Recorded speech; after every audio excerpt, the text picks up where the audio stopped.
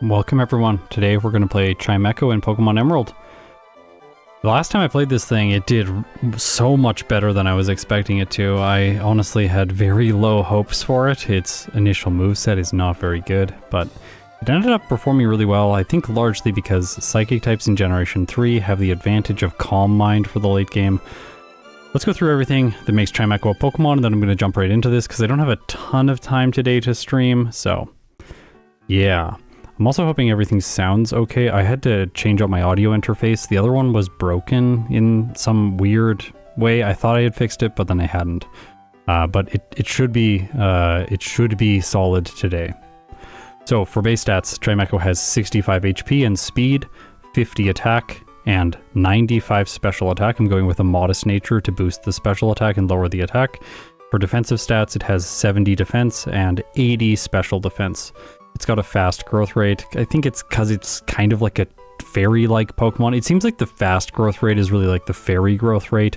Most Pokemon that are fast growth rate Pokemon feel like fairies. Its ability is Levitate, so I can't get hit by ground type moves. And its move pool is okay, but it has what it needs. Wrap at the beginning, Astonish at level 9, Confusion at level 14. From there, Yawn is going to be useful, I think, against Watson's Magneton, but outside of that, probably in no other circumstance. And then it learns Calm Mind through level up, so we can get it back through the move tutor, which is helpful, but we shouldn't need to. Calm Mind is going to carry the late game, as I said before. I'm running Hidden Power Fire today in anticipation of Steven. You always have to anticipate Steven. He gets some coverage, Shadow Ball, Shockwave, Icy Wind by tutor, but that won't be available.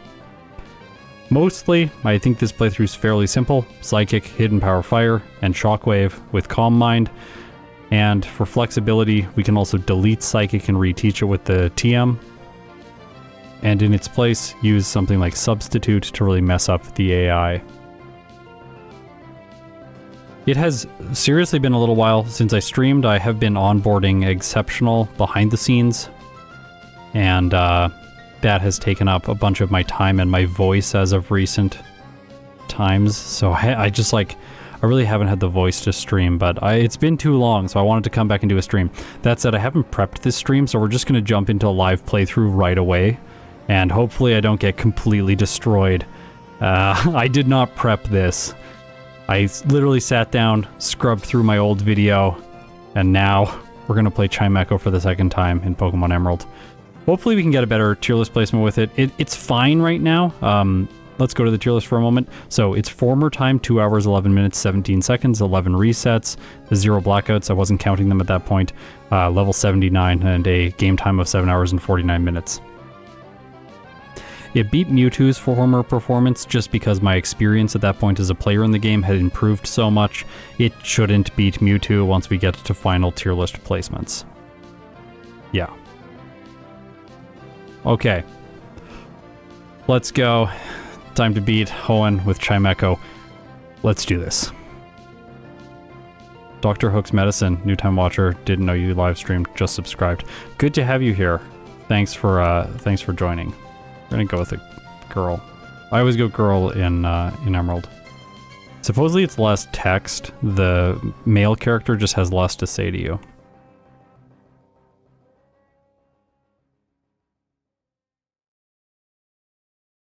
I played Emerald 4 times tomorrow.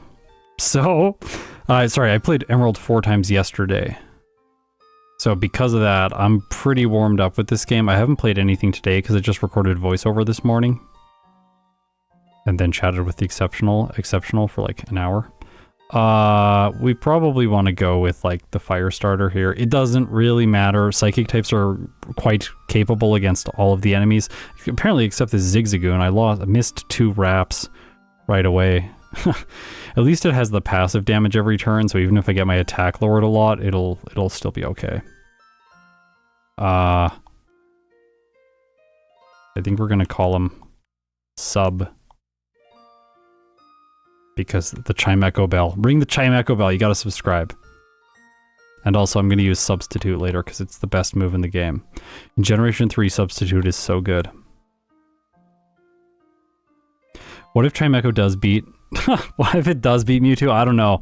That'll be wild if it does.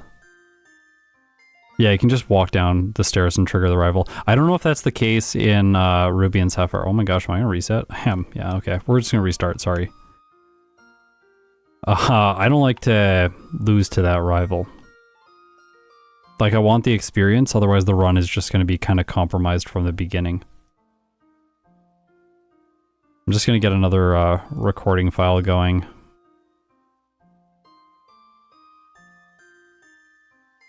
Okay, here we go.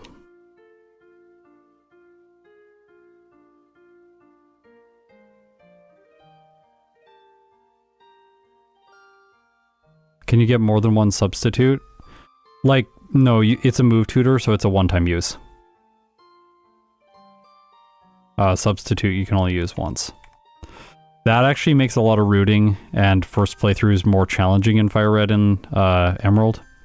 Because if you delete substitute and then you want it later on, because it's really good during the Pokemon League, you can't get it back. So teaching it too early can sometimes be a mistake. I think I have enough experience as a player that that shouldn't be too much of an issue, but we will see. I think that, like, Chimecho can rely on Hidden Power Fire and Psychic for most of the game without having to get other things.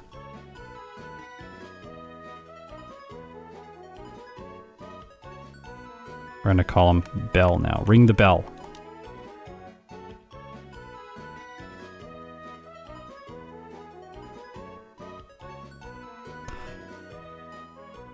Okay. It should be Psychic Steel. Everyone who's saying it should be Psychic Steel, yes. Why not? I think the actual reason is fast growth rate Pokemon with the Psychic Steel typing would be so good. It would probably be better than Jirachi, a legendary, and I bet Game Freak was just like, no, that's way too good. Yeah, you can't just walk out of the rivals. Someone just commented on that. I was made aware of that by commenters as well. Ben Bell. Yeah, nice nickname. Yeah, good. Chimecho, named after you. When I play these, my ROM is modified so I don't get wild encounters when I can't buy repels. I do this so that ranking at the end of all of these videos is a little bit fairer. It seems a little bit weird to me if one Pokemon gets like 6 encounters and the other one gets 1. That makes it unfairly advantaged for the one that got more encounters. I do know there's some edge cases to this, specifically like Intimidate and abilities like that that block or encourage wild encounters. But I'm not worrying too much about that. I am actually going to fight these people, so I want to get to level 14 as fast as possible so I can take on Roxanne with Confusion. I don't want to do it without Confusion. Growl right away might have been a good choice here, just because Wrap is pretty pathetic at this point in the game, and I think fighting the Bug Catcher first would have been the safer bet, but can't go back. I'll just Growl the Tailo right away. I should be good. Maybe I'll get a crit. Hopefully it doesn't get a crit. Michael, good to have you here. Alright, we're just barely going to make it through that one. I am going to go back and heal and then fight the Bug Catcher. It's okay if Chimecho's early game is a little bit slow. Eventually we are going to get Calm Mind and then the late game will be fine. And with the fast growth rate, this training is okay. In the early game, the fast growth rate is actually it's slower to level up per level than the medium slow growth rate, which doesn't make any sense. A growth rate with slow in the name is faster than the fast growth rate. I don't know. It's very strange. This is like... it's very middle of the road for early game, fast growth rate. Fluctuating is amazing for the early game.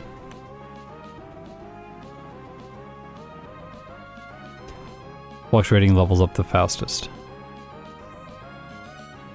Chimecho comes off as a last minute addition. That might be true. There is, on the, like the, what's it called? In the disassembly, and like when you look at like index numbers and stuff, Chimecho is last. So it does feel like it was like at the last minute they were just like, oh, let's put this thing in. Oh, I might lose here. I lose. Oh, we'll start again. It's only 4 minutes. Apologies, everyone. This happens a lot, actually, behind the scenes with me. You get a lot of false starts. Yeah, like, sure, Mewtwo is slower in the early game, but overall it's just gonna go faster because its stats are busted. So like mid-game, it's gonna slow down. I don't actually, it's gonna speed up and Chimecho will slow down. I don't actually know what Mewtwo's time is beating Calvin, I've forgotten. I don't keep all of this information in my head at all times. Also, here is the rival, where we go in and out and get to the rival. Do I expect Chimecho to do sub 118? I don't think it'll be that good. I think if I get a time over an hour and 30 minutes, I will be really disappointed. I think if I get a time under an hour and 20 minutes, I will be extremely excited. If I get a time somewhere within the 120 range, it'll be like, fine, but eh. Gotta get a different name. Every time, different name. But this time, Belle. No, Bella. Let's do Bella. It's good. What do you think the ultimate fastest Pokemon in Emerald will be?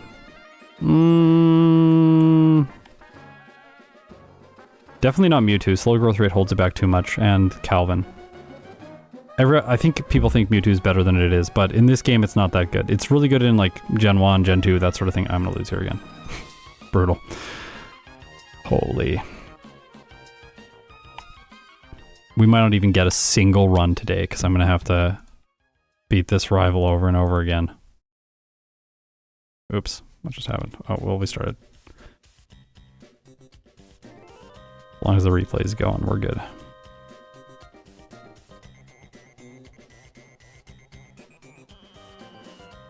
I don't think Medicham is going to be the best. I think Medicham is very good, but not the best.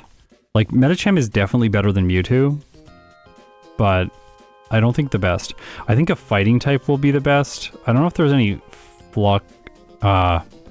I guess, yeah, fluctuating growth rate fighting types. They will destroy the game. That would be... I don't think there are, though. Yeah, Victory Bell is an anomaly in Gen 1. It won't do as well in this game. I do think that Kyogre is probably going to be the best. That was going to be... No, Rayquaza is not that good. Rayquaza isn't that good because it doesn't get a setup move. If it got Dragon Dance through level up, Rayquaza would be much better. But it doesn't. We're going to go back. We're going to do Bella again because we didn't even have a chance. Yeah, Kyogre is really good because it bypasses Roxanne really quickly, and Drizzle is like ridiculously good. I think Machamp will do quite well. It's medium slow. Medium slow will be excellent. Other Pokemon that'll do really well, any fighting type. Fighting type is the best type in Emerald. Without a doubt, fighting type is the best type.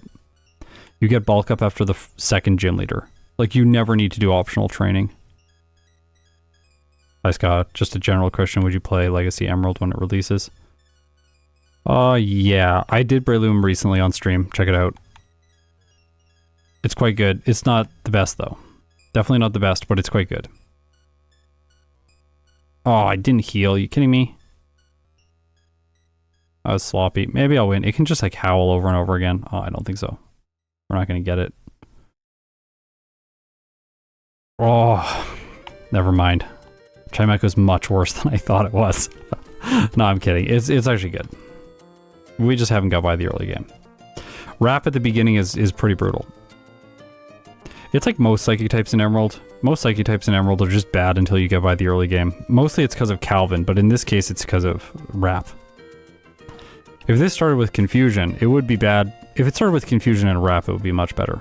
Because then I could beat Calvin with Wrap and wouldn't have problems with Roxanne. Although the Nose Pass has decent special defense. Decent. Oh gosh, Nose Pass. So, anyone who's here watching the stream, I assume you watch most of my stuff, so there's going to be a spoiler coming up in like 5 seconds. If you don't want any spoilers for my main videos, come back to the stream in about 30 seconds. People will let you know when it's safe in the chat. I've been procrastinating on my second nose pass playthrough. It genuinely might be the most painful solo challenge I have ever done. And I've done Magikarp in Gen 1. I beat the game with it. Using X items is very good. X items are really good, that's what I mean. But yeah, nose pass, we might have a new seal. We just might have a new seal. Okay, no more spoilers. Someone let the chat know.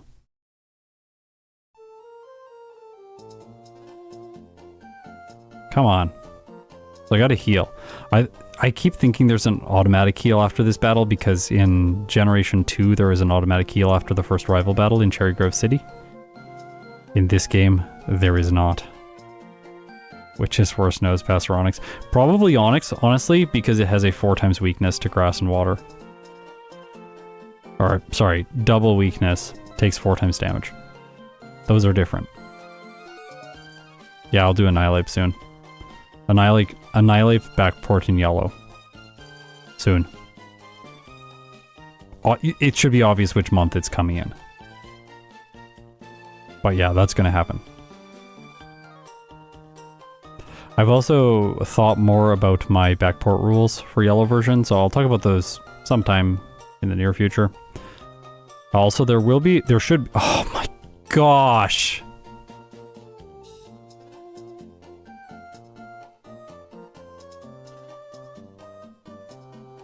Kyle.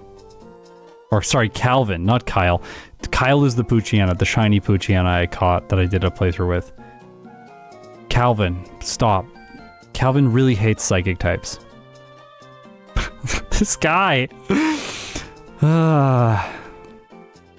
Okay, I'm gonna change a couple settings here. I'm gonna put encounters on and I'm just gonna fight wild stuff in the early game. Like, normally it's not good, but in this case, I think it is gonna be worth it. Like, it makes more sense to fight the early stuff. And at least have a little bit of a higher level going into the Calvin fight. Spooky tuber. Yeah, there's going to be a lot of videos starting in October, November, December. It's going to be wild. I don't know if we're going to finish everything that I have planned, but like, I am working on all of those projects actively right now. Like, I was recording December voiceover today. So, we're working on it. Actually, not December voiceover. The voiceover I was recording today is for the very end of November. So close to December, though, that it feels like December.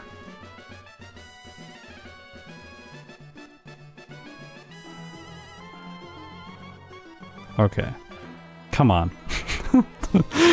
I would just like to, like, actually have a playthrough. If I can just please have a playthrough. You know what this feels like? This feels like when you queue on ladder in StarCraft and then you get, like, 6 pooled, like, 8 games in a row. It's like, I would like to actually play the game, but apparently we're just not going to play the game today.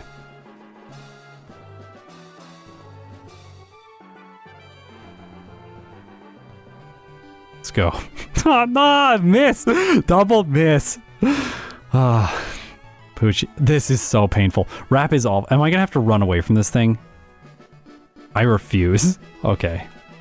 That was like beating a weak Poochyena. Oh my gosh. I did. I'll have to comment on Jaros's video this morning. When I am referenced elsewhere, people let me know. Like, I got all the messages. I feel honored to be included in something that he did, even just in a small way. It's pretty cool. Come on! There we go. Okay, level 6.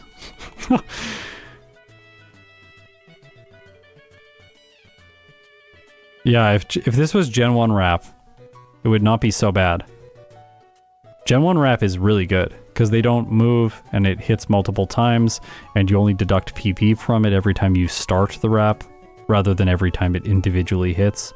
So much better, but 2 critical hits here against the Mudkip. I guess I'll take that. Finally.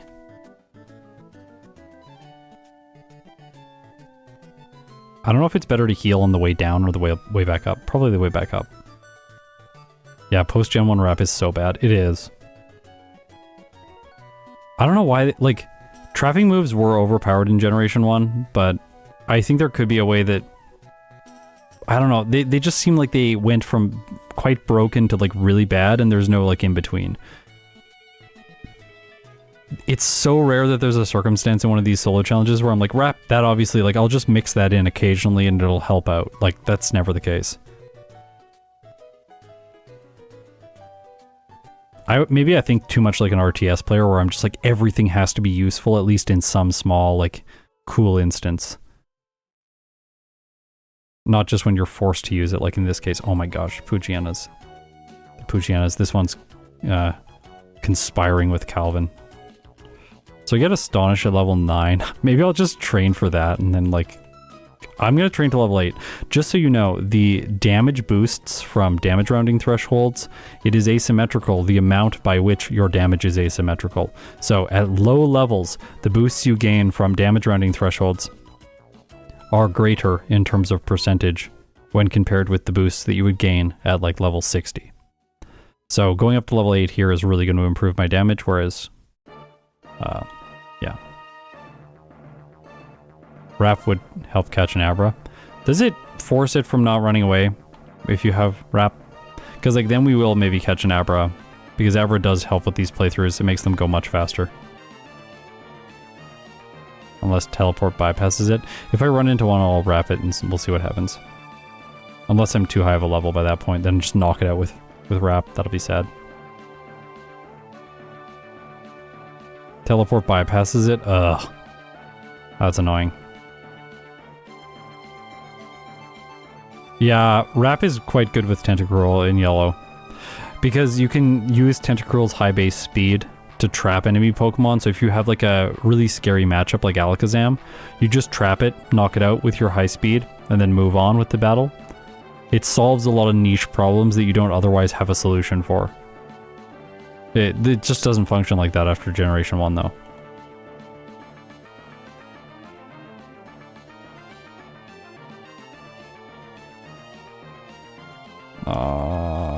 It also has 15 PP. Why does it have 15 PP?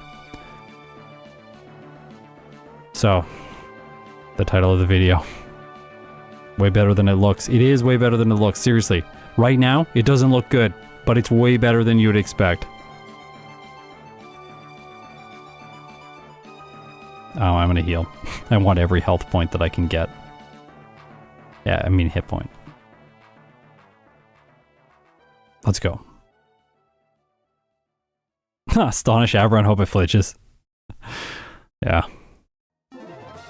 Okay, well the Poochyena is just doing nothing this time apparently, just howl over and over again. Alright. Free? Like, okay. Wait, does Ref have 15 PP and I was wrong this whole time? I think it does. It's still too little. Oh my gosh. Come on. This move is so bad. I was scared there for a moment. I was like, my PV's gonna run out and I'm gonna have to struggle. And that's not gonna work because I have 40 growls. Like Growl, if I had just Wrap, it would be better than having Growl as well. Like, take away Growl, Chimecho's probably better. Or it would be much better if you switched Growl and Astonish's place in the moveset. I want to level up here. Really want to level up. Get Astonish. I don't want to use Wrap anymore. I could have hopefully let it chip away, but I think it'll be faster to just run and then try again. Jonathan, good to have you here. Hopefully you just got home from work and now you can relax a little bit. Alright, Astonish. You know, I beat this guy already, right?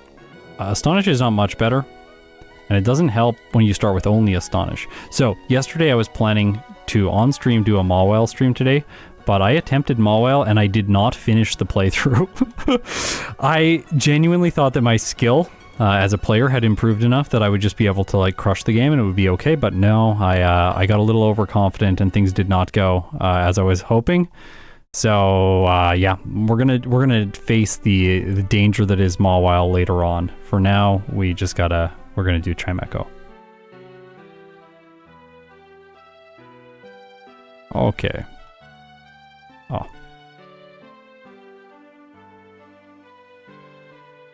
Come on. Doors are hard. Astonished, but the first... I know, enemy trainer has normal types, yeah. Mauville starts with only Astonish. That's why I was talking about how it's bad. I also have to fix this here. So notice that my moveset, it changes to Zigzagoons, and then my typing should change to Zigzagoons typing right here in battle. This is because it's using the same RAM locations that it would use for your Pokemon when your Pokemon is in the first party slot and then sent into battle. I've patched it in some other locations, but I haven't been able to patch all of it. We just cut this footage out of every video, so I haven't thought that it was a priority to fix up until now. But the more I stream Emerald, the more I want to like get rid of it as soon as I can. Come on, let's fight this guy. This guy can be really annoying with the C-Dot using Bide. So I gotta be careful of that. Hey, nice crit. At least I can use Astonish on the C-Dot. Oh my gosh, this move's so bad. Growth. Flinch. Bide. No! Knock it out, come on. No! Oh my gosh, terrifying. So scary. We made it though. Go back and heal. I'm getting better with the running shoes too. Oh my gosh. Fastmon's learning agility. It's like the worst thing ever. Sceptile gets it. Why does Sceptile get agility? It is the fastest of the 3 starters. Like, can we not have Fastmons getting agility? It's so weird.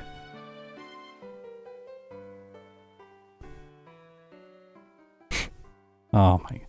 So this person, I don't know if you know, but this person has a full restore. Because she's wealthy. See? Full restore. You can, I think also her Zigzagoon is holding a nugget. It might be the rematch battles only, but one of them is holding a nugget. Which is kind of fun. I'm gonna growl and like let some passive damage stack up here. I just don't want to run out of PP. Luckily she doesn't have 2. If she had 2, this would be a bad battle. Now, getting money, like I'm doing there, from fighting her, this is actually a good idea. The Psychic TM in the game corner, once we arrive in Mauville City, costs 3,500 coins. Now, Aksu Karisara has worked this out, who is in chat, that you can get Psychic before Norman by collecting a bunch of vitamins in the early game. So I think I'm going to go for that in this playthrough. I'm hoping that I don't get to 46 before that. If I get to 46 before that, then it's just not relevant. But I don't think I will. I think I'll probably be like... I'll be lower than that for Norman for sure. Wrap.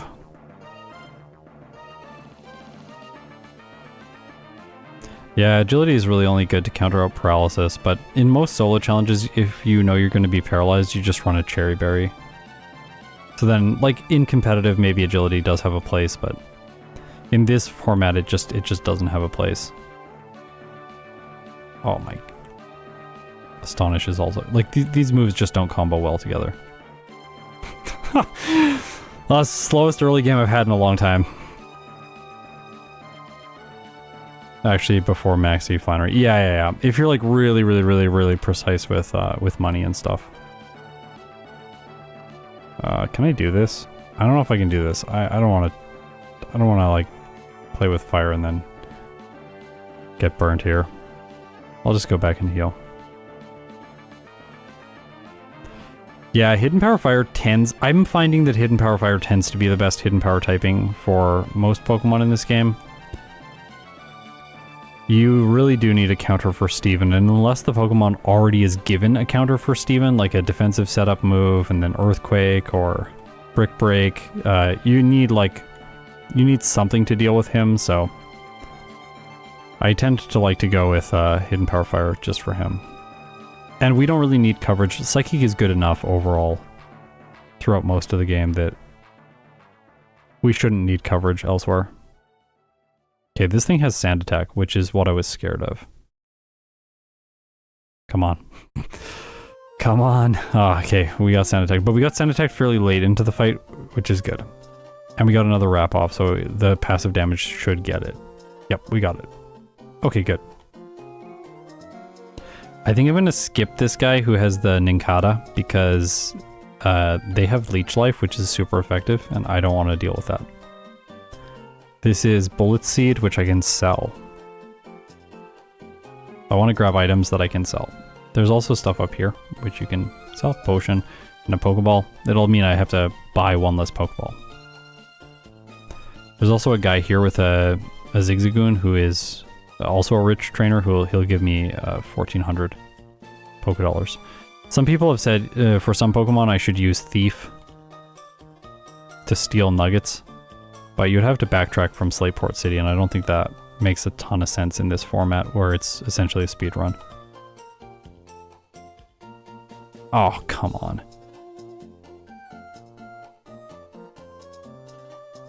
How many J-Rose comments? I've seen quite a few.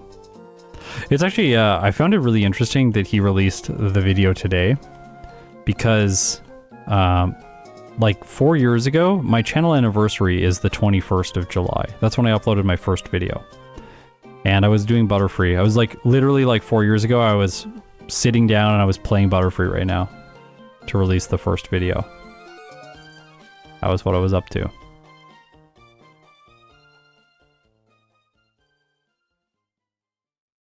Gosh. Why did I come back to fight this person? I know why. I want experience. I need level 14. There we go. Well. Go back and heal.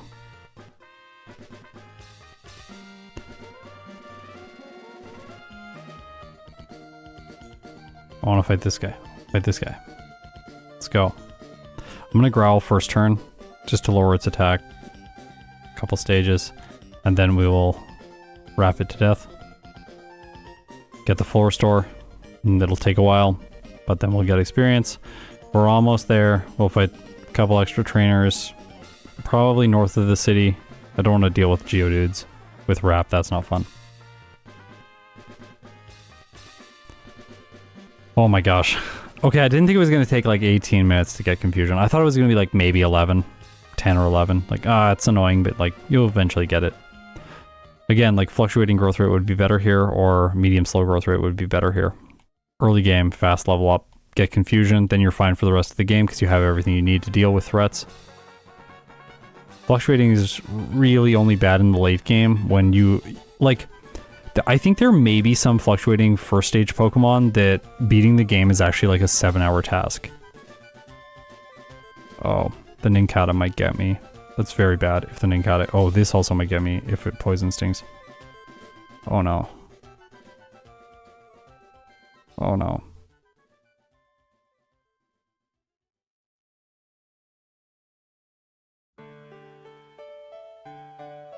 Come on. Yeah, just flinch it a lot. Flinch it a lot. There we go. We're good. Level 13. Slowly but surely. I don't want to fight this person. I want to fight this person. He's got a Machop. Machop is not very good against psychic types.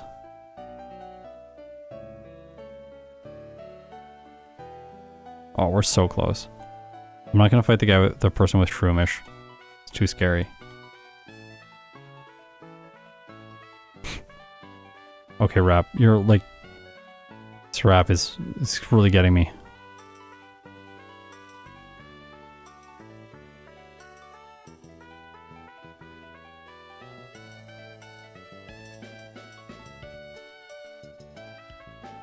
Save.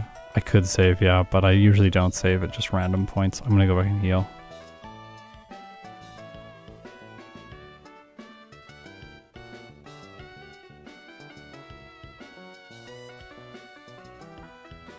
Nope. Don't want to fight a Ninkata. I'll fight a Skitty, sure.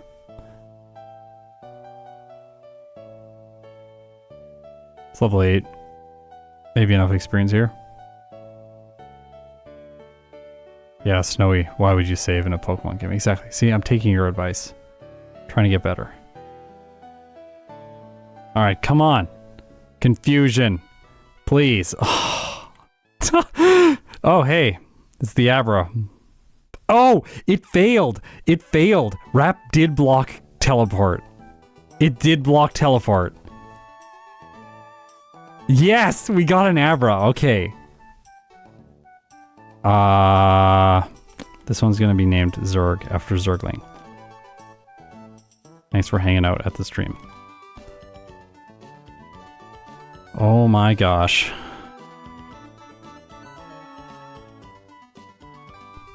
Come on.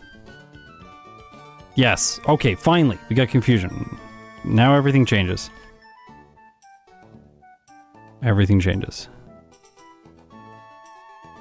I think I'm going to fight the people in the gym. I know it seems slow, but I just don't want to mess up Watson.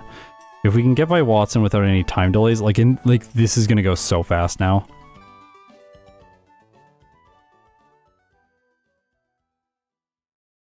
Like each one of these battles is maybe 10 seconds. Let's check the next one. Okay, it was like 42 when I went into the battle, so if we get out by 52, that'll be 10 seconds. Less than 10 seconds. 9 seconds each battle. So really, really, really quick. I'm going to save, but you probably don't need to save here.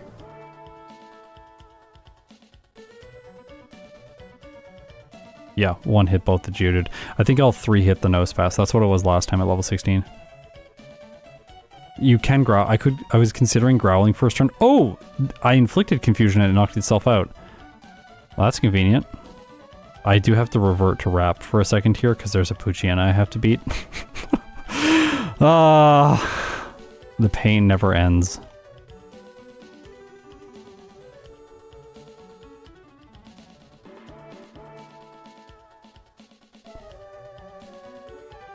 Yeah, like, things are so much better now. Also, we get Takedown. I guess we can use Takedown on it. Growl is pretty useless at this point, so... Takedown. You know, that's a move that I never think, like, I'm excited to hear about. Like, oh, the Pokemon learns Takedown? Like, oh, I'm so glad. Like, yep, I'm so glad. I have a move that... Oh my gosh, it misses still. This thing, oh, it misses twice. At least it hits on the third time. Okay.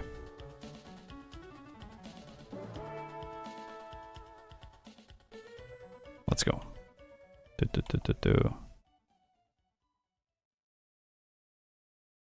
Mightyena will stop being annoying after we beat Norman, because then we get Shockwave. Special damage that can... And we can beat these trainers now. More money and more experience. Make Norman easier. Get Psychic faster. Then that will just snowball the mid-game, and we should have no problems. Wow, there's a Poochyena again. Imagine if I caught another one of those shiny, like... There's too many of them showing up today. That'd be the most painful thing ever.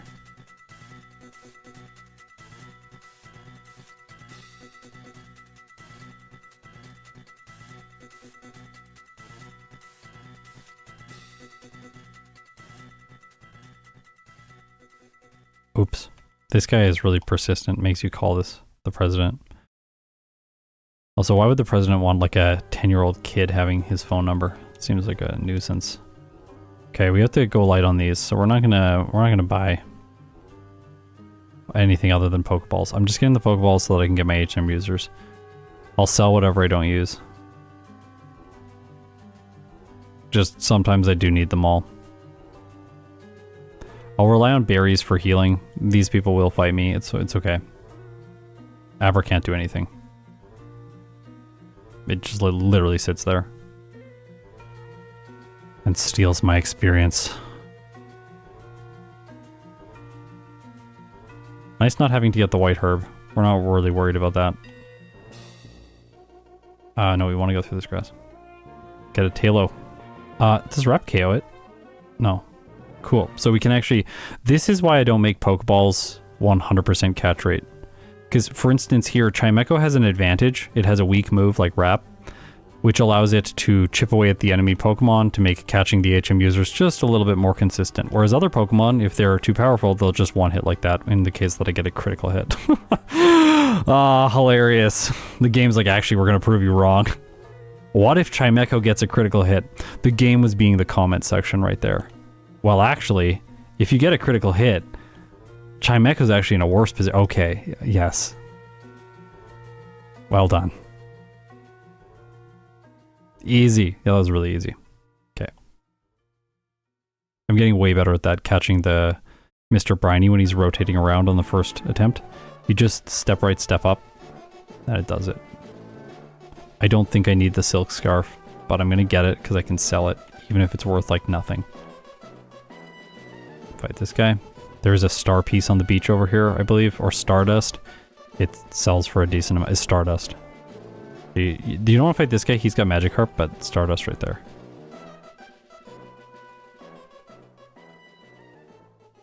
I guess I could sell flash, but yeah.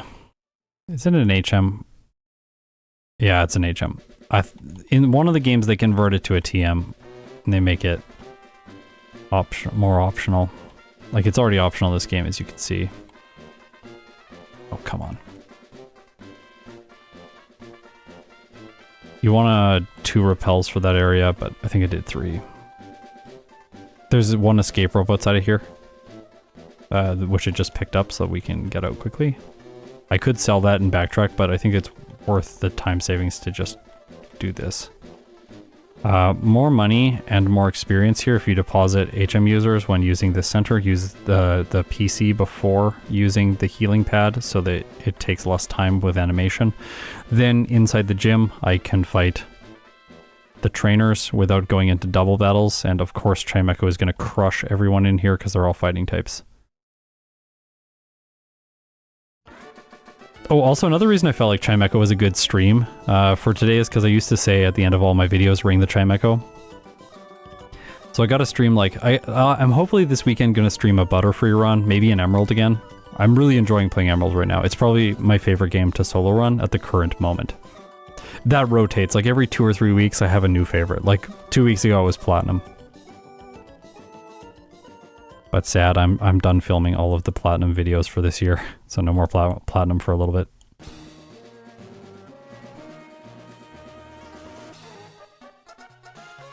Okay, Brawly. I don't say that anymore now. I tried to make the ending of my videos more and more concise. Like, I want to explain something rather than just say a canned phrase over and over again. I always say just like, I say you're incredible at the end of all the videos. That's gonna stay. Okay, Brawly, easy, obviously. His Pokemon are terrible if you resist fighting type moves. He has literally 0 coverage. Every single move that deals damage is a fighting type move. So ghost Pokemon, just laugh at him. Let's go to Slateport. We don't need the soft sand, but we can collect the ether here and then fight people. If you bump that little wall like I did there, you go straight up and don't run in between these 2 trainers, so then you can talk to this tuber and fight the Tentacool. And then just north of this Uproar, like I guess it's better than Rap, so let's get rid of Rap for now. Just above this guy there's a heart scale, in case you need to move remind. I don't think I do in this case, so I should have skipped it. Yeah, Chimecho does feel like it's like a mid-stage Pokemon. It feels very similar to something like Jigglypuff. Although I think power-wise it's much better. This one's a sleeper. Also, another reason that I was maybe struggling in the early game and we could consider an alternative nature. Like I could go for Rash, I believe, plus special attack minus special defense. That might be better. So remember that ether I picked up? There's one in the forest and one over on the beach. I can use one of them now. Ethers sell for nothing, so you want to use them instead of selling them. And also there's a Great Ball here, which you can sell. And then I'm going to get Soda Pops here, which I can also sell or use throughout the playthrough.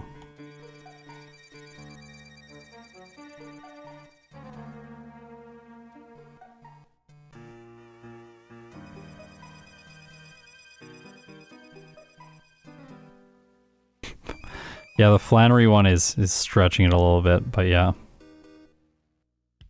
Yeah, I think they were trying to make like play on words and everything. I think Tate and Liza is levitate.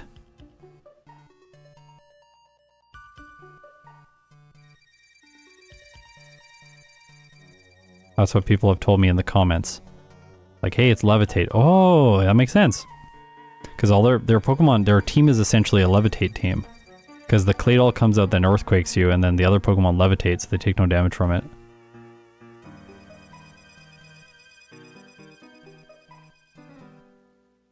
No! Stop it. Takedown, don't miss. Okay.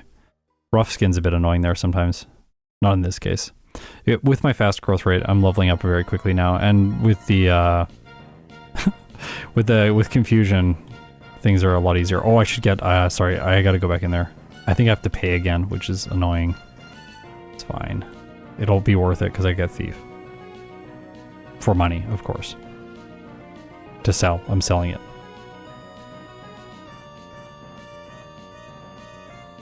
There's a Torment TM somewhere, but I don't know where it is. I think it might be in the fan club. I don't know which person it is. It'll waste too much time. Speaking of wasting time, I hate having to open the menu here to give a Cherry Berry, but these two people are really annoying. Juan, Wave, maybe, like, Juan is a stretch in every way. His sprite in game looks like he's a Lego character. His team is terrible, except the Kingdra that sometimes uses double team and Resto Chesto strats. He's just really not that good.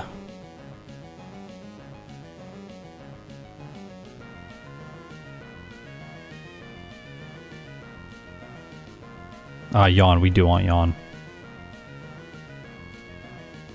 Uproar was useless. I gotta go back and heal. I don't wanna use another berry yet. It's okay. I also have to get my my HM users again before I go into the trick house.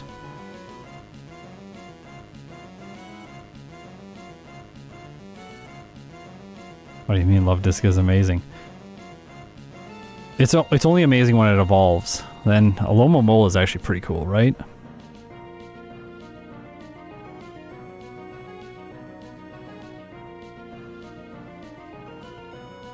Sorry, I was getting confused with Venomoth, the other water type.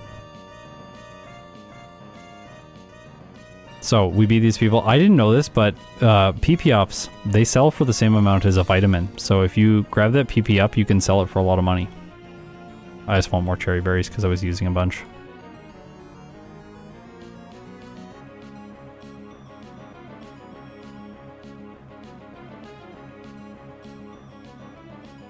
Battle Tent?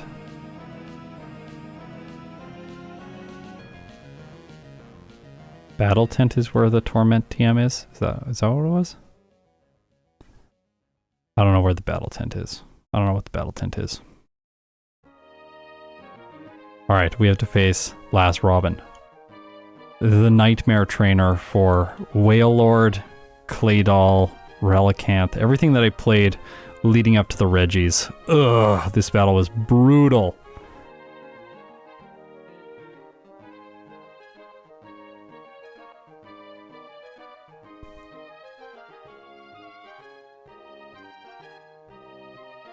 Their names mean floating. Okay, that's cool. I also, yeah, it's pretty neat. Tate and Liza are scary. They're the second best gym leaders in this game. Watson is the best.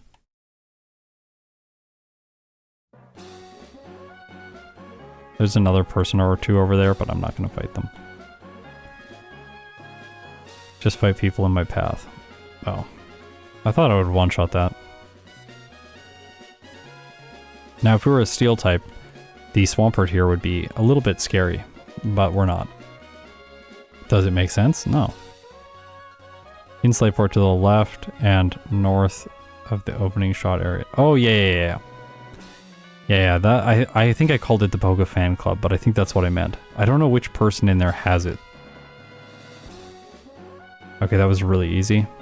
I do not want to fight the guy directly north of here because he has a Dark-type Pokemon. I guess I could knock it out with Takedown. I'll go back and fight him. Or I'll talk to the sign first. Even if we were a steel, we have Levitate. Yeah, that's true, actually. I was like looking at comments on my Firo video earlier today, and everyone's just like, he explains that he has Keen Eye and then gets scared of Sand Attack throughout the rest of the playthrough. I'm gonna do that eventually with Levitate, where I'm gonna be like terrified of ground type moves. It's just gonna be like completely irrelevant.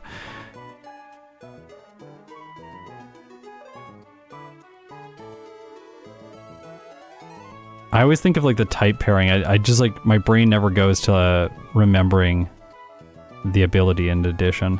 Probably because I'm used to generation 1 and 2.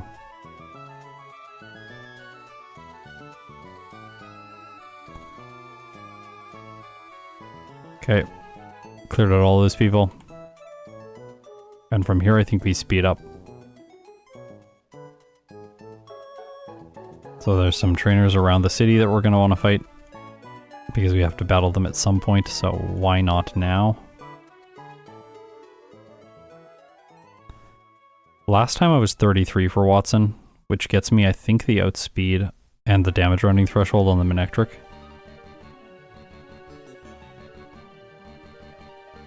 But I don't think I'm going to be 33. I'll be like 31 or 2 this time.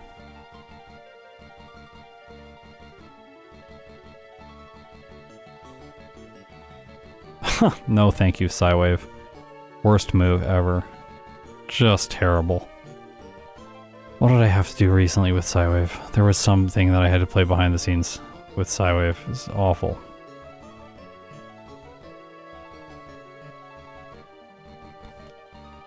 Yeah, I said before I think Chimecho would be good for an evolution. I just don't know what they would do with it. Like, what exactly would they... Like, I don't know what it would look like. I can't imagine in my mind what a Chimecho evolution would be. Hi Scott, how have you been? Good! Onboarding exceptional behind the scenes, which has been a lot of fun.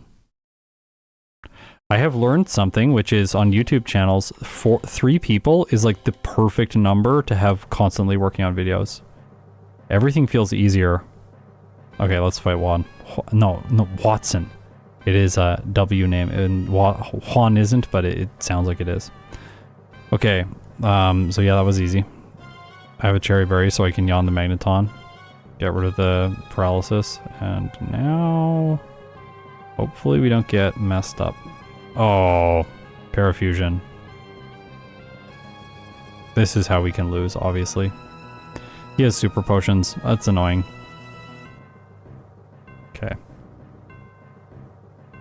3 Chimechos stuck together. It's just like Magneton. Yeah. I actually kind of like that idea. It's cute. Imagine like the yellow little thing on its head. It's just like fused and there's just like 3 of the heads like sticking out all on the sides. Oh, it sonic boomed and didn't paralyze me. That's nice. Thank you. Stay asleep now. Please. Aww. Aww, right before. Wakes up. Supersonics me. I think I should be fine. Maybe not. Okay, I'm doing half, so I need to hit 2 more times. Yeah, I got it. Alright, 1 reset there. It's like a little bump. Speed bump, but not much else. Now we can get rid of Yawn and we can teach Shockwave. Actually, we're gonna get rid of Astonish. Astonish is trash.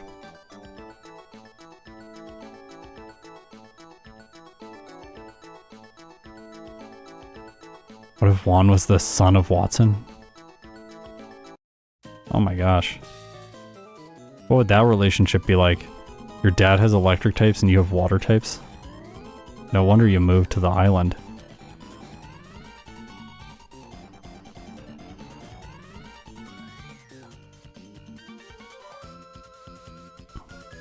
Okay. Nope.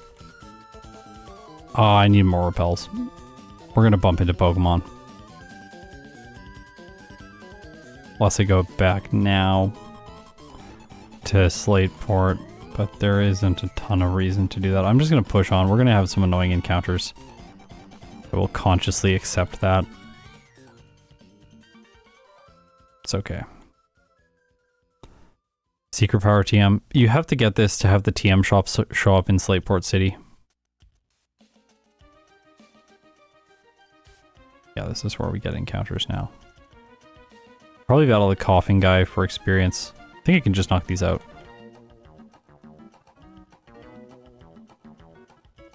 The coughing guy has really good experience yields. He's just like just over here. He's in a little pile of sand. I used to always bump into him by accident when I was doing these originally. Right there. I would like run over and bump into him and then he'd pop out and be like, ah! He got me. Level 33. Double edge. Yeah, it's better than takedown. It has full accuracy and 120 base power, but recoil's always not nice. I need like, I forget how many repels it is. Axu, if you're in chat, how many repels is it?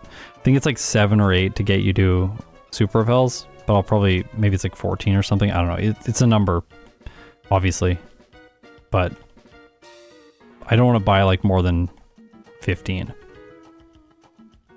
We'll sell a bunch of stuff now. Stardust. Silk Scarf. Weird selling the Silk Scarf. Dire Hit. All the balls. Bye-bye balls. I have no more balls. Bulk Up, Bullet Seed, Rock Tomb. Beef Steel Wing. I won't need Secret Power. Alright.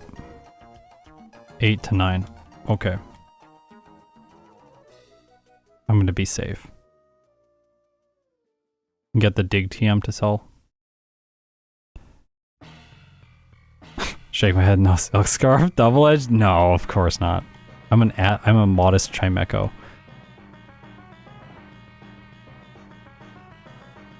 Let's get person berries. This is the best, most nutritious berry in the entire region. Feed them all to your Pokemon. Your Pokemon will thank you later. Carbos. Protein. Here. Feed south. Fight this guy. Now I'm doing a little bit of a better routing here that I haven't done before. So I have started, I'm so lucky I didn't run into that guy. He has a lot of Pokemon, but I have started doing this only recently. So outside, I think this might have been the way they intended you to play the game, but I never realized it because I would never do this as a kid. You go out here, outside. Now there's a guy down here who has good experience yields that you can fight if you want. But then what I'm gonna do is I'm going to loop around, going up here, looping down like this, grabbing a PP up, which is another high-priced item that I can sell. And then we can loop around here, which we've already done, to go in here and smash the rocks to get strength, to go through the middle of the map. We save this guy, get strength, clear out that, max ether, not good to sell, but decent for PP. You gotta do everything to help your PP out. And then once this guy's taken care of, I can go outside where the black glasses are and pick up an HP up, which also sells for a high price. Up here. See? Oh, there's also an attract TM over here. This person has it. Now I got a whole bunch of stuff. I don't know how much money I'm gonna have. I don't have enough, but we're getting really close, actually. I might be able to pull it off. Oh, I am gonna pull it off. Sweet. Oh, I didn't think I would do it. That's awesome. Thank you, Axu, for this idea. Alright, so now I don't remember where I healed last, and I think it was Mauville City, but we're just going to confirm that and heal here because I'm already over here. We got to go get the Harbor Mail, which is a mistake by me. I should have picked it up earlier. It's okay. It doesn't take too long and we'll teleport back with Abra, not wasting all that much time. Harbor Mail. With the Harbor Mail in hand, Zerg will help us teleport back. Give the Harbor Mail to this person, a step that I almost always forget. I just go and try and buy coins. And now we can buy coins to get Psychic.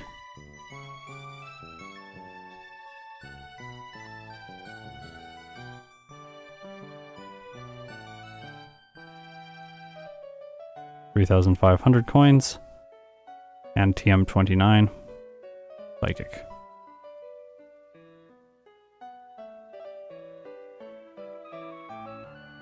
Gonna put Psychic in the place of Yawn, have slightly more damage dealing moves. And then we'll head back up to fight Maxi. I have not been watching chat for a second. I will tune back in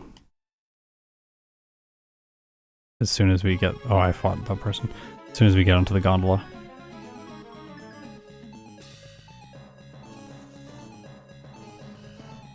Okay.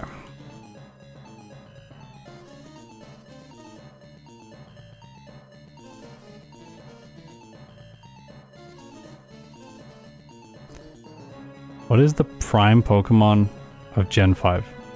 Wait. What is the prime of Pokemon? Oh, what is the prime of Pokemon? That's like so hard to say. I don't know.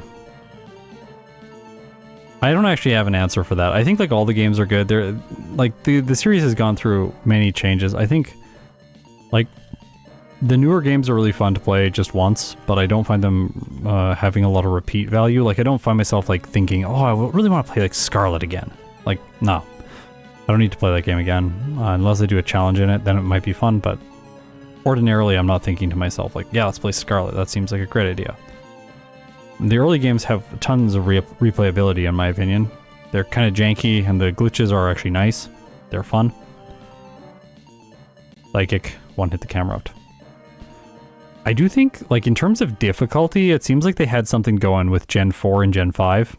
I think Gen 5, they balanced it better. Like, Gen 4, the difficulty feels more tedious, whereas in Gen 5, the difficulty does not feel tedious, and it almost feels like the game was designed to make you play strategically. Yeah. When I was younger, I thought the Gen 5 games were the best. Like, a little bit younger, not like I was, like, 22 or something, 23. I was like really into the Gen 5 games. You can skip all the trainers in this gym. Did not always know that.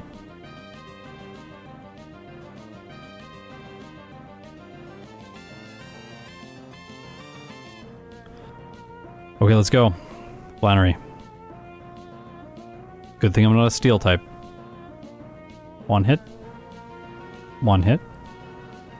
Probably a one hit. Nope, two hit. Tackles, okay. I also got the special defense drop, so I'm gonna knock it out on the second turn.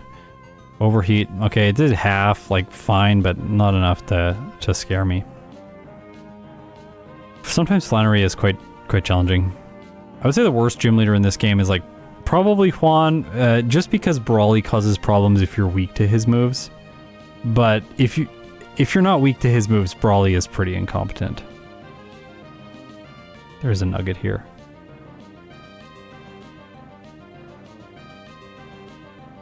Okay, I'm gonna not get return, obviously. Why would I need it? When that item is just at the edge of the screen and you go like 2 hex or 2 squares ahead above the hiker, you can pick up the protein.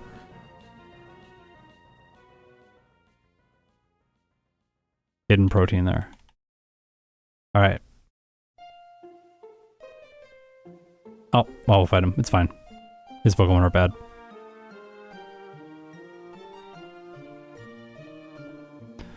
Backtrack and face Norman now. Probably could have saved time there if I had really thought about where my Poké Center routing was. Like, teleport back to somewhere else, like Mauville maybe. I could have... I think I messed it up. Yeah. No, I fought those people already.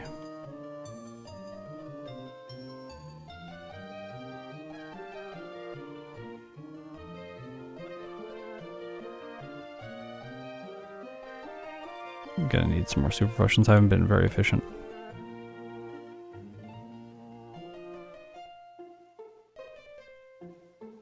Come on.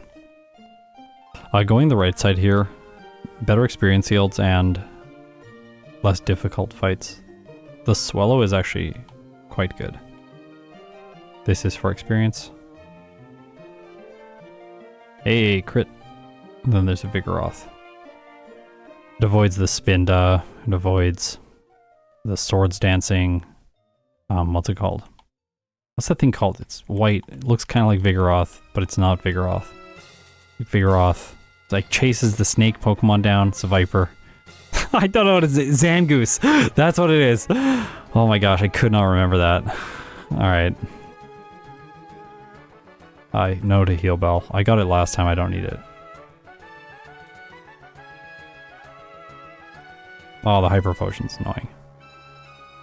Got him. Alright, Norman's easy. Ha! Failed the Belly Drum. Easy.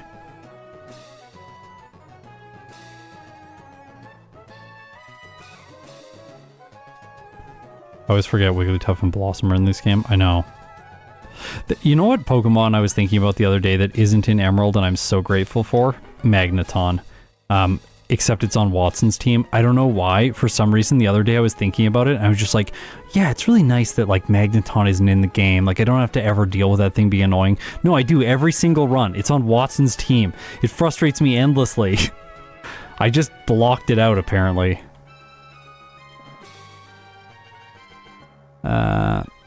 Okay.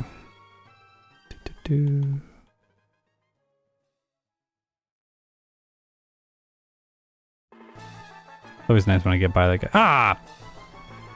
He caught me. The guy with 2 Magikarp.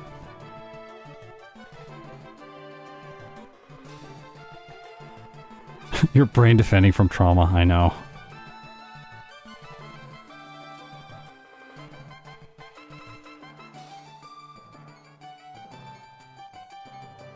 I want more repels. We can buy another hidden power TM right now. While we're here. Sure. Oops. Can't run. It's hard.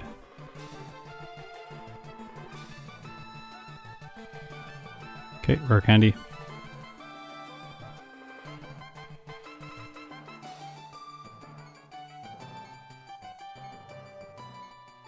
No Thunderbolt for us. Sad. Okay.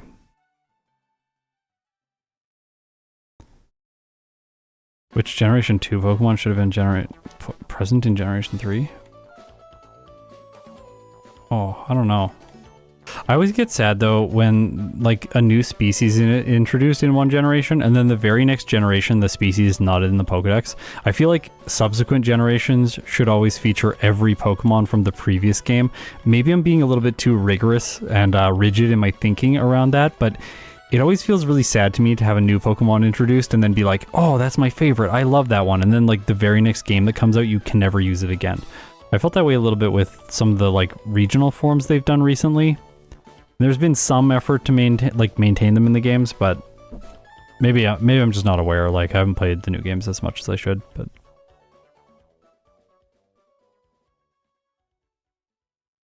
oh yeah, Mischievous is a good pick for Phoebe. It's a good idea.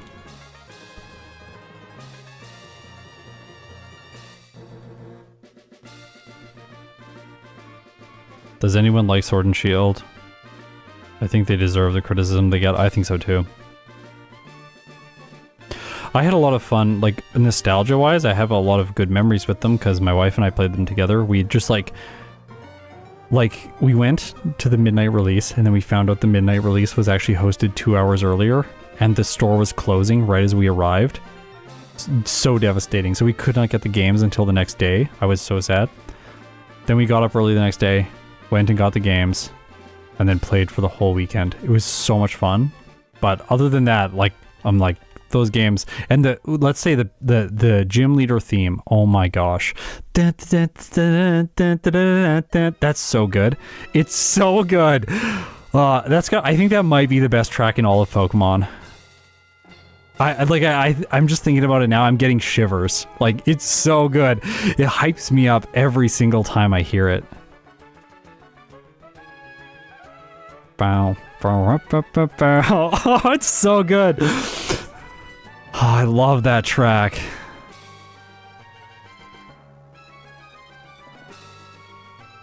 Honestly, even if the games are not good, just the fact that they gave us that piece of music, it's okay. You know? Sometimes you gotta put work in to get something beautiful. We got something beautiful.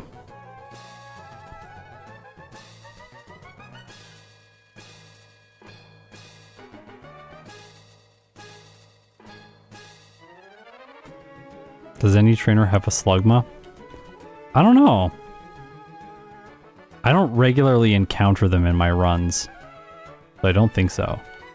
Not like the normal trainers. But there's like some quillfish around. Like the Fisher Scott guy that Snowy always mentions has a quillfish. Or two. Two quillfish, I think. Sea King or something. Because I'm inspired by Ike. Oh no. So Shockwave is helpful here. But this gym could be a little bit annoying. Also, I always save before this battle. I don't know why. Or I do know why, actually. Because I'm actually going to use... Oh no, I don't have a Carbos anymore. I was going to use the Carbos because I'm not very fast. Nah, don't do that. I'm going to teach Hidden Power now in the place of Double Edge. Sorry, Double Edge. We didn't see play today. That's okay. Citrus Berry. Just in case. This fight is scary. Oh, I forgot to deposit my HM users. So this is a double battle. That makes it even more scary. Well... Okay, well it's a good thing I targeted the Swallow when it used.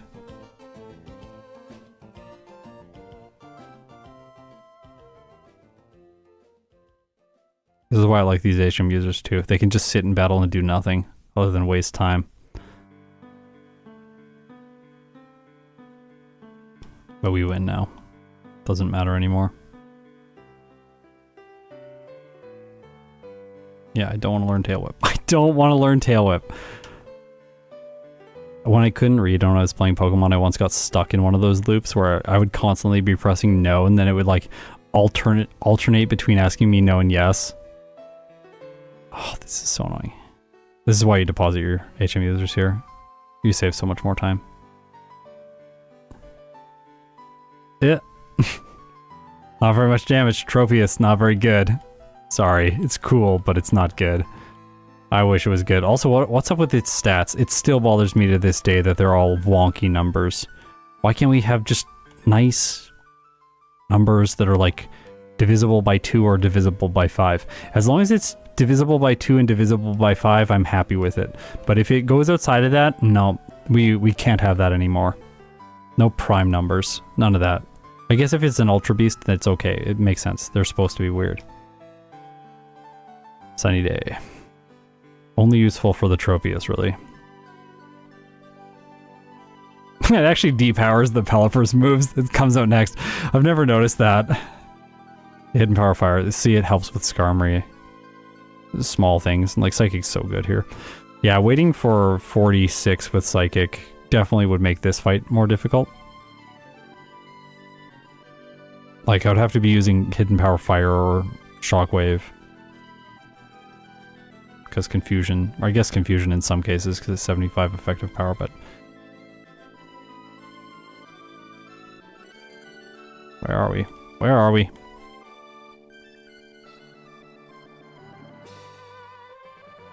There's this little dot up at the top left of the screen that tells you which pocket you're in. I only found that like a couple weeks ago. Had no idea it existed until then. Okay, down here there's a zinc. Right there. Then nugget. Excuse me. Aww.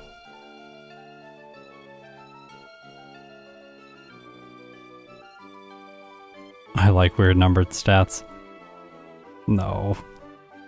No.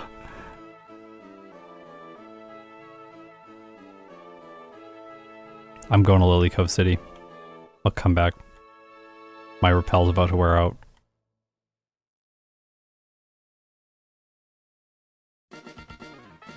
Nugget over there. Nugget and zinc. You can sell them for vitamins.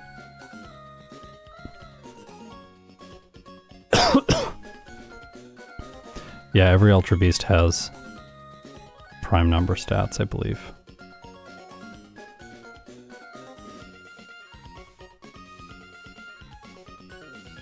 Wait, is excusing yourself after you cough not a thing elsewhere? I just assumed that was something everyone does. Alright.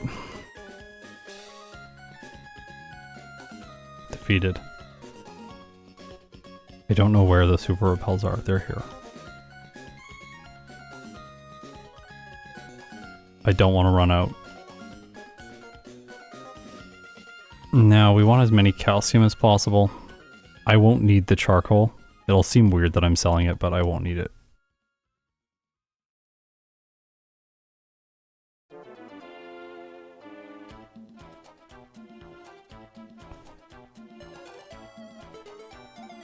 Cool.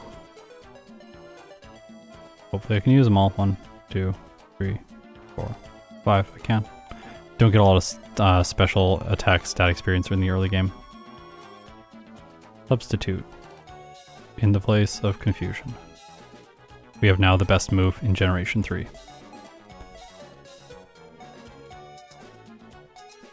The only move... The only two... The second place moves are Bulk Up and Calm Mind. And we're about to get one of those when we defeat Tate and Liza. But before that, we have to do some annoying plot stuff. If you have questions for me, now is the time to put them in chat. I will do my best to answer. And, wait, what? Why did I forget? Oh, yeah, I didn't go to Mount Chimney. I'm so used to just going to Lily Cove City and then I'm done. But, oops.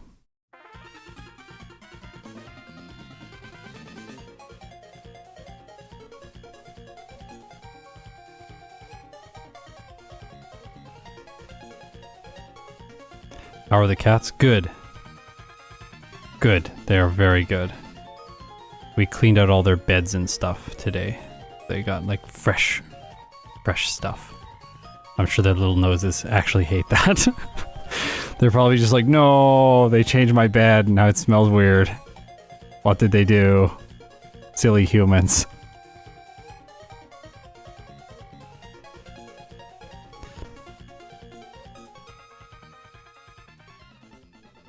Would you like to be on Team Aqua or Team Magma?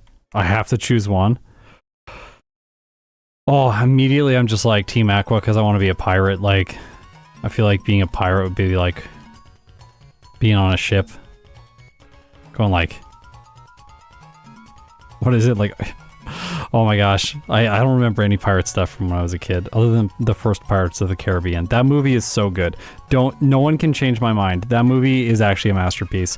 I remember seeing it in theaters, and when Jack Sparrow gets stabbed at the end, the entire theater, every single person in that room went, like, it was, that was a cinematic experience. I don't think I'll ever have something like that again in my life. Genuinely wild, the reaction, like everyone just so shocked. I also remember the theater I was in. I was in a tiny theater in Banff in the Rocky Mountains. Like, it's a very core memory of mine about cinema. Such a... Yeah, that's like a perfect movie. And then when we got a DVD player, I remember we only got one DVD to go with it. Like, I don't know, this is not a good idea, but we got one DVD to go with it. It was the Pirates of the Caribbean DVD. I watched it like over and over and over again, like as much as I play Pokemon Yellow. Every day after school, come home, watch Pirates of the Caribbean. Like, just memorize the script.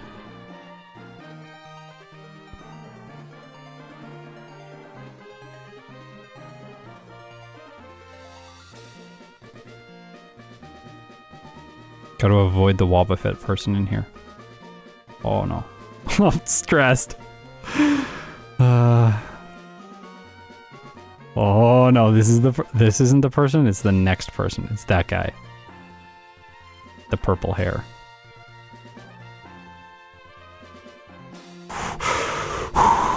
We did it. No Wobbuffet guy.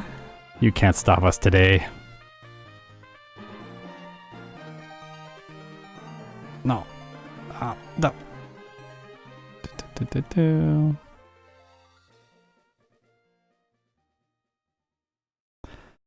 Alright.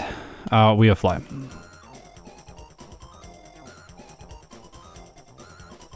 I'm gonna heal. Oh, Jurassic Park, that's a good one. That's a good one. That movie has aged surprisingly well. Like, animatronics, just when you do practical effects, they age so well, and CGI just doesn't.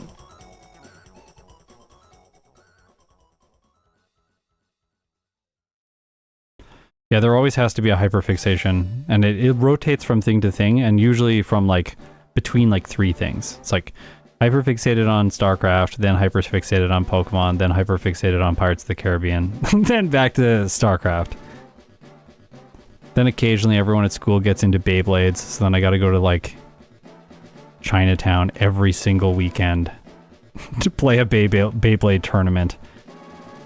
And slowly win as much as possible until my Beyblade is completely made out of metal and no one else can defeat me.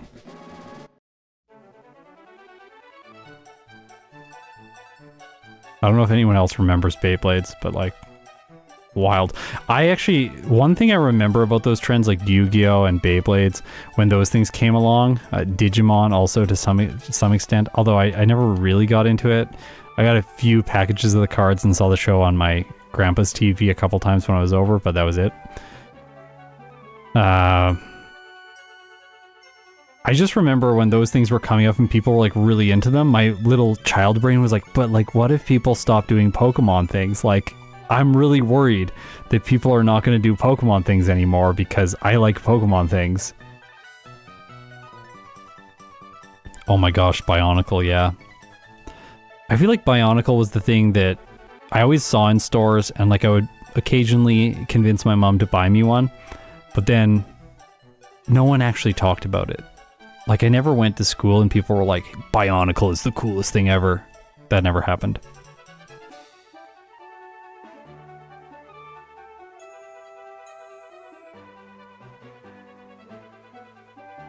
Yeah, I know. If I could go back and talk to young Scott, I'd be like, don't worry. Just like, pat on the shoulder. You'll be fine. Like, when you're 32, you'll still be working on becoming a Pokemon master, and you'll be closer, but you won't be there yet. Keep working. Don't give up.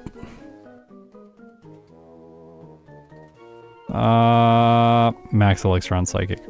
I have the PP Max. I'm not going to use it on Psychic because I'm going to delete Psychic.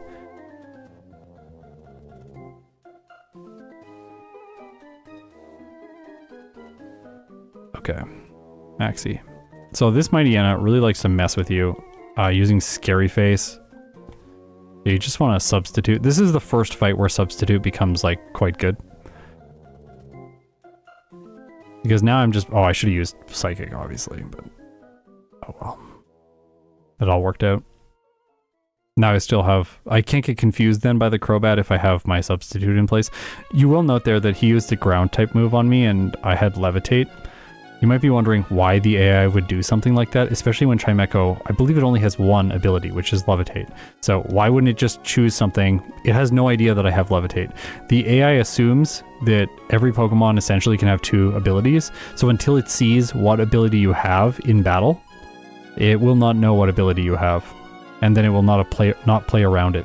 So once they Earthquake you once, then they'll stop after they see your ability. I believe there is an exception to that, which is Flygon. I forget why. There's a weird glitch. Maybe it's not an exception. Don't take my word for it, but there is a weird glitch with Flygon having to do with the fact that it has Levitate and it's a ground type.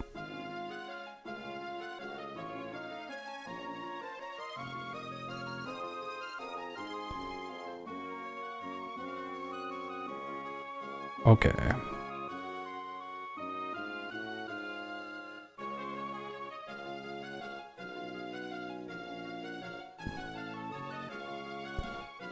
So we are proceeding with the plot line. The time is almost 1 hour and 10 minutes, so we don't... I think Chimecho on second attempt is going to disappoint, whereas the first attempt really did make me feel like it was way better than I thought it would be. This time, coming back and reflecting on it, I think our results are going to kind of converge into a place that's just sort of in the middle of the pack for Pokemon in Emerald version. I've been able to get a lot of sub 20-minute times recently, so If something doesn't feel like it's sub 20, it's just, it's okay. It's not great. You can substitute here as well. Not always like needed. Matt is not very good. He just has style. If you switch out and switch back in, do they remember you have levitate? I'm not actually sure. They might.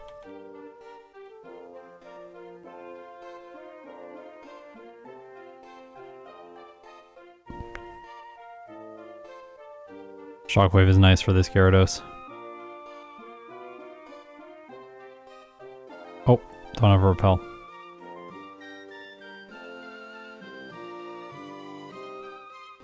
I have 9 rare candies right now, but I'm about to get a bunch in rapid succession.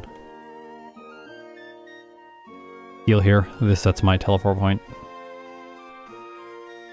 Yeah, digging should make a Pokemon grounded. Yeah, you can dig with Flygon and get hit by a ground move and levitate activates. I love that. It also works with Claydol, I think. I'm pretty sure that happened in my Claydol video. In my Claydol video, I realized that if you give the Pokemon the second ability and they don't actually have a second ability, they will just have no ability. So I did that, and then I thought Levitate was going to save me from Magnitude, and then I took damage, and I was like, wait, what? Like, I shouldn't have taken damage, but it's just a fault with how I set things up. Okay. Oops. These people, another rare candy. I just got a rare candy, so that's 10. This is going to be 11. Then there's 12 over by, what's it called? 12 is over by Pacific Log Town, and then I'll fly and grab the one by the ship.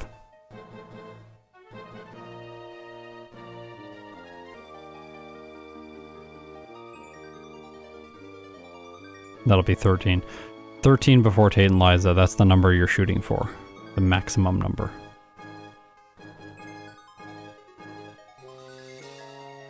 I missed the whole stream. Nah, there's still lots to go. Well, hopefully not too much. I'm a speedrunner after all. The most casual of... No! Oh my gosh. The most casual of speedrunners. Gotta play on 4 times speed. Hey, I dodged him. The tentacruel guy. Oh, hey, I dodged her. Wow, this is going really well. I'm getting better at this. I don't need return. We could do this. Let's do it. So over here, if you surf down here, you fight this guy. This guy has a lot of Gyarados. 5. And 1 Magikarp. Just for good measure. But all the Gyarados, if you have a special move like Shockwave or Thunderbolt, they give good experience, and Intimidate doesn't do anything to you other than wasting time with text. So, good place to grab some experience, and if you have an Avra, then you can just teleport quickly back to Pacific Log Town and grab the rare candy on the other part of the rapids. Wastes a little bit more time if you have to fly, because the fly cursor is very hard to use in Generation 3, but with teleport, simple. Oops. I come down here, rare candy. Now I'll go back to Slateport City.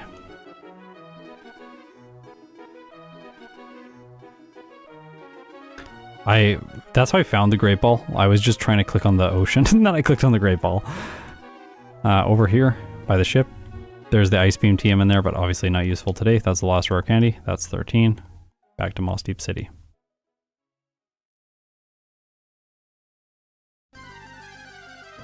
Take Avra into the fight. That's right, everyone liked the stream. It does help me out on YouTube when you like videos or when you subscribe to the channel.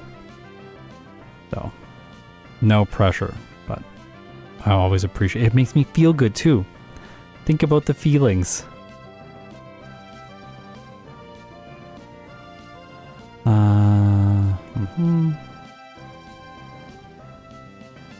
Okay, we really want to get through this gym.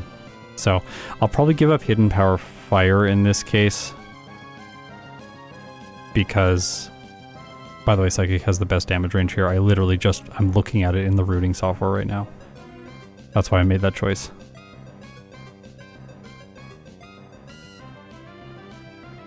It's equivalent of a vitamin. Ah, that's interesting, yeah.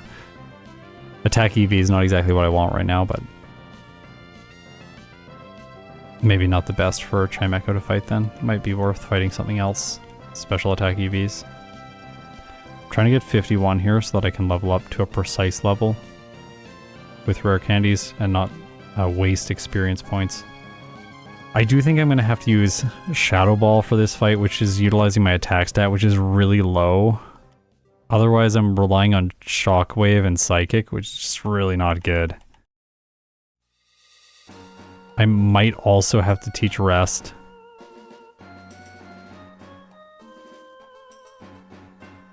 Even with candies. We'll see.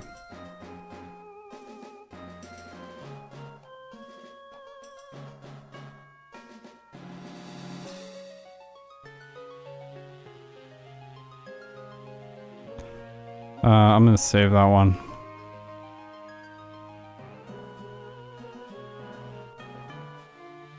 Shadow Ball is an obvious choice here, because Hidden Power Fire is just not very good on the next section of the game.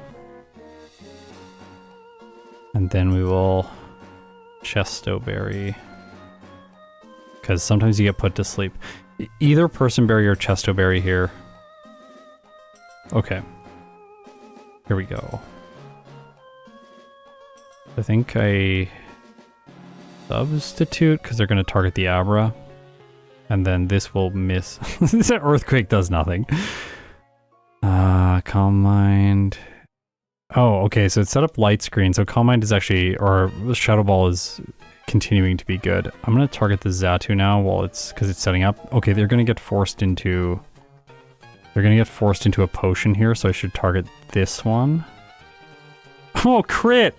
No, are we gonna do this first attempt? Oh my gosh, we might. Oh, the Citrus Berry, they won't heal it. So the Citrus Berry, now I can target the Xatu and we just win. Oh, ridiculous. It doesn't matter if they heal, we'll just win. Yeah! Okay, I didn't actually expect this to be this easy. I thought for sure we were going to suffer a little bit, but their moves aren't very good against us, so... Well, now we have Calm Mind, and everything changes. Calm Mind is really good. I, like, cannot stress enough just how good this move is. Obviously keeping Substitute, it's the best move in the game, but Calm Mind is the second best move in the game. Well, third best. But Bulk Up is better, which is why fighting types are so dominant. Because Bulk Up, you get it earlier. That's the only reason it's better. Well, it's also a little bit better against Steven because it raises your physical defense, whereas Calm Mind raises your special defense. That has utility against Wallace, but overall less utility in the playthrough because Steven is much more terrifying. We want Person Berry now, for sure. Again, the most nutritious berry in the region.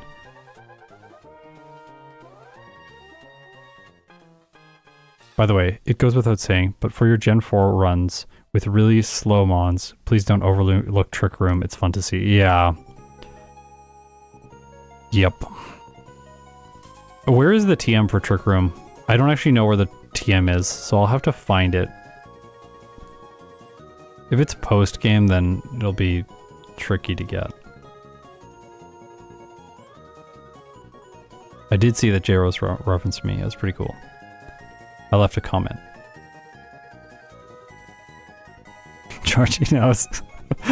Yeah. I'm always like, with making this kind of content, like live streams, I do know that people will come around and watch them later after the fact, and that's great. It really, that's like awesome. And so I'm always wondering if I should try it, like, cater more towards the people who are rewatching the stream or cater more towards the people who are here in person, because vastly more people will watch this as a VOD than in the live format. Like maybe 10 to 20,000 views over the like course of the video just being online, whereas with live right now it's like 300 or 250. I'll set up Calm Mind once. What are they gonna do? Nothing. I have Substitute, the best move.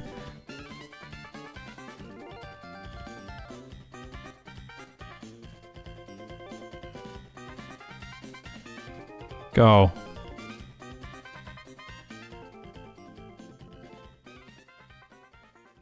Okay.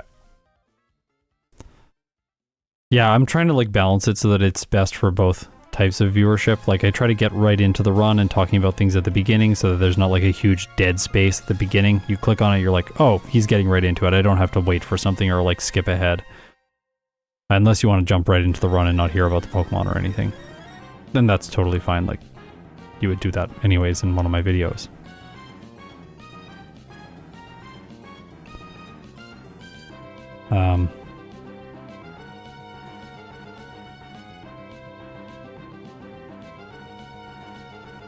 Let's go.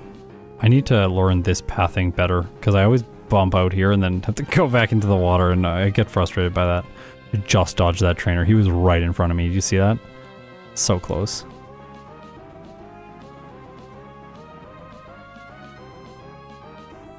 Oh. Yeah, rest is of course the best move. Don't worry, I have it in my bag.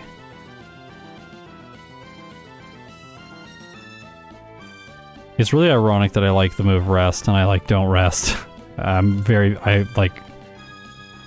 if workaholic is the perfect term, but I do work on the channel a lot.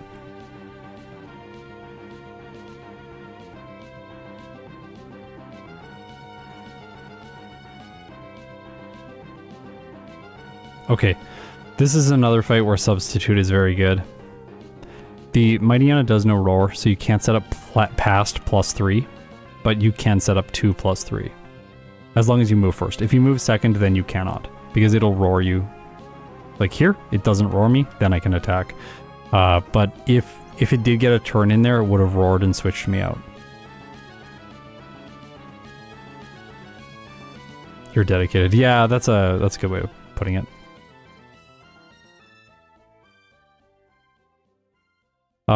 The reason why the trainer info on the right only shows both the trainers is because I haven't spent any time optimizing it for double battles, because I almost never show any of the double battles in the playthroughs. Really, Tate and Liza is the only one, but their team is a combined team, so the game sometimes reads teams... The game reads teams in two different ways. So the first way that the game reads teams is it takes two separate trainers' teams, which can be divided, and puts them together into a single team and then makes you face it. The other way that it reads them is as one unified trainer ID, which is what happens with Tate and Liza. So all of Tate and Liza's Pokemon show at the same time because they're a unified trainer ID. They can never be battled separately. But for other trainers, like Maxie and Tabitha, even though that fight is always unified, their trainer IDs are separated. So it only shows one of the trainer IDs. There are some reasons why it's a little bit tricky to program it in to show both. I have recently tried to tackle that problem in Platinum, but I haven't backported the work yet into Emerald. It just like hasn't, from like cost benefit perspective, it just hasn't been... it wasn't going to add value.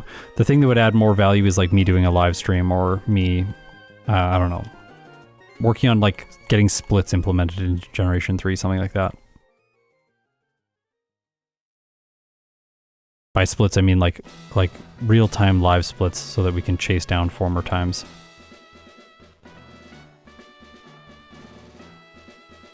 Thank you for recently showing gratitude and respect to one of my favorite 3 Pokemon of all time, Vespiquen. Yeah, Vespiquen was awesome. I really enjoyed playing it. Vespiquen, it feels like it was designed for me. It's a defensive Pokemon. It has a healing move. It has a stat boosting move. It has a statement type attack bonus stab move. And it's also a bug type. It does feel like it was designed for me. It just, when I was playing it, I was just having so much fun. Whereas there's other, like fire types, every time I play a fire type, I'm like, this was not designed for me. It just feels like it is so outside of what I want to do and what I'm comfortable with, that it always feels...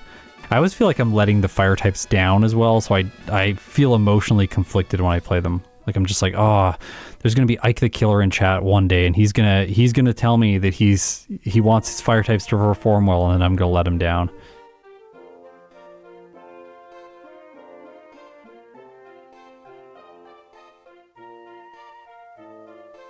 Okay, let's not mess this up. Someone commented that it's impressive that I do this on 4 times speed, but this puzzle is really not that difficult on 4 times speed. I get it right like 99% of the time. It's very rare when I mess it up.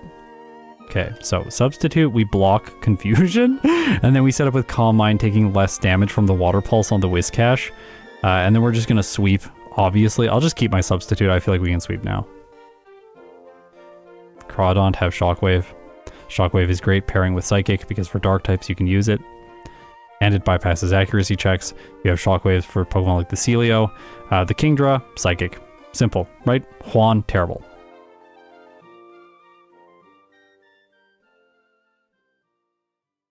Cons of Esquin, harder to get than a legendary. Yep.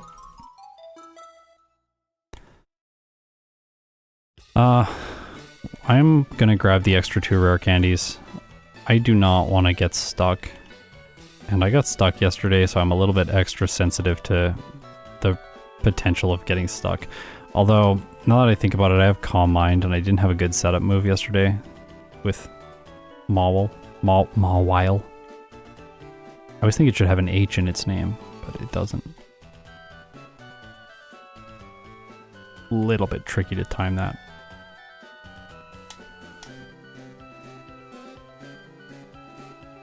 Oh my gosh. Yeah, I'm like trying to see if there's a way to make it more consistent, but there isn't. Gotta brute force it. So this one, this is technically backtracking because you can grab it when you're going to Steven, but you can also grab it before the league. I'll just show this now. Probably take it out in the second run. Okay. Moss Deep. Yes, time for bed. Tomorrow gonna rewatch. Alright. Sleep well. Thanks for hanging out.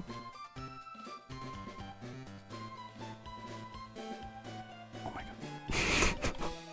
god. Oh, that was nice. That was nice. Normally I go on the ground there somewhere. Also, this tentacle guy sometimes gets me, but not today.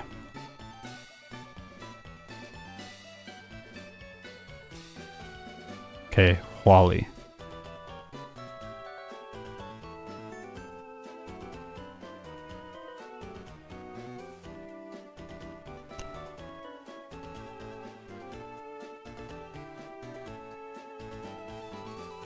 Haha, what are you gonna do? Nothing! I have Substitute and Calm Mind. I am invincible. Magneton, like kind of annoying, but when you have Calm Mind, it's not bad. Again, another fight where there's a Magneton. They're just they're like, this Magneton on Wally's team is very useless. It's not nearly as good as Watson's Magneton or the rival from Generation 1. Also, the Magnemite line in Generation 2 is a nuisance. Like a true nuisance. It's just a menace. There's those scientist guys and rockets that have 3 of them on their teams. Oh, if you don't have a fire move or a ground move, pain. Okay, there's 2 different ways that I can go. I'm gonna go the bottom way because I don't want to fight a Claydol. I have to fight this guy instead. He has 3 Pokemon. Swellow, Mawile, and Kadabra. They like to use double team, but that's fine because a double team and iron defense and then baton pass, but that's totally fine because I have Shockwave. And then we have to fight 1 person here, and then there's only 1 more mandatory trainer in the cave. Although, I'm going to stop by and I'm going to pick up the Psychic TM. It might not make sense initially why I would grab a Psychic TM, but the reason is Sydney is coming up, and Psychic is completely useless against Sydney. Plus, if we look here on the clock, it's like 58 seconds, so I'm doing some wall bumps and stuff. It's going to take probably less than 10 seconds to get... Yeah, less than 10 seconds. 9 seconds to get Psychic. So I think it's worth it to then be able to unlearn Psychic for Sydney. I could teach Hidden Power Fire, which will help against the grass types.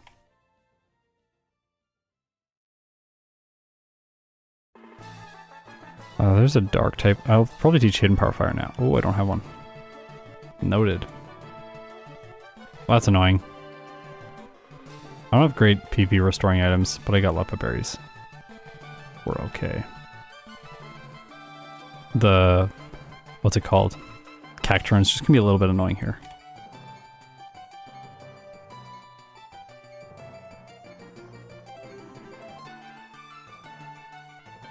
Ah, just barely.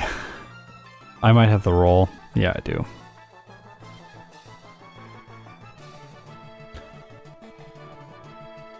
Oh, I need to stretch after this. I played 4 Emerald playthroughs yesterday, and doing 4 Emerald playthroughs, that's a lot of playing for one day.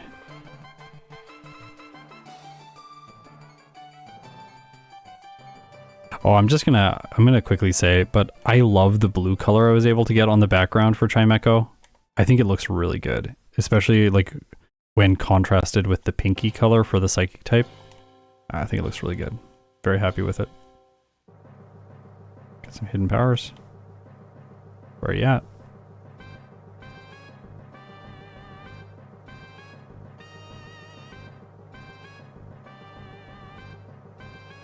Okay. Time for the league. Let's go.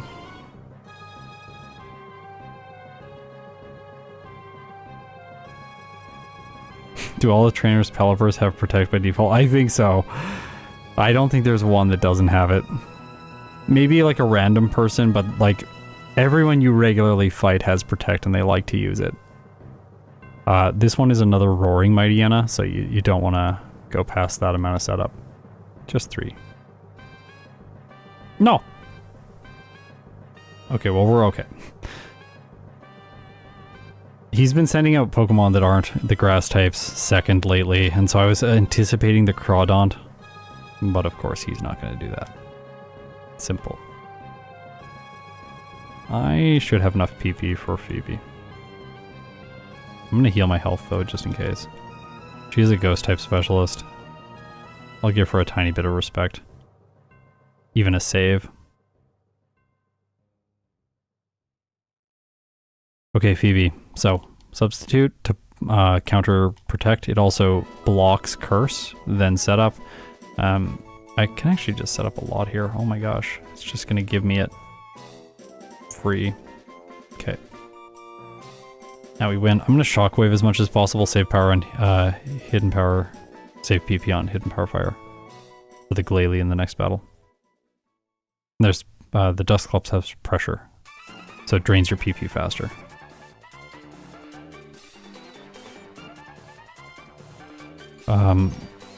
This fight, the safest thing is Cherry Berry, but I'm considering skipping that from now on, because if you use Substitute, you can't get paralyzed, and Glacia is not very good. You can usually set up once or twice after, like, a Substitute. Oh, by the way, you do take hail damage when Substitute's in place. Someone commented recently saying that you don't, but you do, so setting it up makes sense. Hidden Power Fire doesn't work on the Celio, because they have thick fat. But you can use Shockwave.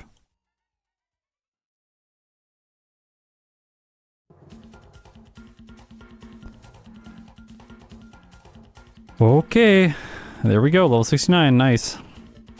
Going into the chamber with Drake. This is where we want to teach Psychic again.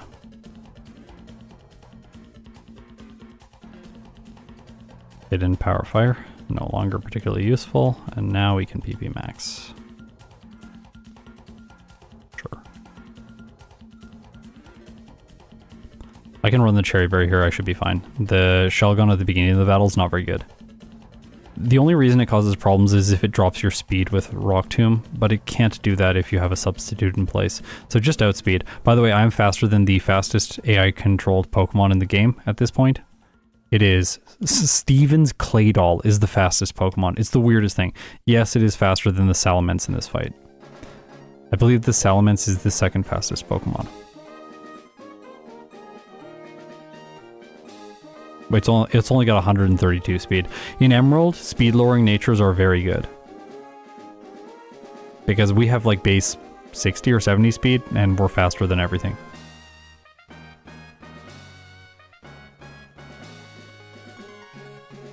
Whereas in Fire Red, speed lowering natures are a lot more risky because you have Lance's what's it called? Aerodactyl. It's really fast. 208 speed. Exceptional mentioned that to me.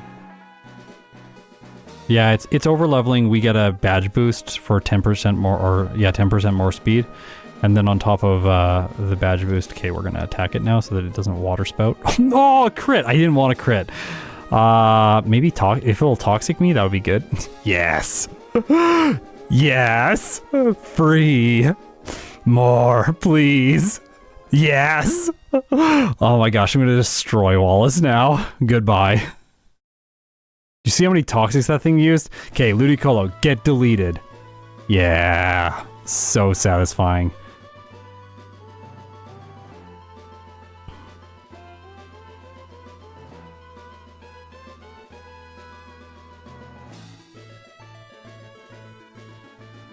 Yeah, the Claydol has 140 speed.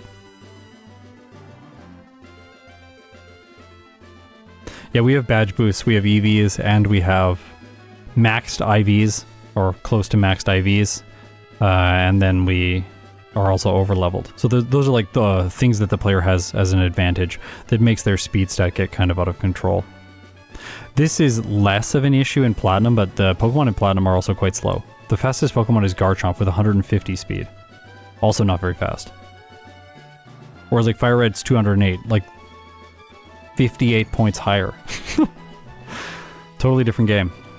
Also, Generation 2, the speed stats in Generation 2 are actually decent as well. It's not a slow game, or as slow of a game. It's kind of in the middle. Middle of like Fire Red and Platinum. The fastest Pokemon is like the Espeon, I think it has 184. I didn't know you could walk on this tile for the longest time, but you can. Which gives you an easy way to get the leftovers without battling trainers. Then usually I give the leftovers here, and then I also use the candies, but I'm almost leveled up, so I'll just get one more level. This is the first run. I could have fought one of those trainers, I guess. There is a candy in the Safari Zone. You can go over and pick up the Pokeblock case right now if you want it, and then walk to the Safari Zone just to chain some stuff together, but I'm not going to do that. Let's fight this person. Good enough? Nope. Hardly moved the... Well, let's just fight something. Anything. I'll take anything. There we go, 72. Candies, 3 of them to 75. That's going to be it for this run. Now, we win or we lose. Do I have hidden power? Yeah.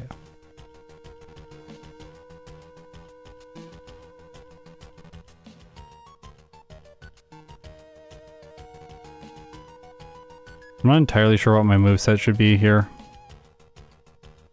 I think I have to drop Shockwave. Psychic's not great against him, but I think it'll be better than running Shockwave. I might be wrong. I'm gonna save before teaching it, just in case I want to try the other option. Yeah, let's see how this is. Okay, we just hope the Skarmory spams Toxic. Spam Toxic and Spikes. Thank you. Perfect. Okay, Steel Wing is not good. That was a critical hit, Steel Wing. Spikes. Thank you for the turn of setup. Toxic, another turn. This is why Substitute is so good. Another Toxic. Alright, this thing's just as good. Yeah, we're getting another Tentacruel moment here. Steel Wing does not break my Substitute, and now I can use Hidden Power Fire. So we should sweep from this point. Psychic on the Cradily. One hit. Metagross is next. Obviously Hidden Power Fire for the one hit. Claydol, the fastest Pokemon in the game, is next. Gonna Hidden Power Fire it. Don't really have a better choice. It set up Light Screen. That's annoying, but he's gonna heal. And we might get a special drop with Psychic. Okay, I'll just set up my Substitute again while he heals with another full restore and bind, or like buy time for the counter of Light Screen to wear off. There, it wore off, so I should knock it out now. Then Aggron, we can use Hidden Power Fire, it's neutral. One hit. All that's left is Armaldo, and Psychic should take care of it. That's that. Okay, Steven Stone. 6:17 game time. So 1 hour 37 minutes 36 seconds real time, one reset, only one reset, no blackouts. Level 76 with a game time of 6:17, as I said before. Final moveset was Psychic, Hidden Power, Fire, Calm Mind, and Substitute with Leftovers as a held item. I went with a modest nature for this playthrough. I think in the future I should not do that. There's a few things worth investigating here.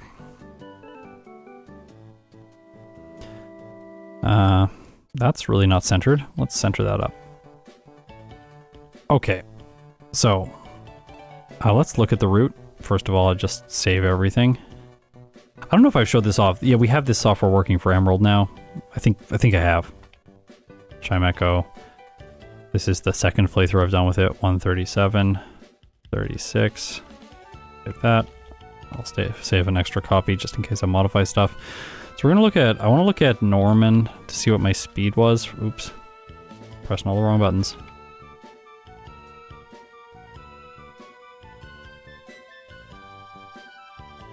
$37, my speed was 73.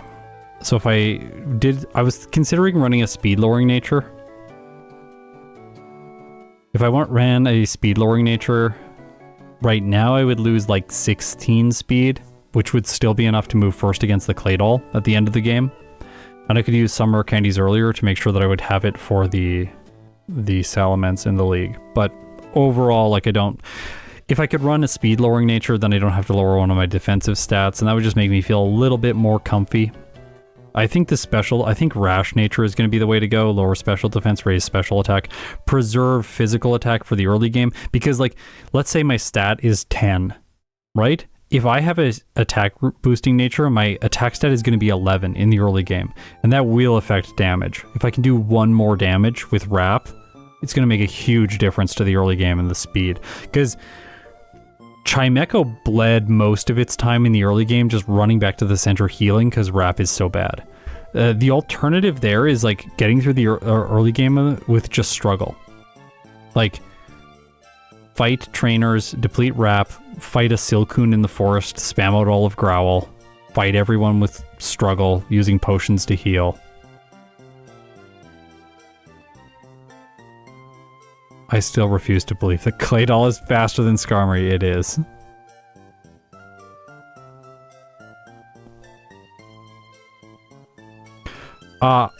Drifting Breath. I do not stick to the Pokemon's generation, but I tend, when I introduce new series, I tend to only play Pokemon from that generation for the first year or two.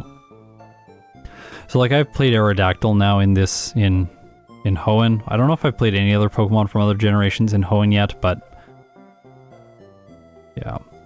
Yes, is lowering speed better than a defense? It is if you outspeed everything. Like, it's not in this case, I don't think, because I won't outspeed the Slacking. The Slacking, no, the Linoon has 69 speed. That's how you remember your dad's fastest Pokemon. 69. That's honestly why I never forget Norman's speed. So if you have 70 speed, you'll outspeed all of his Pokemon. I guess the Slacking, I think the Slacking has 68 speed, but I would lose like about 7 speed for Norman. So if we go back to the Norman fight, this is Norman. I'm level 37 for him, or I was. I have 73 speed. 73, that's with a badge boost. So if without the nature, we would lose a lot of speed, and then we would be slower. In this case, his Pokemon are over here too. Yeah, the Slacking has 68 and the Linoon has 69.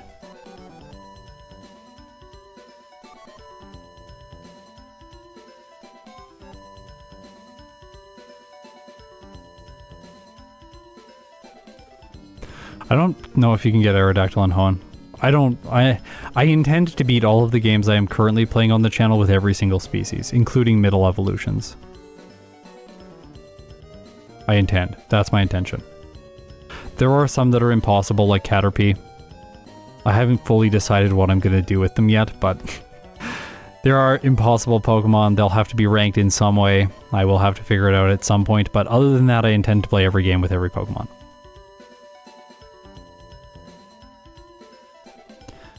I was actually thinking of putting that in my videos too, because when I just say like, today I'm playing Chimecho in Pokemon Emerald. You're like, okay, but that's not hard. Like, why would you do this? I was intending of putting the first line, like, I'm soloing the main series Pokemon games with every species. Today, I'm beating Emerald with Chimecho. And then it's like, it's put in the context of the larger project rather than just like, yeah, but this isn't hard. It's a decent psychic type. You shouldn't have issues. Why do that? Do something more interesting like Ditto. Why not special defense? I think it is special defense lowering nature. I think we rash. We go rash. Up special attack, lower, down special defense. If it had like, okay, let's look at Chimecho again and we'll just switch back to its base stats just so everyone knows this is what it looks like behind the scenes. So up here I have like all these toggles where I can change stuff to like different things. You can't see the drop down menus, apologies, but like I can change the Bulbapedia colors to like the legacy colors. I hate them now. I think they're really bad. People are going to be frustrated with that. Anyways, I changed them. I like the new colors. I think they're much better, but I can change my stats also to base stats. So 65 speed. It tends to be the case that neutral natures, I'm finding in Emerald version, neutral natures are good from about 50 speed to 65 speed. That's what you want, a neutral speed nature. Then at about 65 speed, it becomes the case that considering speed lowering natures becomes more advantageous than considering defense lowering natures. Of course, if your Pokemon is only ever going to use special attacks or only ever use physical attacks, go with modest or adamant. That's like a no-brainer. Yeah. Also, modest can be good. Like, you might think, well, like, even if that's the case, like, I might as well just preserve my attack if I have, like, 130 speed. No, no, no. Lower your attack so you deal less damage to yourself in confusion.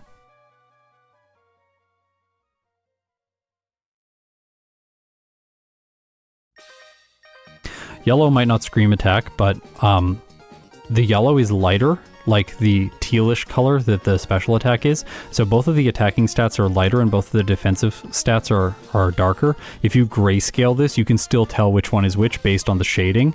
And the special stats are cool colors like the special icon, and the physical stats are warm colors like the attack icon.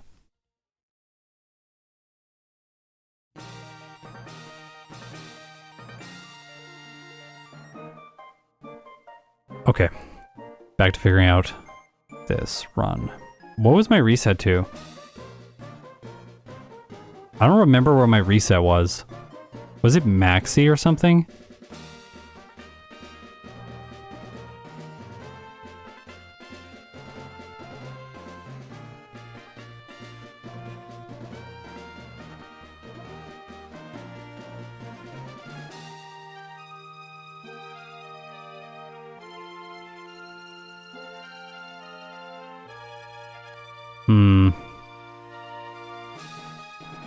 Watson was your only reset. That's right. Let's look at Watson's damage ranges then.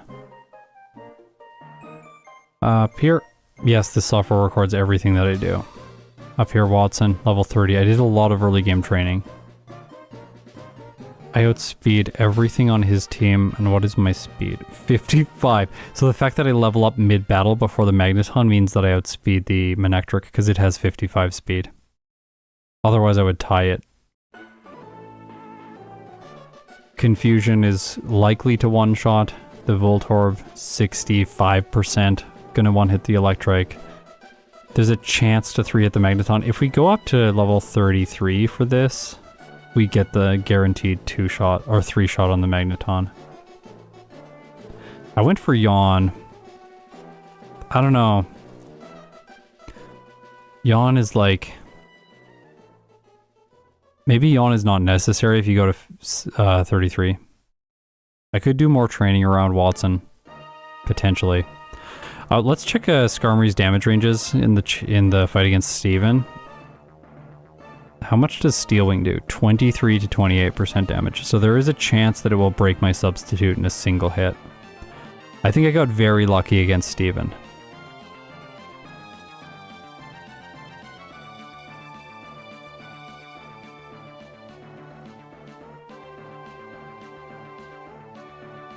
No, definitely not rollout for Watson. The Magneton will take almost no damage. I've tried that strategy before in the past and it never ends well.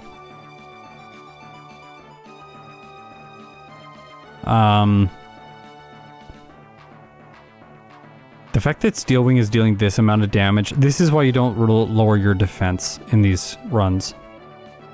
Defense lowering natures are disastrous against Steven.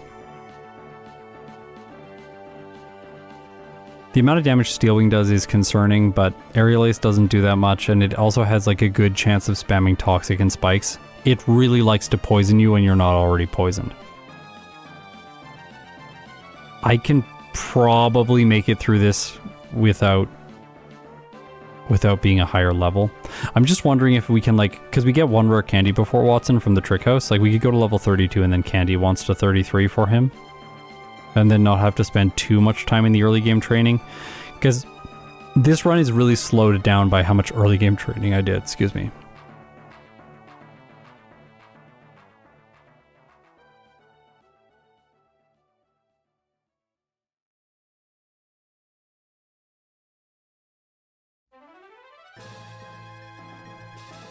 Let's look at the Tate and Liza damage. Like, these damage ranges... Oh, we should check that out. I need to make a little notepad document. I always make a little notepad document with all the comm mines, like the numbers of comm mines that I need for each trainer, just so I don't forget.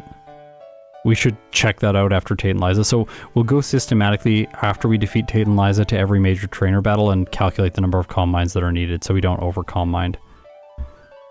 63 Chimecho against Claydol, 2 hits with Shadow Ball. Shockwave 1 hits the Xatu.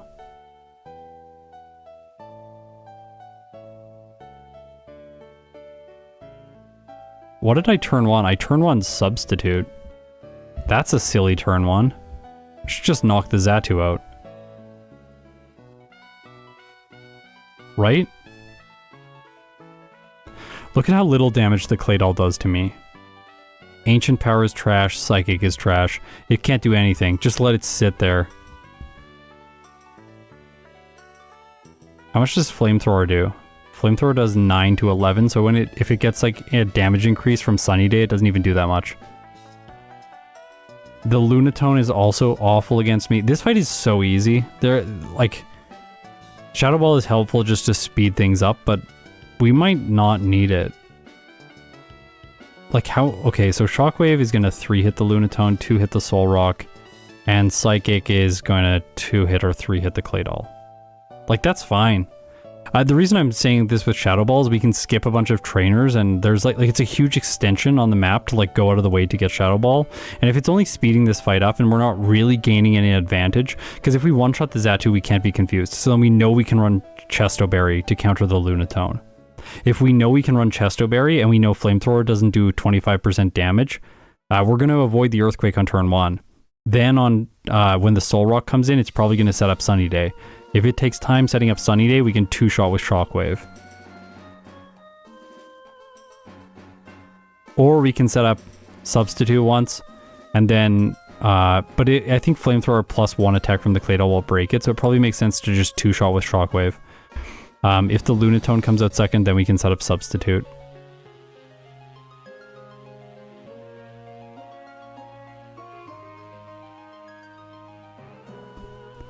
Well, the nature will make Shadow Ball's damage.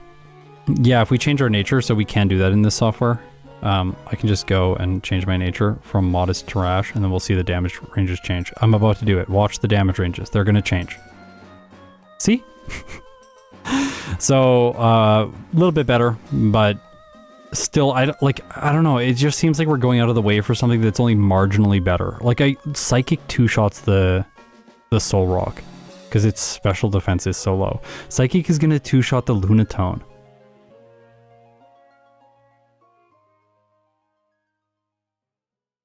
I don't think it makes any... If I go up one more level, because I had more candies, 64, does that help? Yeah, it pushes the damage range to a guaranteed 2-hit on the Lunatone, and slightly higher, like 9% higher on the Claydol. So probably one more candy there to... We should probably candy to 64 there, and then remove a candy later in the game. Like here. It's fine if we finish the game one level lower. It will not change the Steven fight. Okay, let's reflect on damage ranges now against major battles.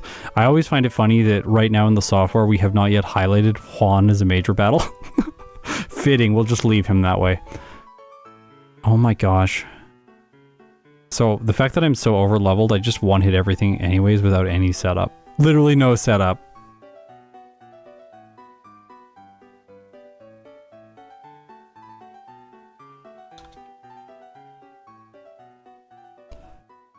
Would Hidden Power Dark be better than Fire? I don't think so because of Steven. Look at the utility Hidden Power Fire has in this fight against Steven. Like, look at how much utility.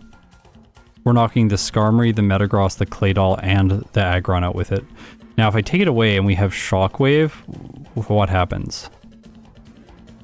So stuff flips around. We should examine this. Let's examine this first. So we're going to examine this with Calm Minds.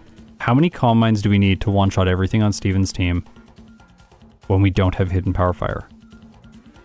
3, 4, 5, 6, and we still don't one-hit everything. Metagross survives, takes 2 hits to knock out. So we're going to 2-hit everything, so we might as well just plan for the 2-hit. So how many Calm Minds is that? Planning for the 2-hit is 4 Calm Minds without Hidden Power Fire. With Hidden Power Fire, obviously, okay, 4 does not give us the 1-hit on the Claydol. 6 does not either, so we should plan to 2-hit the Claydol.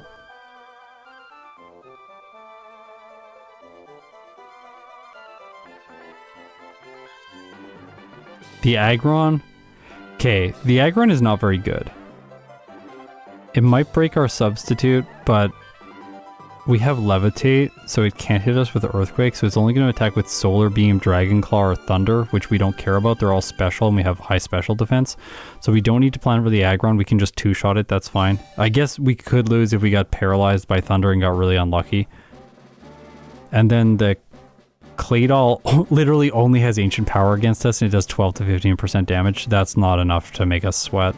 We'll 2-shot that and not have problems even if it crits. If it crits, it does 25 to 29% damage.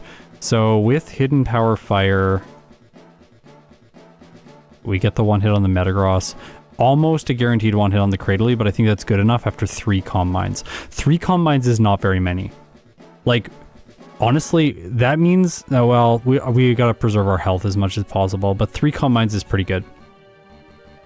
I was thinking like maybe I could just set up and not have to use Substitute. Technically, I guess I could and run Rest. Could run Rest with a Chesto Berry.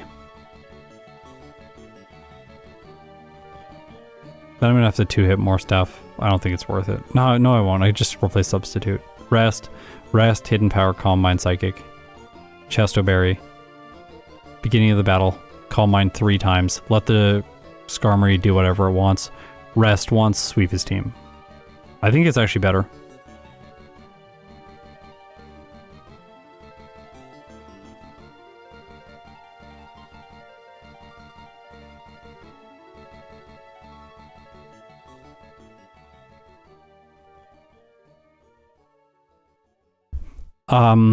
I think that just because of the number, so it takes 4 Calm Minds, 4 Calm Minds with Shockwave, 3 Calm Minds with Hidden Power Fire. I think Hidden Power Fire is better.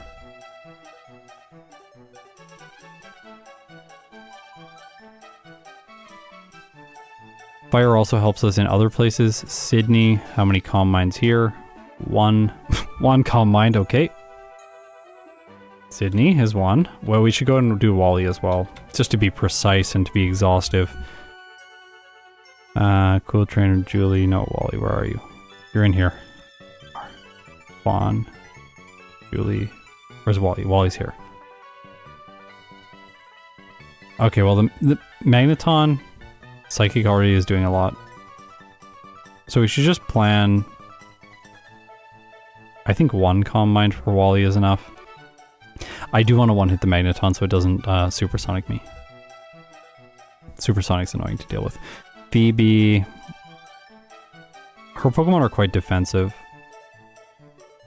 Probably 3. We can go with a 70% chance on the second Dusclops. That's fine. She's essentially free. We're just trying to save turns here for time.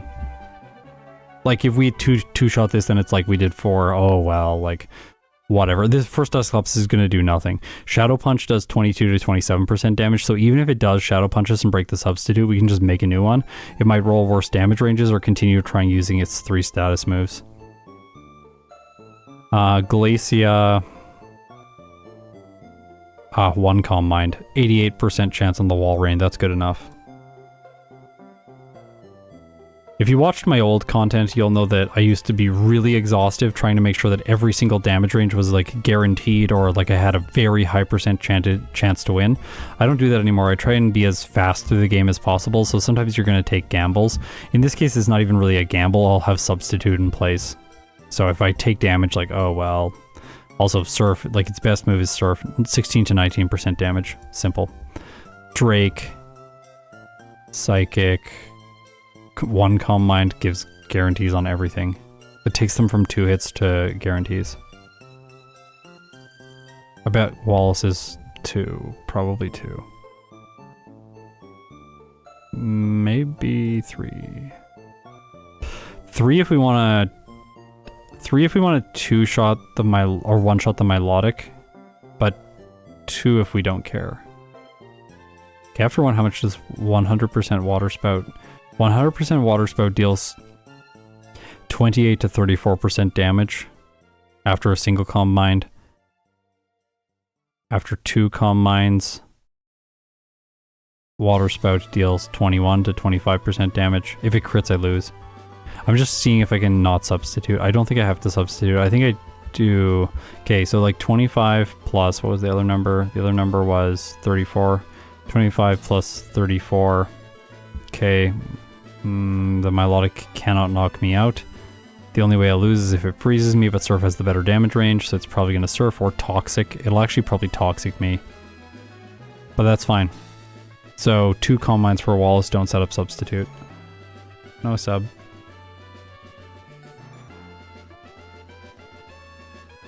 On is none, no sub.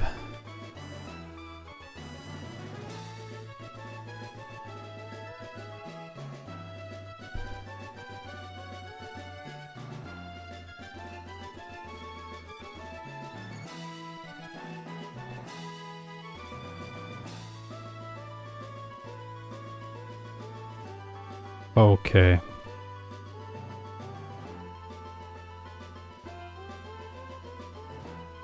So I think the late game, like hopefully you see just how much utility Calm Mind has in the late game. It's really good. There is genuinely not really anything that I have to be concerned about except Steven. But the concern on Steven goes away if you have rest. The concern on Steven is you set up substitute, he one-shots it with stealing. You set up substitute, he one-shots it with stealing. You set up substitute, he one-shots it with stealing. Oh, now we're wasting time. Whereas if you have rest and a Chesto Berry, this is over. Like the whole fight is just over. Just like Calm Mind, Calm Mind, Calm Mind. He's gonna Toxic her spikes on one of those turns. So if he attacks twice, then he does 50% damage, you get a little bit of chip damage from Toxic, you use rest, you heal, you're full health. Maybe at that point, he attacks you again, you lose a little bit of health, that's fine, you don't need leftovers. Just one shot with Hidden Power, one shot with Psychic, Hidden Power, Hidden Power, Hidden Power. Like, simple. By the time you're here, you still have 75% health, so even if the Claydol attacks, it's like, it doesn't matter. If you are losing health, you can just rest again. The Claydol is bad, so it seems like it guarantees the fight with rest. And it's the only battle I have to use rest, or the only battle I would use rest for. Rest gets to be a time waste if you're using it in like every battle. To just squeeze through, then it's like, go and fight a bunch of trainers and just like one-shot everything. You'll probably be faster even without rest. Yeah, I think this makes most sense. I want to look at Winona, just briefly. Winona.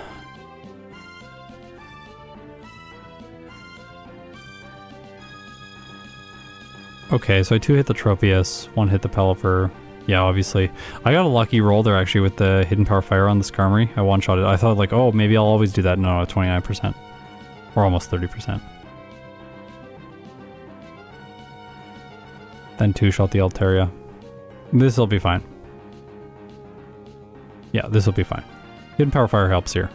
I think like Hidden Power, like if we go to Hidden Power Electric, now we have to use Shockwave on the Skarmory. I guess it's still a 2-hit, so like it would be fine.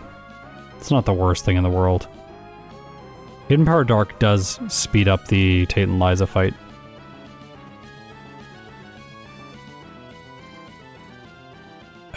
think it would slow down the Sydney fight though, because I'm gonna have to shockwave his grass types. Like shockwaving the grass types is gonna require more calm minds. And Tate and Liza are not hard because their moves aren't good against Chimecho. That's a huge advantage of just being psychic type. Like, you don't take very much damage from Tate and Liza, and they're one of the scariest gym leaders in the whole run. Okay, I think that, okay, I'm gonna write like a little note. I'm trying to do this more and more often now when I'm doing these runs, like writing a little summary note after I do the playthrough that describes all the things that I was thinking about it, just in case I come back to this one later and I want to reflect on how I played. I'll bring that up so you can see it.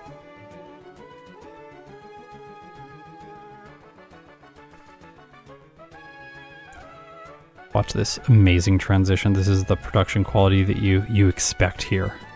Oh, look at that. We have a notepad document. Okay, summary.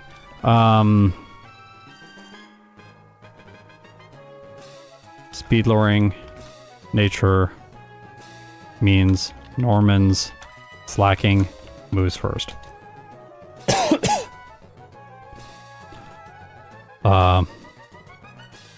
Minus our rash is okay because calm mind makes up for lost special defense late in the playthrough. Losing attack with modest isn't good. That's an awful way of saying that. Isn't good because you rely on wrap for an extended and painful early game.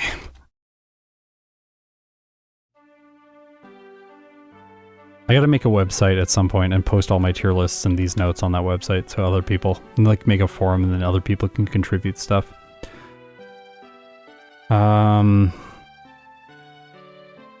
Psychic before Flannery is possible. Wrap, traps, Abra, catch for teleport. Level 14 for Roxanne. Confusion is more than enough. Brawly is free. Level 33 for Watson. Helps with 3-hit KO on Magneton. Helps with guarantee. Oh no. Guarantee. I don't know. I don't think that's right. It's not right. Help me spell check. Come on, please. Yeah. This is that. There we go. What did I do wrong? Oh, that's an A. Okay, sure. I never knew how spelling works anyways. Level 33 for Watson helps guarantee 3-hit KO on Magneton. Yep.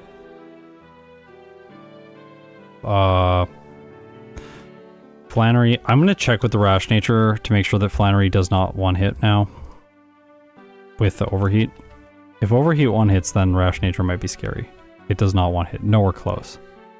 It would have to crit with its overheat, which is very lucky because it has a chance of missing too. So this should not be a problem.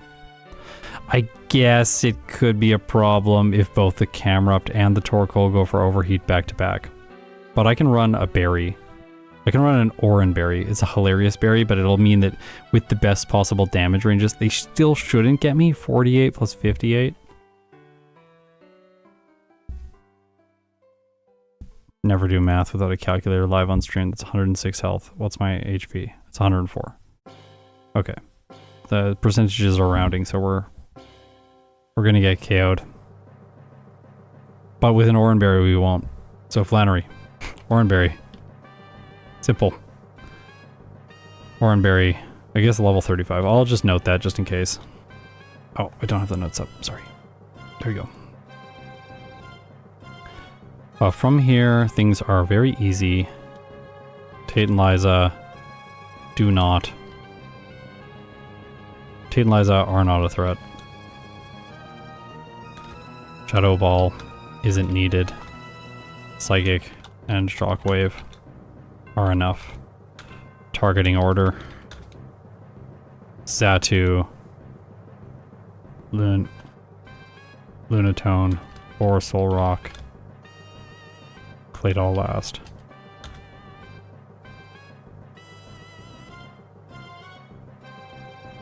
Wait, hang on. That doesn't work. What doesn't work? The Oranberry? Oh, I guess the Oranberry doesn't work because they're gonna not put me under 50% health, so then I won't eat it. Yeah. Yeah, the more powerful overheat is second, but that's okay because they have to get, both of them would have to get their maximum damage roll. They would both have to get their maximum damage roll. They're both not going to get their maximum damage roll. If we have a reset on Flannery, it's going to be sad, but it's not going to be the end of the world. And then this is Calm Mind or Calm Minds. Calm Minds. See Calm Mind usage above. Hidden Power Fire makes Steven require 1 less Calm Mind and gives 1 more Oko. Cool. That's it. Oh. I guess I'll save this. Alright. Take that away. Take that away. Is everyone ready? I should drink some water.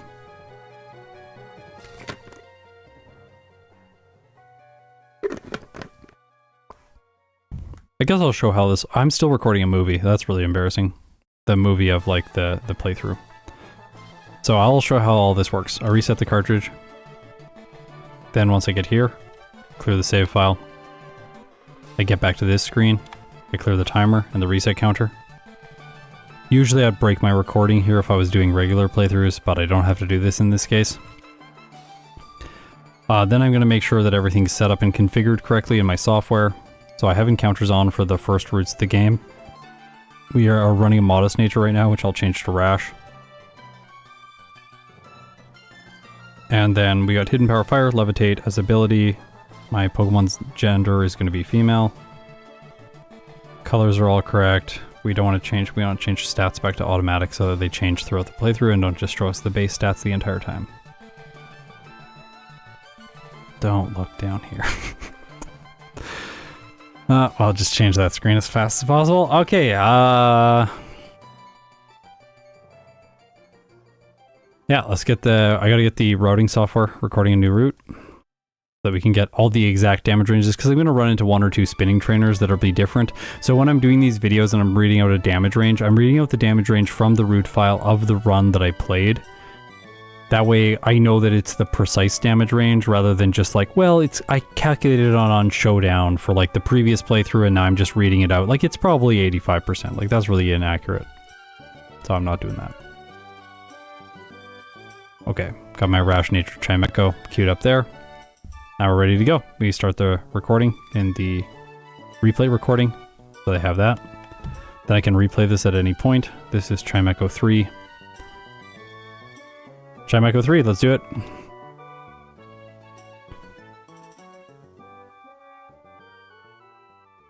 I'm a girl. No, I'm not a boy. I'm not a boy. I'm not a boy, I swear.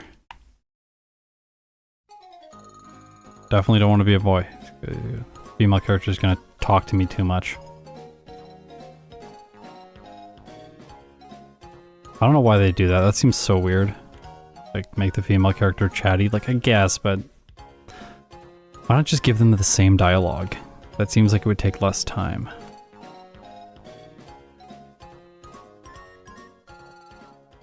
Then again, this game was made in like 2003, back when like developers weren't like, oh, Baldur's Gate, it's really good, we should...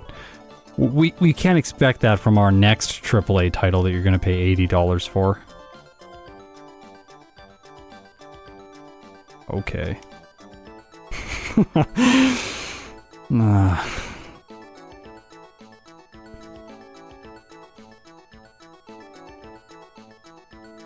Hey, this immediately felt better. I don't know if our stats are better, but like it did feel better there. Okay, let's go. Let's go. Come on, give me lots of encounters right now. Lots. Yeah, Poochyena, let's go. Get destroyed by Rap. Level 3. I think Rap is doing like maybe 1 more hit point of damage. It also feels like it's missing less. It's not real. That's just my brain. It's my brain, the bias in my brain. As a player, we have a bias, a strong bias, suggesting that the game is throwing us all negative luck. That's just because we don't really, I think it's because, at least, we don't really internalize the good luck when it comes our way. We're like, oh, that was good. Okay, whatever. But then when the bad luck comes, you get hit by sand attack and you miss like eight moves in a row. You're like, okay, that felt genuinely unfair. Like, what was the statistical probability of that? Like, it's probably fine. Not being modest is nice. Yeah, we're rash. This is an unstable Chimecho. You see that smile over there? That smile is just insanity. Yeah, crit. Okay, more of that. That's what we need. We need more stuff like that. I'm gonna train. It's fine. We're gonna be stuck in the early game for a long time. It's okay. Just invest some time now. Want to defeat the rival. I don't want to have to restart. We're gonna go back. I could also do this on Route 1. It's a little bit closer to the center. I don't have my running shoes yet. It's annoying, but I'll go to level 7, then I'll fight the rival. Hopefully from there, we'll just quickly get level 8, fight Calvin, defeat Calvin. We should be good. Chimecho is the face of chaos. Yeah.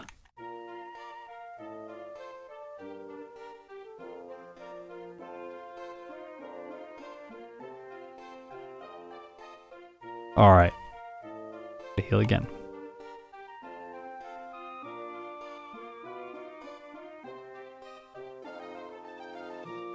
Oh, miss. Miss. Yeah, I can really feel the rash nature. I don't know if my stats are different or if I'm just rolling better or something, but it does seem like the rash nature is contributing to an easier time here in the early game. I really thought, like, most people... I've found that people get a little bit frustrated when I use natures that aren't directly good and competitive. People are like, oh, you're using a bad nature. Like, obviously there are only these 6 natures in the game. I forget what people say. It's like, there's a very specific set of natures that they're like, these are the good ones. Yeah. But in solo challenges, it's fundamentally different than competitive. It's going to take a while. Let's just lower its attack first.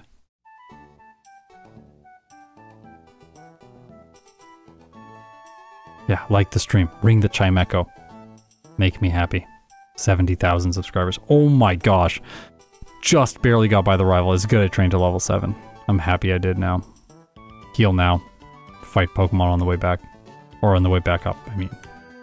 Like, on the way back down, we're gonna jump over ledges and stuff.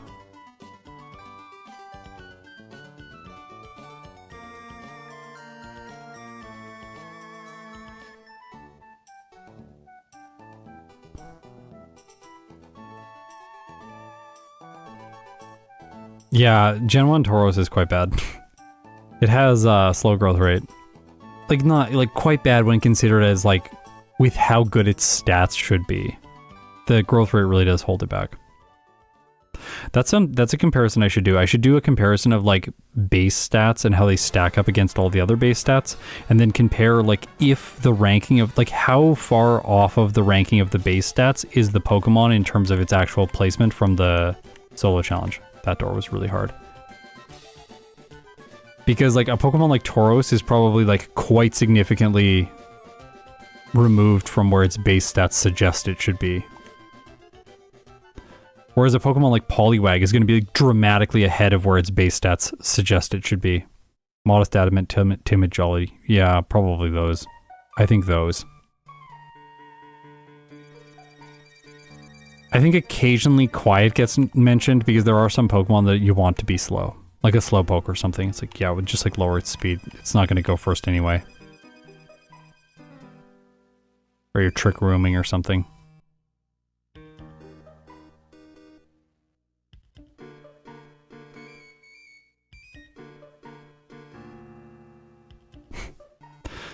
Oh, Chimecho's bad in the early game, but this does feel better. I'm going to fight a wild encounter or two and then go back to the center and train up, then fight the other 2 trainers. I'm doing the trainers in a better order this time as well. Because I'm going to get Astonish now. Hey, the wild Zigzagoon had an Oranberry. That's very annoying. Oh. I was doing a run the other day where I was genuinely considering catching one of these Zigzagoons to try and get that Oranberry. That's, you know you're playing a Pokemon when that's the thing that's going through your mind. Like, hey, it's a 5% chance. Maybe I should just grab one of those Zigzagoons and that'll help me out. I'm not going to fight this. I want the PP for this guy. Let's go. Yeah, look at how much damage that did. That was a great wrap. Great way to critical hit. Yes. Well done, Chimecho. I'm proud of you, you tiny little bell.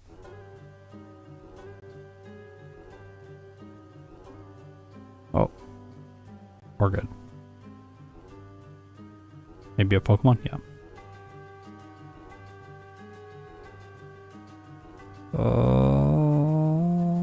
Kinda stressful, but okay.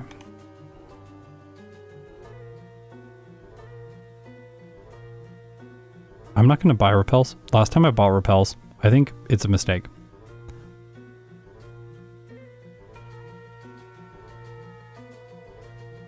Because I can just fight Pokemon around this area to level up faster.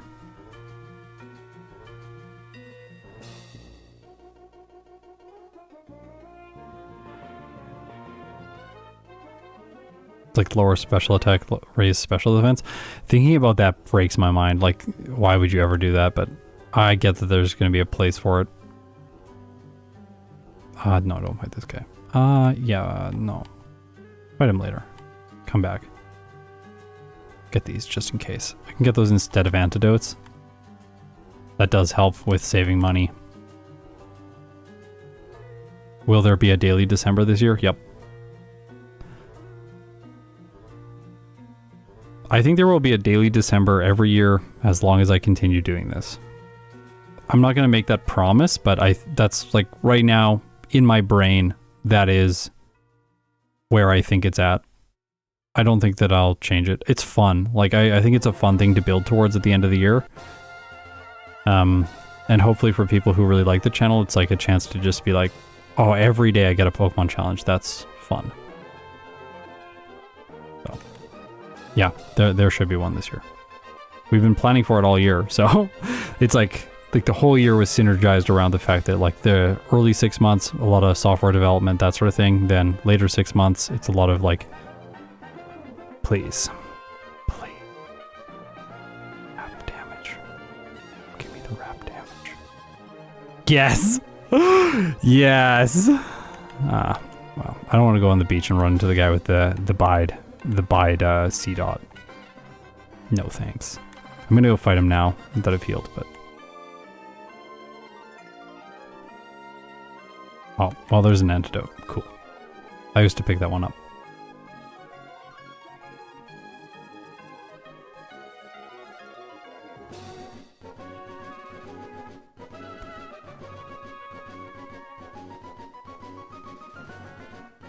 Oh, got it. Flinch, flinch. See that used bide, growl. Growl. Unleashed energy, but it failed. You can just play around it. Just hope that it uses harden. Then when you get it low enough, just all out attack. Defeat it for free. Win. I could fight the Fisher there, but I think skipping him is probably better. If I can get through this with Astonish, then I can use Wrap on the next guy. And then backtrack for the trainers that are north of the city, or south of the city.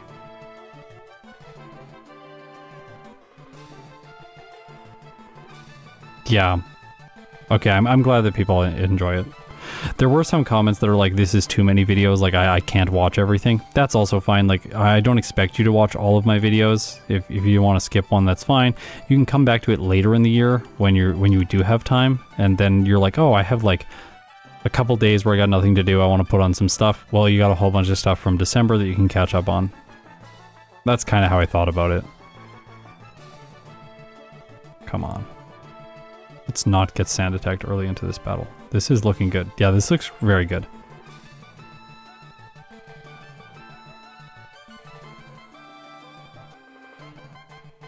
Nice.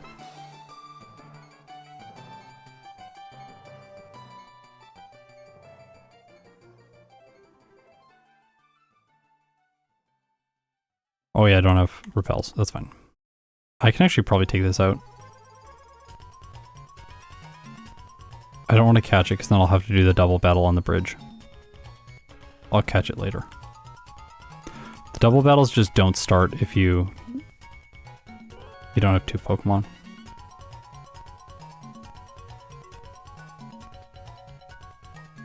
I'll spend less money on Pokeballs this time. I got very lucky last time. And I can always buy more if I run out.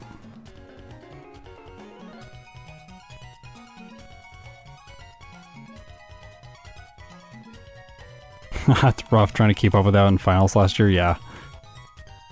It was honestly rough on us trying to keep up because I had my wedding in September, which then I had like 2 weeks off before the wedding and then 1 week off for a honeymoon later in like September, October. It was genuinely hard to keep up with the production and get all the videos out. By the time, oh yeah, I don't have repels. I gotta remember that. By the time, what's it called, came, Halloween came with Weezing versus Arbok versus Muck, I was panicking. I was like, oh, we're not gonna do it. We planned for it all year and now we're fumbling right before we get to the end zone. But it was fine. It ended up all working out.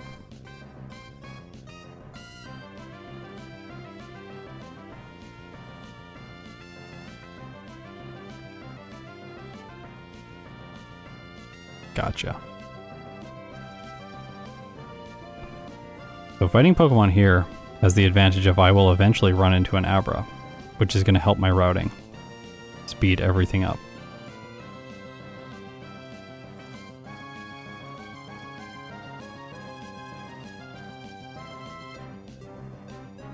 Oh. Come on.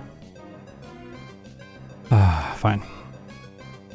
Really wanted an Abra that time around so I could go south of the city to train and then use teleport to get back to this as a central hub to save time, but I'm not going to get it. I'll go there again. There's more.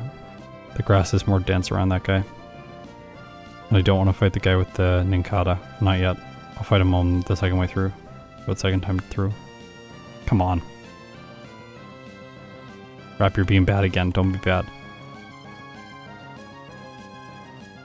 Trash move. This move is so bad.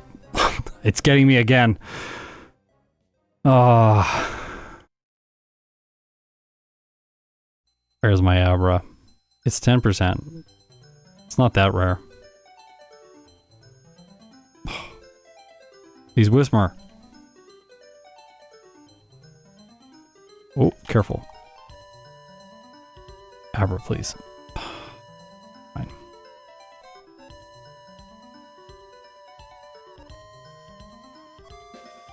Don't want to use my final. I want an Abra. All I wanted is an Abra. Fine.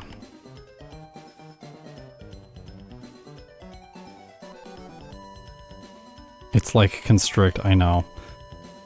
Constrict is absolute garbage. Hey! It looked like a move right there. That was nice. Can we just do that amount of damage every time? We'll get this stacking up and then Astonish. Shroomish flinched, and we didn't get any effect spores yet. That's really great. I think we can go on and fight this guy. I want a Oranberry for this battle.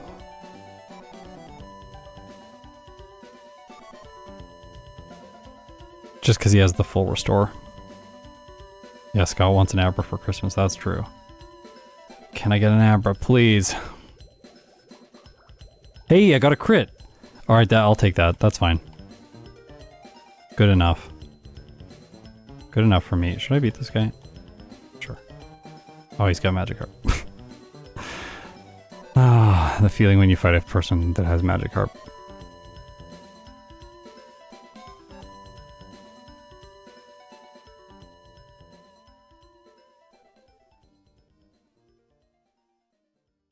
This early game is dramatically different when you're using Rash Nature.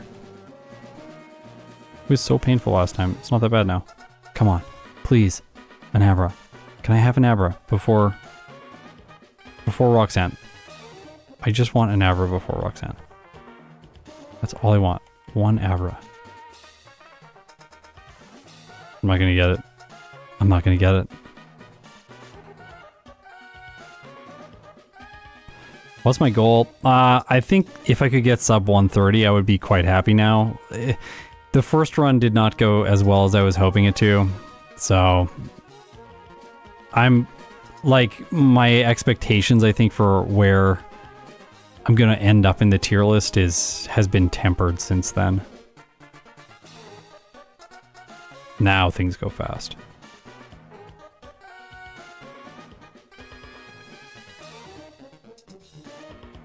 This is why I don't force the Abra encounter in my runs. Forcing the Abra encounter run in the runs feels like cheating, because it's quite rare for it to show up.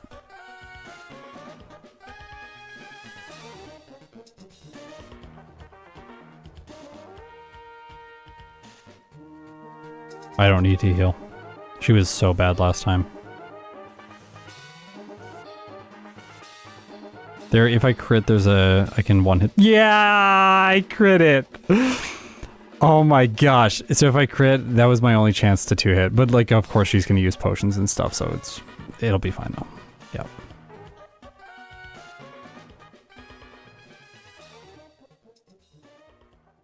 Yeah, can the first encounter after Roxanne be an Abra? That would be great.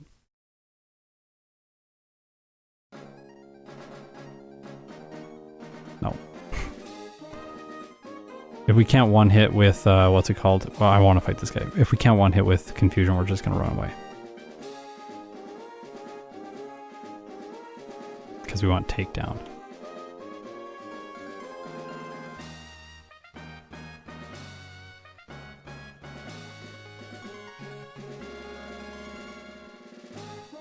I'm going to start cutting training.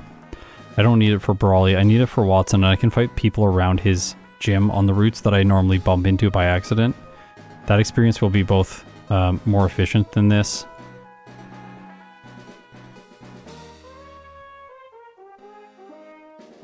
And it's going to give us a faster Brawly split.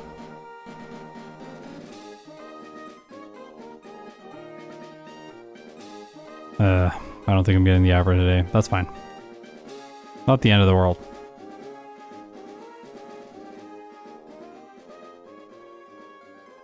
A lot's still going right.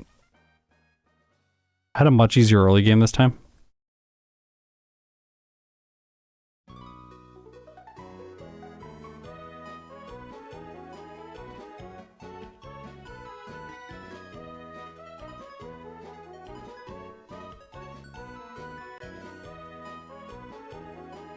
Oh.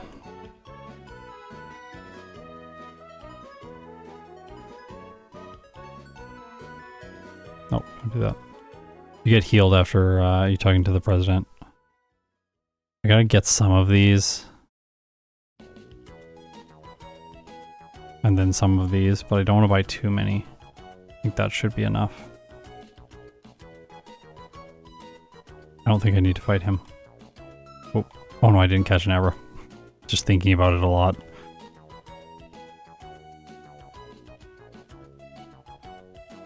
Talo? Where you at, Talo? Right there. Wrap. Oh, Wrap is great for this. Love it. First ball. Maybe I don't even need to buy Pokeballs. Might be able to get by on just the base Pokeballs, because you have Wrap. That's really great. Oh, wow. Well done, Chimecho. Don't crit. Remember when it crit last time? That was just great. Oh, miss. Okay. Then we have our Great Balls for this. 2 Great Balls. Always. Every time you play Pokemon Emerald, you have 2 Great Balls at the start. Like, you pick them up along the way. People give them to you. Silk Scarf was useless last time. Skip the dialogue. It's not worth it. This guy's also kind of bad. He only has 1 tentacle. I don't think it's worth it. Put this top. Go in here. Obviously, we'll skip the HM because I can't sell that. And I'm not going to use it because I got skills. Mad skills honed over 4 years. Oh yeah, I'm hoping to have 2 videos this weekend for everyone to celebrate the anniversary of the channel.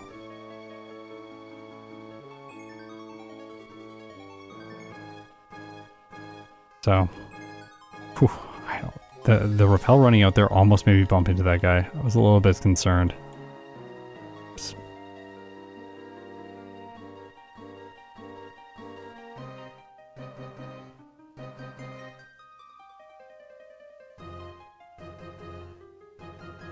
I think I will fight these people. They go away after the gym. They have decent experience yields. For this point in the game. And I have, like, good damage against them.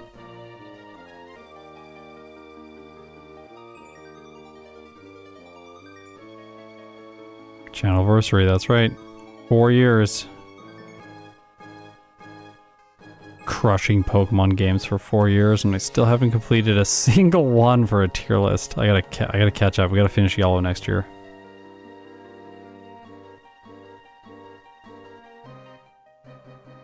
Then at least I'll be able to say I've beaten one Pokemon game with every single species.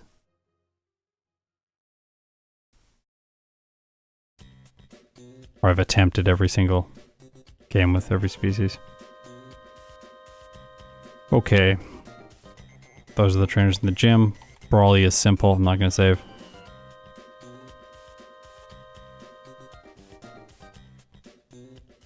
Ross, it's good to have you here. I know I streamed at a bit of a different time today. I've been onboarding Exceptional to the behind the scenes of the channel. And while doing that, most of my mornings 8 AM to 12 are taken up with those kind of things right now. And that's definitely been a different workflow for me, so I've had to adjust a lot.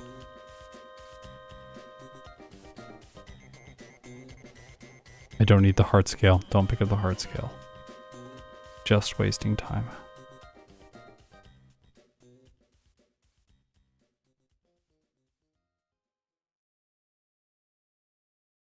I think there might be a faster path here. If I go over one step and then go down...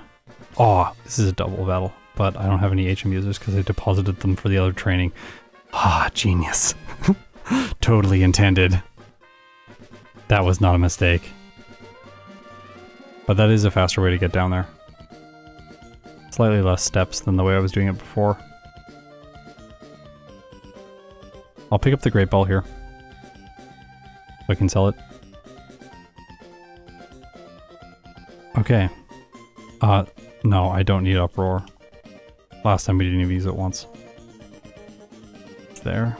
I like how the Great Ball is on the little, like, bed thing. Just hanging out there. Fell out of someone's pocket when they got up.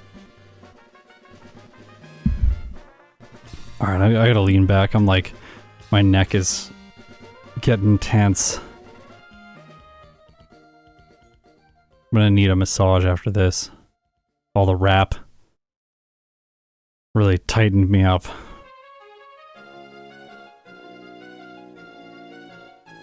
Yeah, Ross, I'm glad it makes you excited to pick up your old games. That's what, like, that I put a comment on J-Rose's Venomoth video about that. Like, that's what he did for me, because I was watching his videos 4 years ago, and I was like, oh yeah, I want to play these games again. That'd be really fun. Maybe I'll do a Butterfree challenge like he's doing. I'll just make a video because I wanted to learn video editing.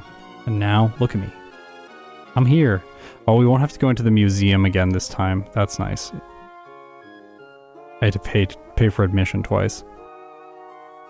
Takedown. Kind of annoying to have to use takedown on a thing with rough skin.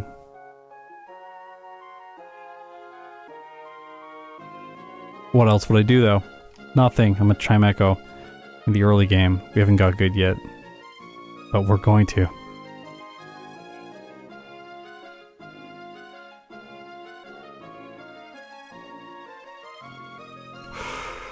Almost forgot, but I remembered. Okay, someone said there's a Torment TM over here. I'm gonna go and try and get it. I know that guy's the tutor, so it's probably this person. Oh, that's a Soothe Belt. Okay. Maybe this person. Oh no, I don't want to answer questions. Okay, I'm not getting it. Decision made. Remember to withdraw my Pokemon this time. Zigzagoon first for cut. Kyle. Bro, Scott. Thanks for another stream, man. We appreciate it. Yeah, I'm glad to be back. I took some time off, just didn't have the voice while I was working with it exceptional. Because like normally in my day-to-day stuff I like don't talk when I'm doing work. Like I'm just playing the game and watching a YouTube video or a podcast or nothing. Just chilling, trying to get the best possible time. So it's like pretty infrequent that I have to talk outside of recording for voiceover or speaking to like my wife. But if I have to talk for like 3 or 4 hours a day. Okay, sweet. These people were not as bad as they were last time. They were more annoying last time.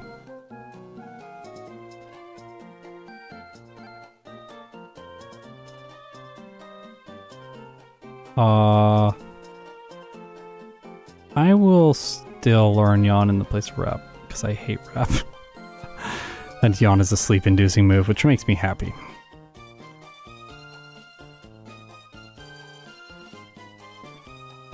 Why Hidden Power Fire? I went over the damage ranges earlier in the stream, so you can go back if you want to see the specifics, but it makes Steven easier.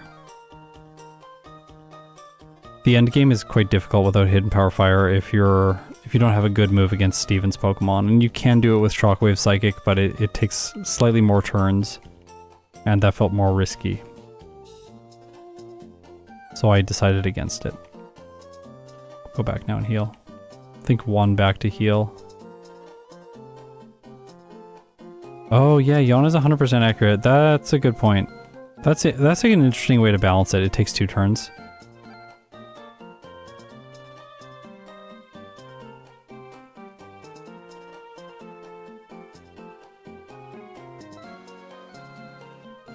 Hidden Power Fire also marginally helps against some grass types like Tropius and Skarmory specifically, which resists Psychic. So it has okay coverage, like it's not amazing as a part of the set, but it does its job.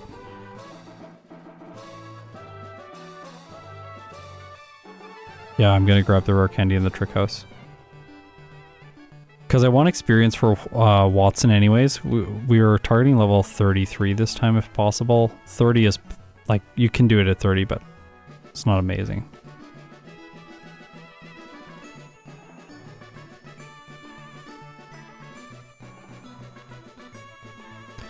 Sure, I'll fight this guy. Yawn bypasses accuracy checks. Does it? In Gen 3? Does it?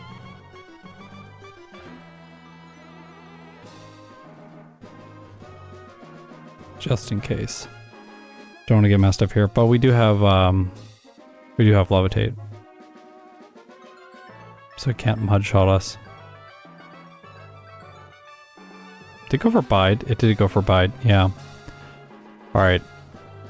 Last time I didn't fight these people here. Oops. So right after you fight him, if you're on the central tile there, if you walk straight north, you will bump into this guy, Collector Erwin. Or Edwin. Erwin. Oh, I'm thinking about Attack on Titan.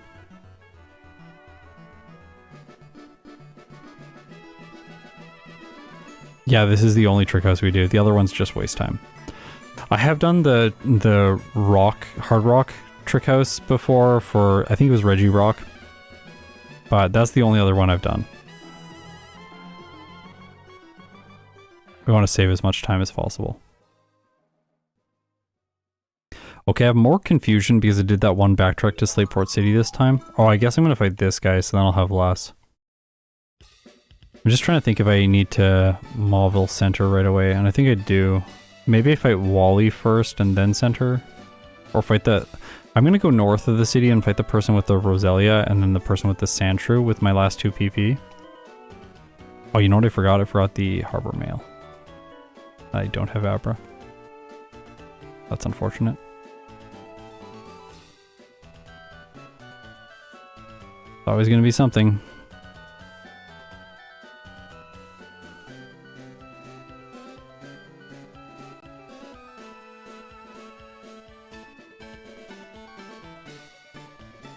Okay.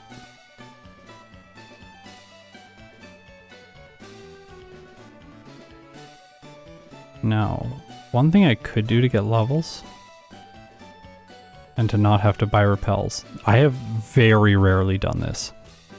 So there are some trainers here on Cycling Road. And I can fight the trainers on Cycling Road to get levels, as well as go back to Slateport City very quickly and get the Harbor Mail. So we're combining two actions together. It's like making the best out of a situation that is bad because of player error. Yeah, Chimecho is not horrible. Calm Mind's good. It's a lot better than you think it is. That's, I think, the best way to describe it. It's not amazing. It's not going to be a top performer, but it's good enough. Sidewave is trash now. I don't remember who fights me. There's, I think, one more person. Maybe this person. Come on. Here we go.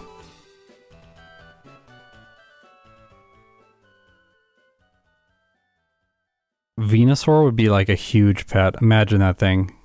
Be like take up your whole living room. It's like a grand piano or something. Oh, there's another person. Cool. This is a decent amount of training. Their levels are not great. I just realized those Voltorbs are like level 6. This might at least is a little bit higher. Okay. Can't control the bike. It's too fast.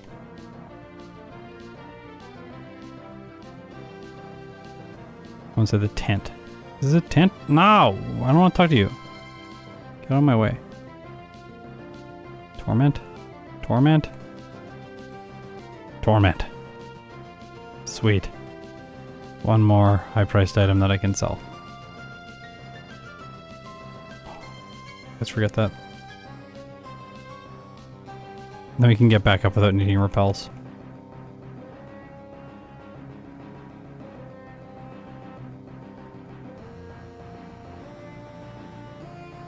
Okay, let's go over here.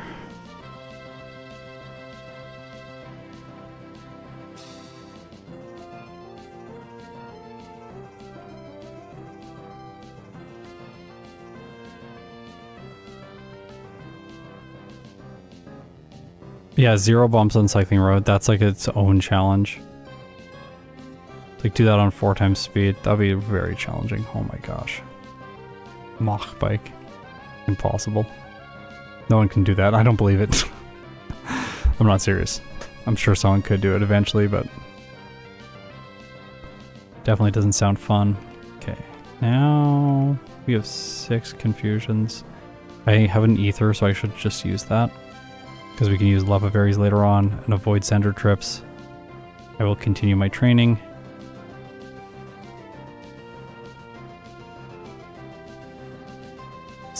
Venusaur is 6'7" vertically, with him being mostly horizontal. Yeah, that's terrifying. That's huge. It's huge! Giant Pokemon. Gotta watch out for the Poochyena here. Need to take down on it. Yep. 32. So, there's enough experience in the surrounding area to get 33 without having to rare candy before Watson. I think it's going to be slower though, and I don't actually think I need the rare candies. This playthrough is honestly easy enough. Like, we'll be 1 level higher at the very end, or 1 level lower, that's fine.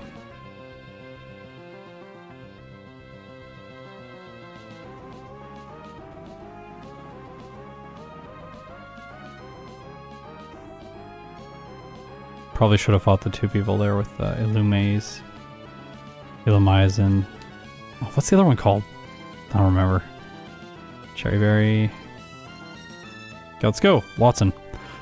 This one will require a little bit of luck because of Thunder Wave, but overall I'm thinking that... Okay, so we have a guaranteed 1 hit now with Confusion on the first 2 Pokemon, and then a guaranteed 3 hit, whereas before we had a chance to 3 hit this thing.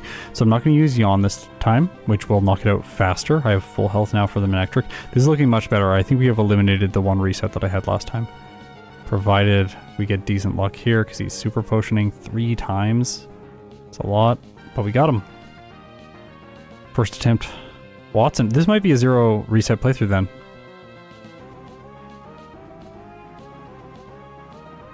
And then anyone who's a Chimecho fan is just gonna like wave their fist at the sky and curse the fact that this thing only gets wrap. Because really that's its one weakness in Emerald. You gotta wrap in the early game. I don't know. I don't think I fought these people last time. Sometimes it makes sense to fight them just to get them out of the way, so you don't have to dodge them. Okay, don't call me.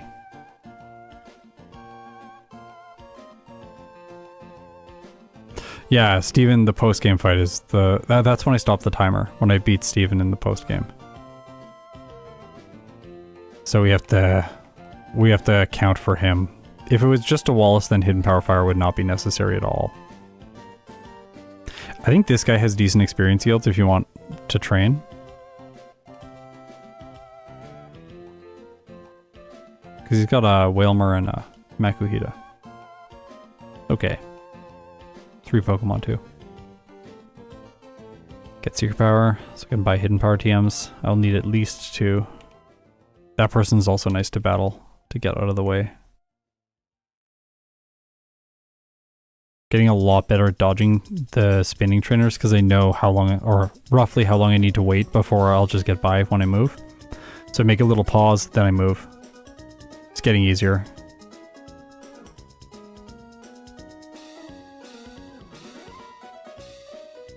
Always try to improve these little things about my gameplay just to get better results for the Pokemon we all love.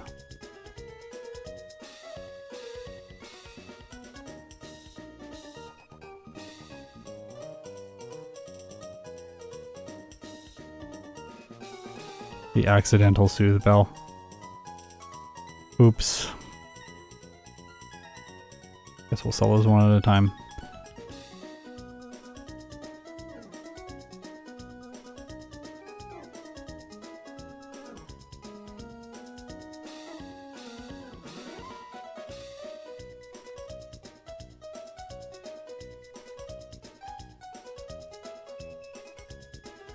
I still have some repels, so I can use those. Get Dig. Get Frustration. After all, we used Wrap.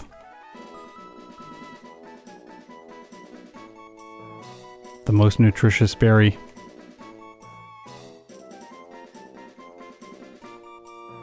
Imagine a Chimecho named... Oh, named Swag. That's good. I should have nicknamed my Chimecho Swag.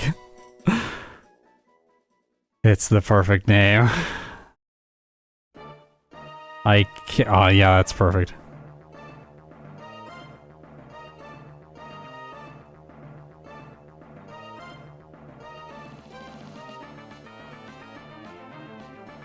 Oh. Experience. Oh! I thought it was going to one-shot. It has decently low special defense.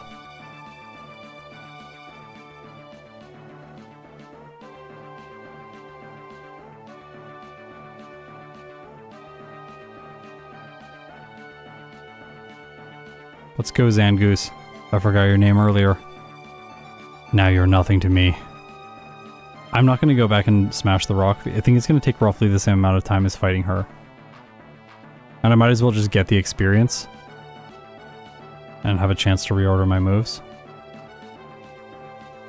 Then the PP up, check and sell.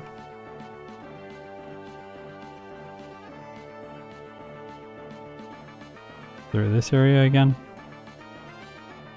Gotta get strength. No teleport this time to speed this interaction up a little bit. We tried.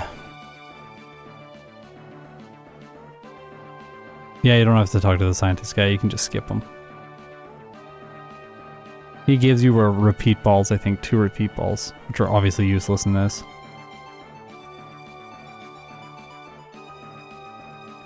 Come on. The HP up.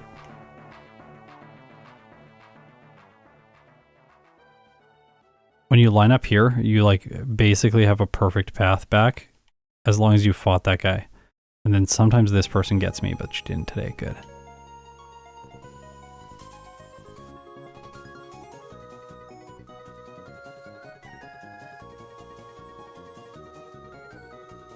Oh. Okay. case. PP up, protein, carbos. This was so much smoother. I can't even. That was so much better than last time. Because the extra trainers I fought to get 33 actually helped get psychic faster too. I didn't have to do nearly as much like weird mulling around in my inventory trying to get enough money. Now I have psychic.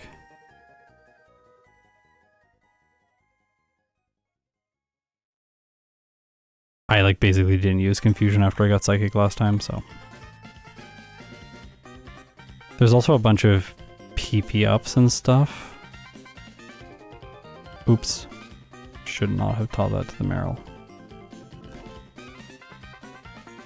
I don't have any PP ups this time, yeah. It's fine. Oops. Ah, sloppy. My fault.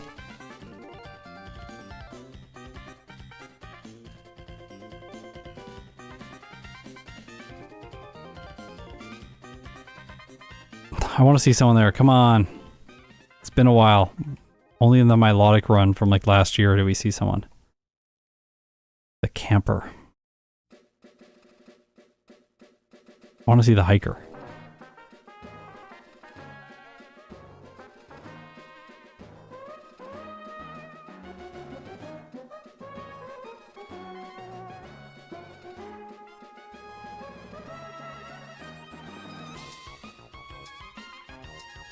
You finally caught a stream. Yeah, it's good to have you here.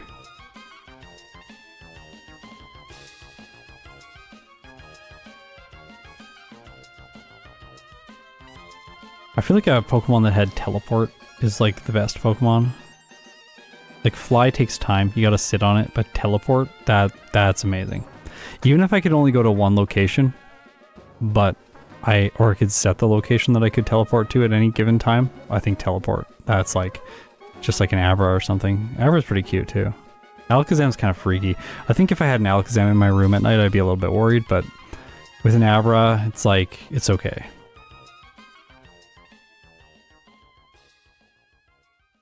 Maybe a Chimecho. I don't know if this thing can learn teleport. If I backported it to Generation 1, it probably could. We'll heal, sure. No Abra, it doesn't matter where my center place is. Alright, Flannery. Please don't get good damage ranges. Or crit. Don't crit.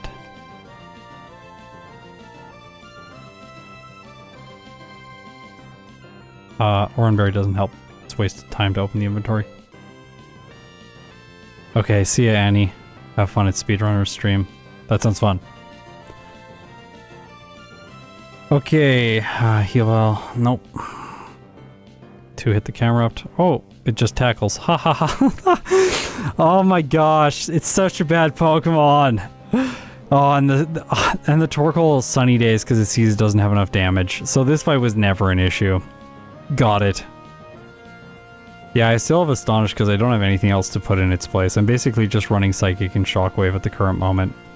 Like, Double Edge is here actually for nothing. I probably shouldn't have taught it, if I'm being completely honest. This is a 2-move run at the current time.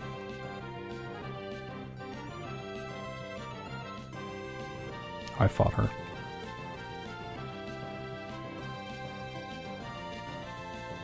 If the tower is there, it's right behind the tower. Protein. I think it makes sense to still pick it up. That's an elixir. I'll get it. See, I would have fought a double battle there, but the fact that I did the training for Norman means that I don't have to do it. Successfully dodged that guy this time. Look at my skill. I'm so skillful. Then I run into a Whisper. Pure comedy. Once again, skip that guy.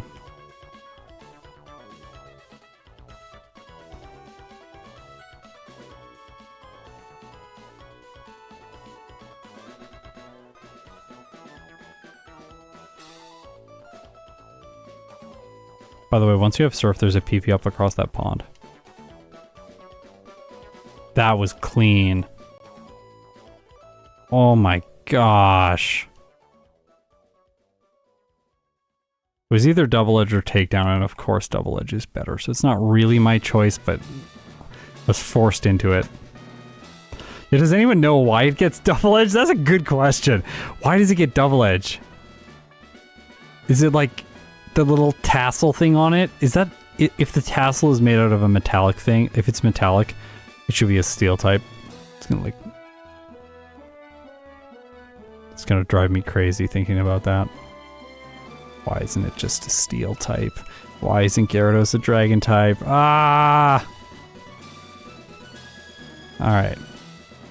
Norman should be fine. See, we actually have more than enough speed this time. We're a higher level. We're gonna crush him. Oh, should have run Chesto Berry. I'm gonna lose a little bit of time. Actually, Belly Drum could be terrifying here. Okay, apparently it doesn't Belly Drum, so we're good. But if it Belly Drummed to turn 1, then slashed and crit, that would have been very, very bad. Would have been a reset right there. So got lucky there. Have you ever been hit by a bell? Yeah, being hit by a bell does not actually sound like it would be particularly pleasant as a meat suit creature.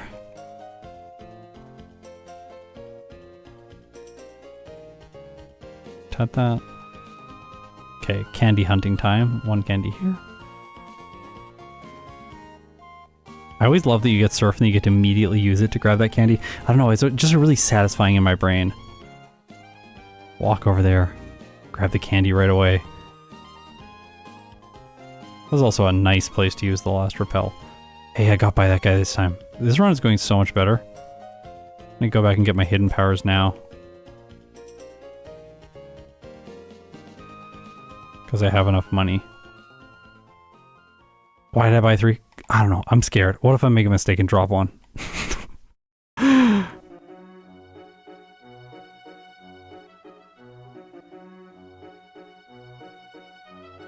Love that I have the roar. Okay, we're gonna get rid of Astonish now then. Double Edge is just there because it's in the 4th spot, so I'd have to maneuver, like change the ordering of my moves if I wanted to teach something in its place. It's just hanging out there because it's inconvenient to access right now.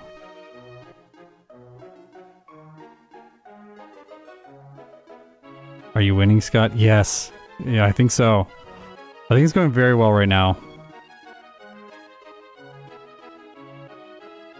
Nope. Okay. I'm just gonna get this. I have enough PP restoring items. Chimecho's PP is not super limited either. Can usually make it through all these sections. I'm gonna bump into grass here. I always do, and then I get one Pokemon like on the corner piece of grass that I just barely grazed, and it's like, hey, I'm a Poochyena or whatever. Like,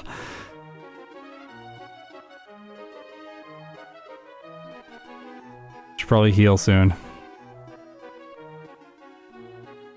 Or do we just yellow bar it?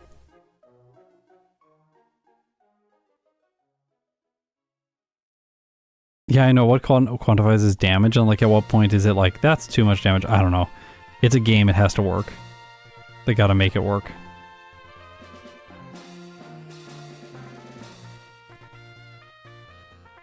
I've always thought about that too.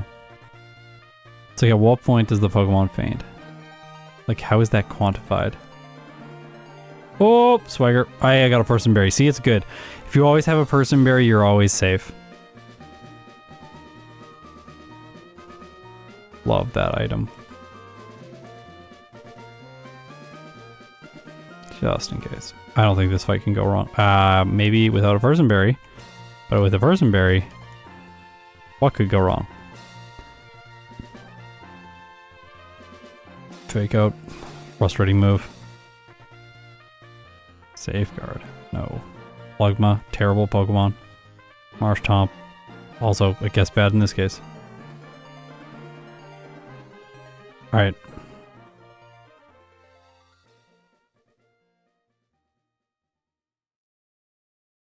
Hey, this time is feeling a lot better. It's not amazing because the early game is so long. But like I think last time we were like an hour maybe when we got here. Well, I gotta program the splits in, make sure they work.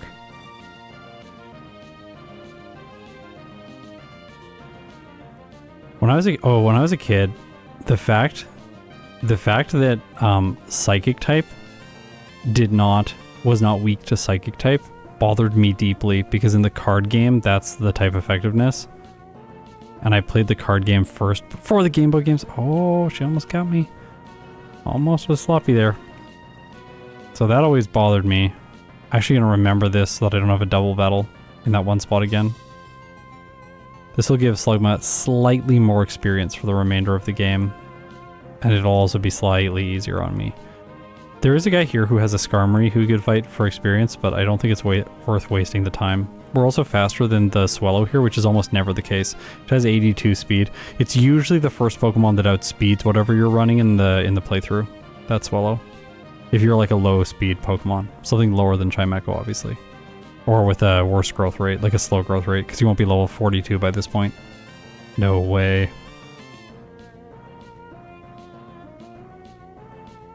The card game type, yeah, it's so weird. There's so much stuff. Like, I think it's like fighting is like super effective against electric, which makes sense because they combined the like rock and ground type into the fighting type, but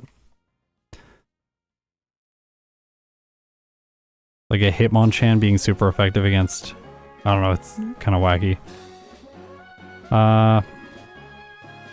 Yeah, this one was just fine. Yay, long stream. Yeah, I've been live for like 3 hours and 50 minutes, I think. We're getting close to the end, though. We should just have maybe 40 minutes left if something bad doesn't happen. This will be a 2-hit. Oh, a 1-hit. I got the lucky range again. Oh, it's 76% this time. Never mind. That's because I'm slightly higher level. Again, the Watson. The Watson candy leveling up a little bit more. I think I got a new damage running threshold for that one, so the damage on the Skarmory spiked up from like 29% it was last time, 29.7 I think. Pretty convenient. We won't run cast form. It'll waste a little bit more time. I think I'll just take the annoyance in the battle when I have to teach like headbutt to Zigzagoon. Oh, what a blunder.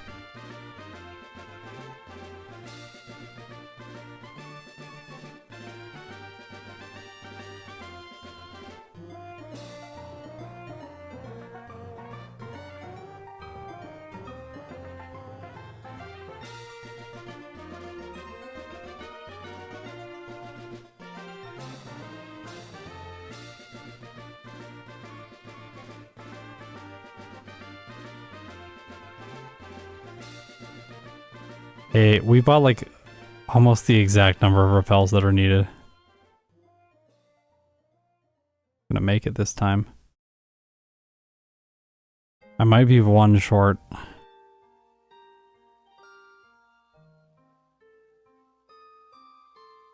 I usually get the person berries there too, but I'm starting to skip them as of late to try and save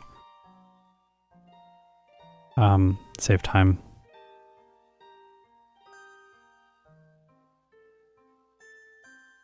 I'm gonna just risk this. Oh, no encounter's nice. Ah, okay. Did I ever play the trading card game on GBA? No, I did not. I had a Yu-Gi-Oh card game though on my Game Boy. I played so much of that game.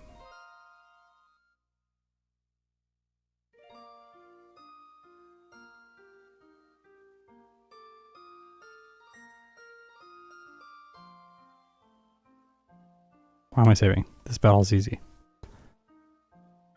Like, it's a double battle. It's so scary. No, no, it's not. Just target the Puchiana so it doesn't swagger you and you're good. Your teammate is so bad that he can't even help. Like, even the Zigzagoon headbutts, it's like, doesn't even matter. Ha! Surf. Like, the tiniest amount of damage. I don't know what I should do. I'll just growl. I could rock smash the Chimecho. Probably the fairest thing to do. Now we win.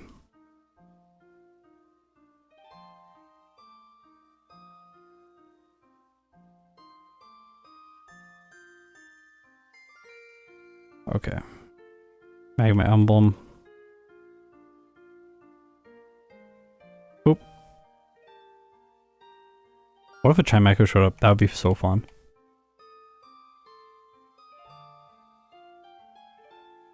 Okay. We don't need more wild encounters now. Because there's a high enough density of patches where, or steps where I have to go through encounter space. But I can use the next super repel and make it to Lily Cove. Sweet. Did it. Actually saved one super repel, so I could have blocked those encounters. Wait, the TCG was for Game Boy Color. Yeah, that's the one I played. Yeah, I played the Game Boy Color one. Or not the Yu-Gi-Oh one. Yeah. Yeah, Yu-Gi-Oh TCG. Oh. No, don't do that. Almost shockwave to the Marsh Tomp. Definitely not a big brain play.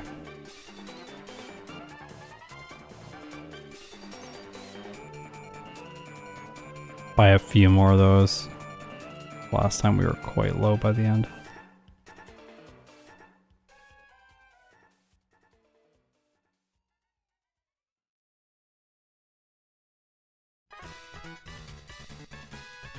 Alright. One less calcium than last time. I might have missed an item, or it's the impact of... It could be the impact of buying the extra repels. Right there. Okay, substitute. Substitute in the place of double edge. We never used it once, I don't think.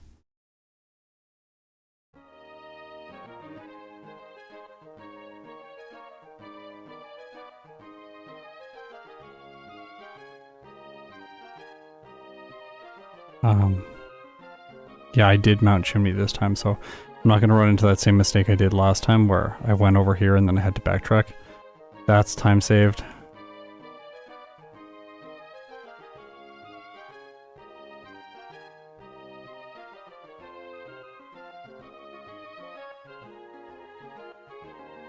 Okay. I'm getting faster at the menuing in Emerald. Like, playing a bunch of runs back to back is really helpful for mechanics within the game. I've really noticed that over the last couple days. Oh, you did have friends to play with you. That's awesome. Oh, Churro is starting to whine at the door, so you might hear him in the background. He is known for being very noisy if you're new to the stream.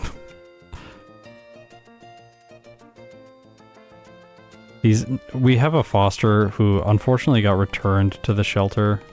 She got adopted and then they returned her. So we took her back in, and her and Churro do not get along, like, at all. They have maybe 2 seconds of peace and then they're ready to whack each other, so they have to be separate, so that's why there's no cat cam recently. The cat cam will come back when she gets adopted out. Then Churro will be back in his bed on my desk.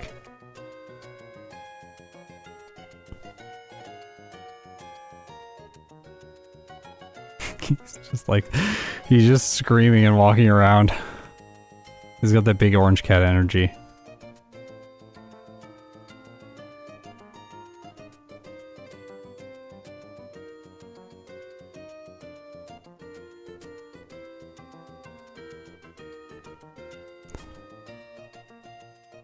Alright, knock out the ball toy.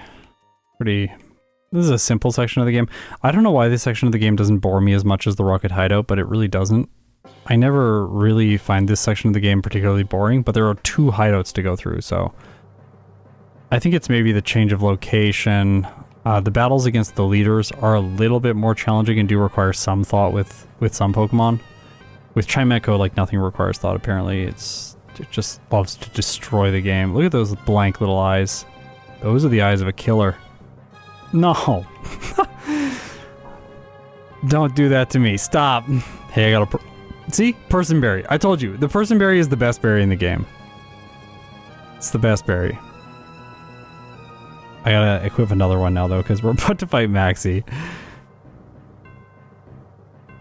Oh, I talked about the cat. Now she's waking up, too. She heard Churro. She's going in her tunnel, which makes these crinkling noises.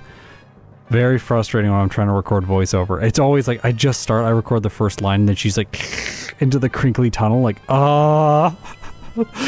I guess I'm not doing this now. Okay. Mightyena. Obviously Psychic the Crobat. Forgot to do that last time. Got it this time. Don't one-shot the camera up. 2-hit, I guess. Yep.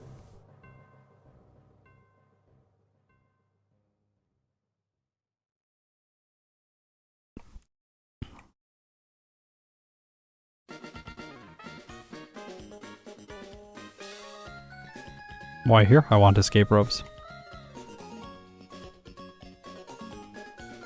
I don't need money anymore, so I can just buy stuff. Like, the faster the inputs, the better.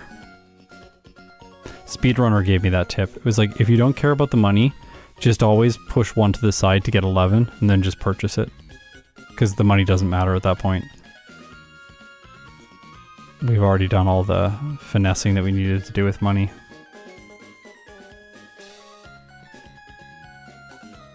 I'll probably get this PP up. No, I think it's useless. It's just gonna waste a little bit of time. Let's not get it. No! Ah! Fine. I'll fight these people. I don't think I've ever done this battle. Cute, but like, there's also a heart scale right in front of her on the beach, which is so sweet.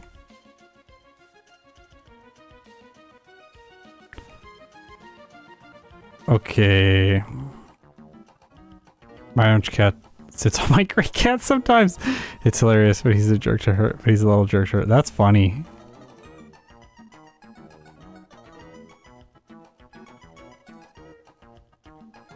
No, I wanted to PP up. Oops. Repel. You can always dodge that guy. His motion is predictable. You have to move up one square and then he starts walking.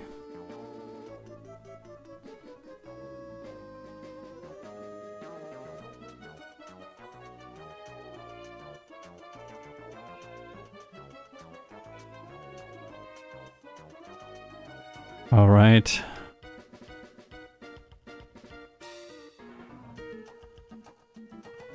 We're almost done with this place.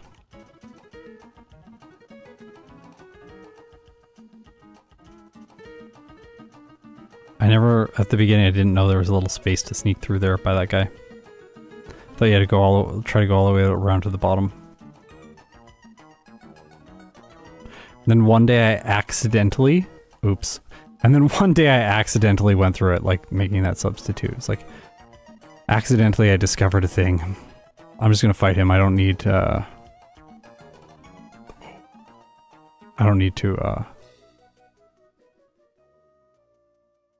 save before Matt. He wasn't good enough previously. And I have a substitute, so I can just rely on that. Okay. By the way, you cannot use the escape rope from this location.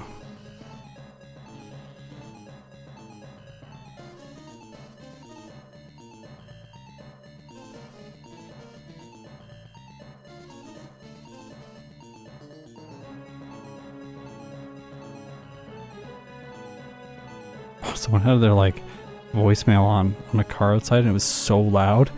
Hear everything.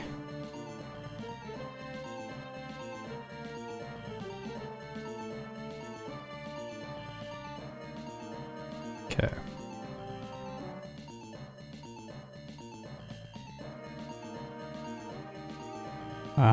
Yep.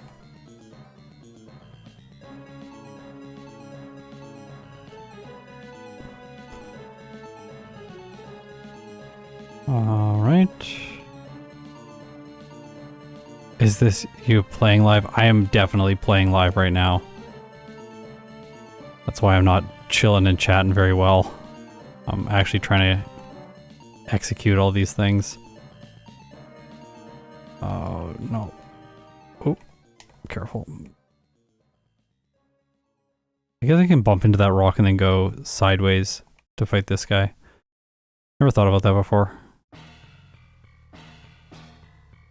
Okay, so last time I was level 51 before I did 13 rare candies to Tate and Liza. This time I am slightly lower leveled because I have skipped trainers. And remember, I used 1 rare candy before Watson to speed up the playthrough earlier on.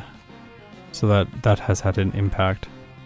I think I just need to be a little... I won't waste time here skipping people, because sometimes I like really try to refine my motion to like dodge this guy or something, but I can just fight them all now, gain that experience, and then still be the same level. I don't know if it's required, but I would prefer to not mess with the numbers while doing this live.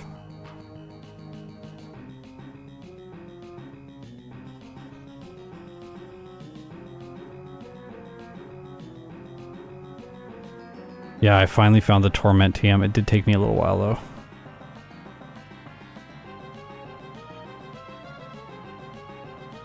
Alright. I'll fight the Tentacruel guy. He's like he's this guy. Yeah, perfect. Because I can just one-shot with Psychic, which will give me a lot of experience. Okay, I should be high enough level now.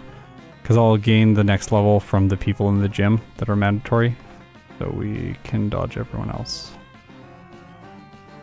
When she goes around to the top left, that's when you go down. I don't need to fight the Gyarados guy this time. That's a change.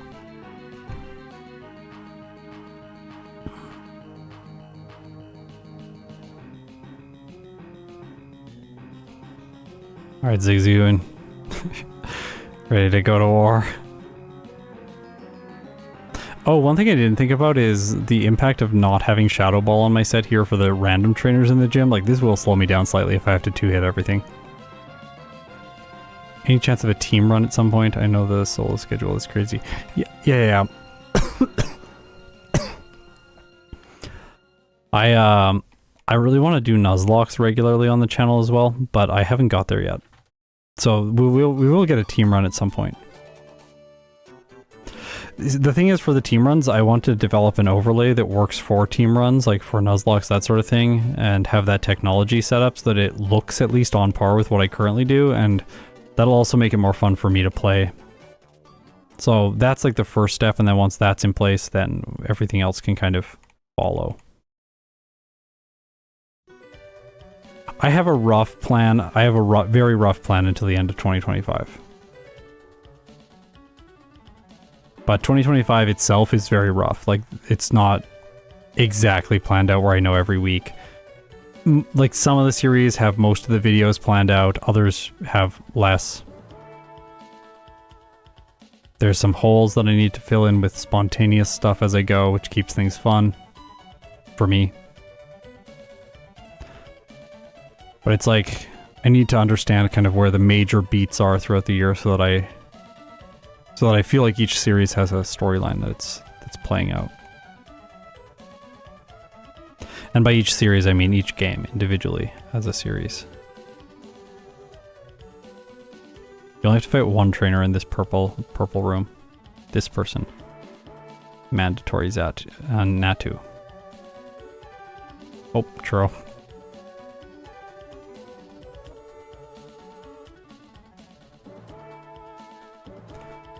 Okay, Tate and Liza. What berry? I think Chesto Berry was what I said.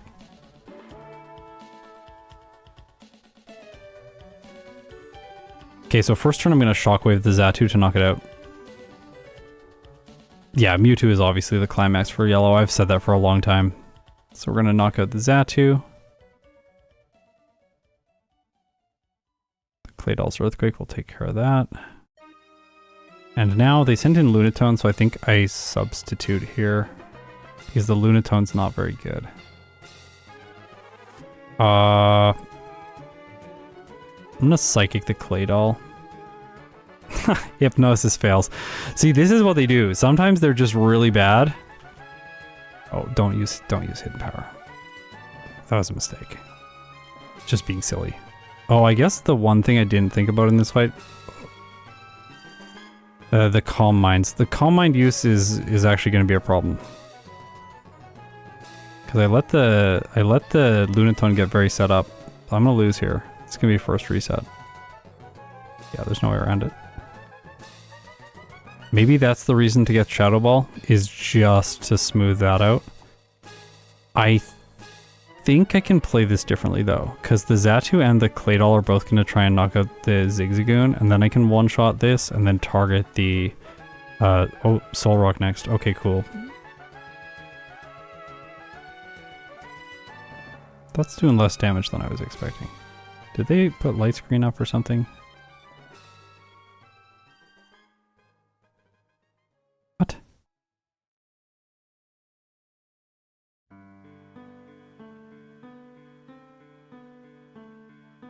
What?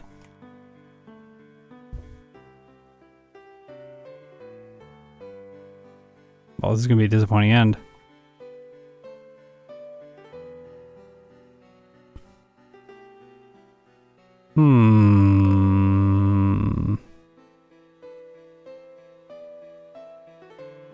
Okay, I do think substitute turn 1 is best, but I'm a little bit confused by damage ranges here. The Rooter is reporting things that are very different than what I'm seeing here in the battle.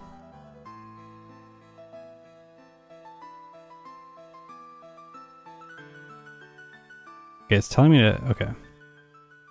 That should have been a 2-hit. Weird. Oh, Omni Boost on the Claydol. That's unfortunate. Okay, knock that out. Luckily the Claydol still can't do like anything to me. I think I shockwave this right away. Oh, light screen is annoying. Okay, this is definitely not the way. So the way is Shadow Ball here. It's annoying that you have to go out of your way to get it. I made a mistake there, but it's annoying you have to go to your way to get it, but it's going to make all the difference for this fight. Like last time it was so easy, this time it's ridiculously hard unless I get a critical hit like that. Even in this case though, I'm still going to lose.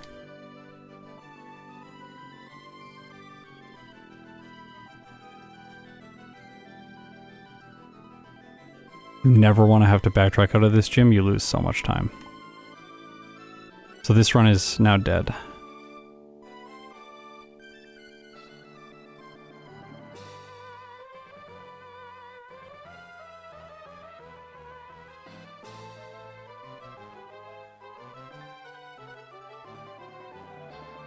It does not account for light screen now.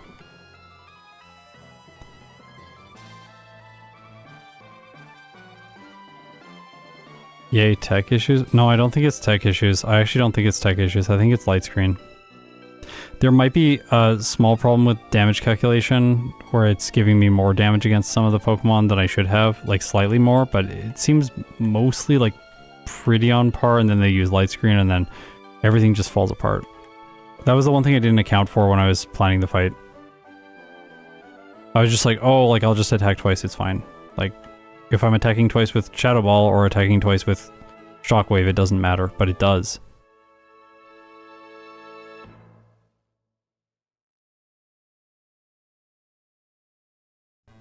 It really matters which one you use.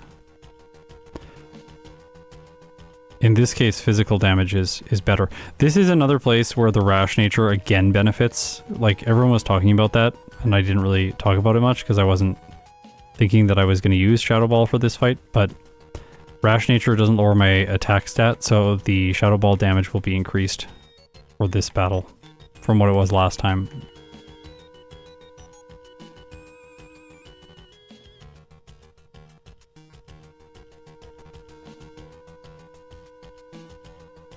Okay.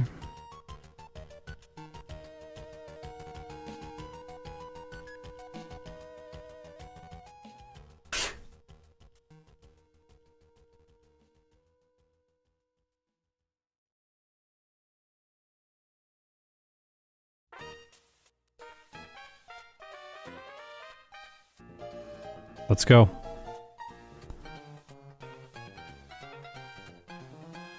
Yeah, you can just buy hidden power again, so it's not an issue. I don't know if I need a substitute in this case. Maybe if they send in the Lunatone second to block Hypnosis, but other than that, I don't think I need it. Light screen, like, okay, like, again, helpful before, but not helpful now. Yeah, this, like, fundamentally changes the battle. This is, it's a fun piece of learning. I'm sad that I had to learn it the way I had to learn it, but by losing a run to it, but, you know, like, yeah, this is, like, fundamental. This is so different. Like, look at how easy this is.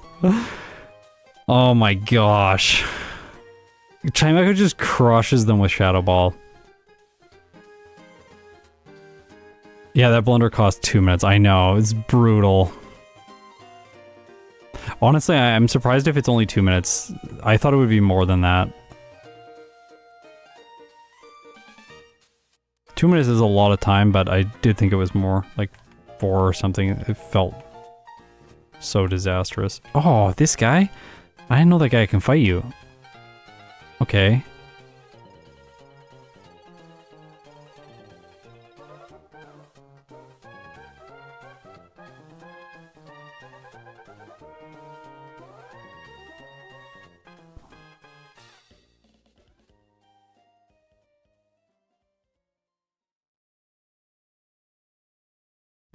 Yeah, and now everything is very straightforward throughout the rest of the run.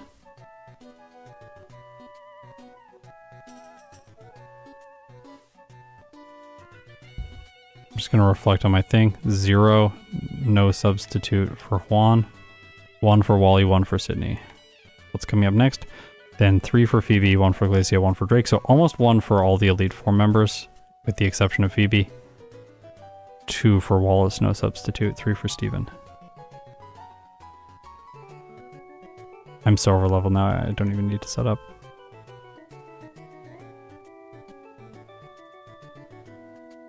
Yeah, there aren't very many people who have evolved Pokemon in this game. It's a lot of basic nummels and stuff just chilling. I don't think I need a person berry here. Sometimes it's useful because the Mighty Ends have swagger. But it's not relevant if I just set up substitute once. I'll probably Calm Mind once here so that like I can get through the amnesias.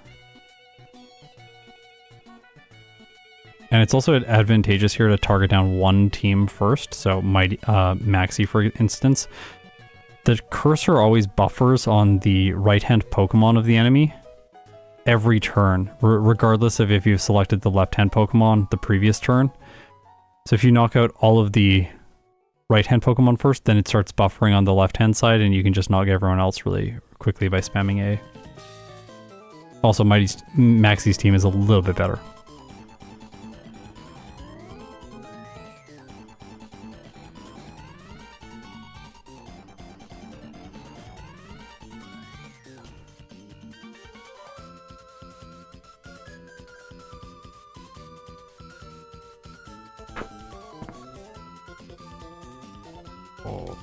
Okay.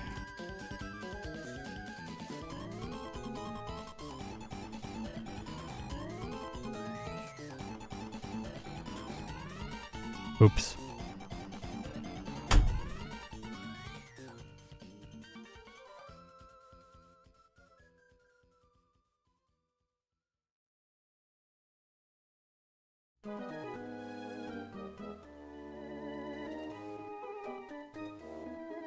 I'm all in focused mode now. I apologize for the lack of interesting narration. Not a ton to say. I am disappointed with that battle. I wish I had seen that prior to getting there.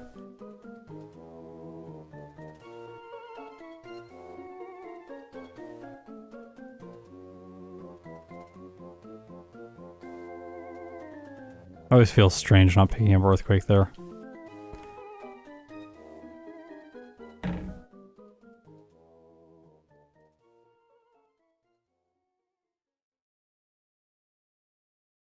Okay.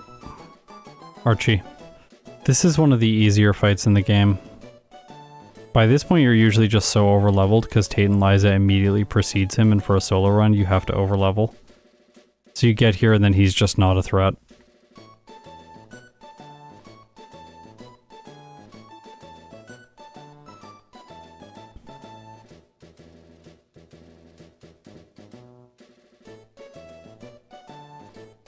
Okay.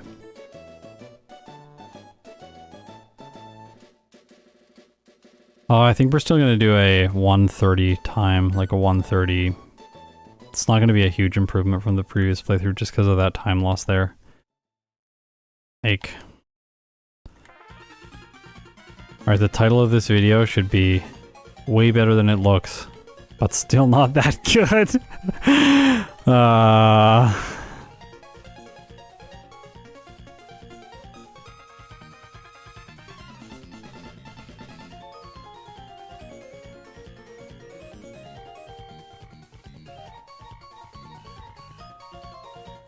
Let's go.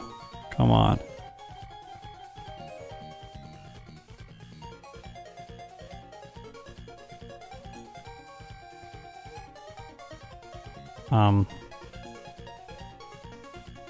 Okay. It's really funny there. If you answer the wrong thing, he'll just keep asking you the question until you answer the right thing. Really annoying. No. Ah. Pain, pure pain.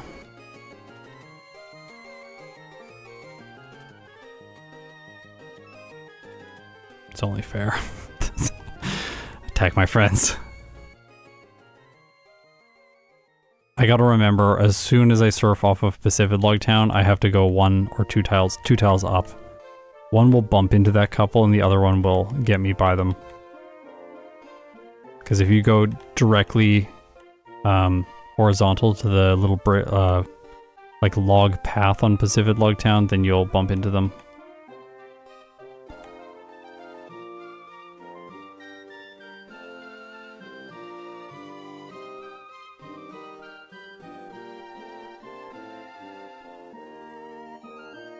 Okay, Rayquaza is free. There's only there's only one gym leader left.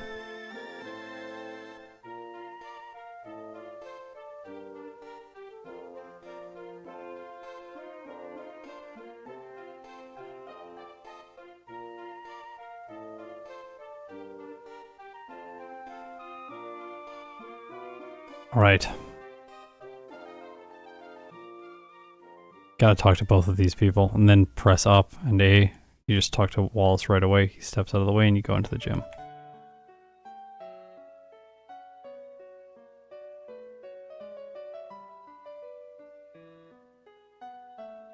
This is not the time to fumble. Yeah. Did it. Okay. Sweep, no setup.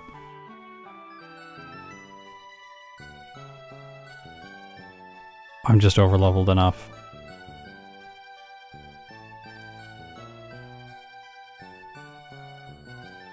Psychic for the Kingdra. Enable 2-hit, I believe. Oh, 1 hit, never mind. Oh, 94% chance to 1 hit. So there was it could have survived.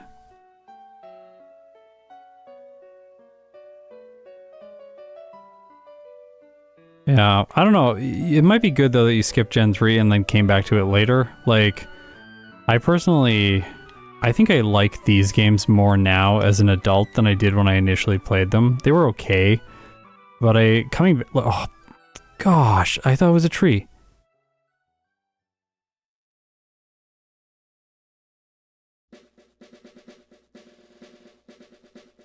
Oh my gosh, ninja.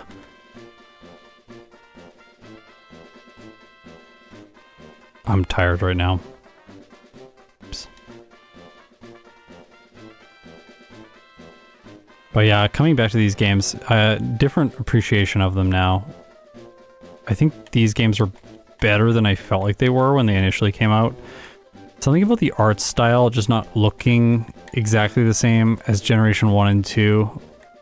That like got me when I was younger. I was expecting like just a more refined look. But I feel like there's some fundamental changes. Everything here looks a little bit more 3D and more advanced. Of course it's the Game Boy Advance. Like, I think also as a kid, I didn't necessarily know that the next game coming out would be better. Like, it was just like, oh, there's gonna be another Pokemon game. Like, I didn't think about, like, technological advancements in the same way that I do now. Or, like, of course the next one they're gonna try and add some new feature or technology or something. They want to keep the player base invested and interested.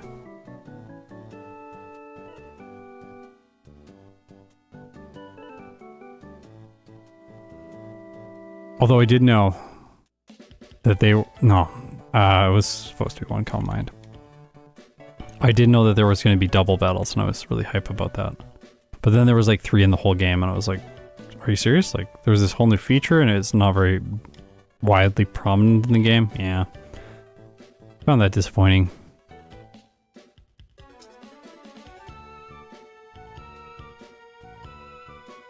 Oh, yeah, the music change also in these games is very significant. The music in Emerald version feels... This feels like the first modern Pokemon game from a musical and a mechanical perspective. Like, the in-game mechanics for battles are very similar to what they are in modern day Pokemon releases.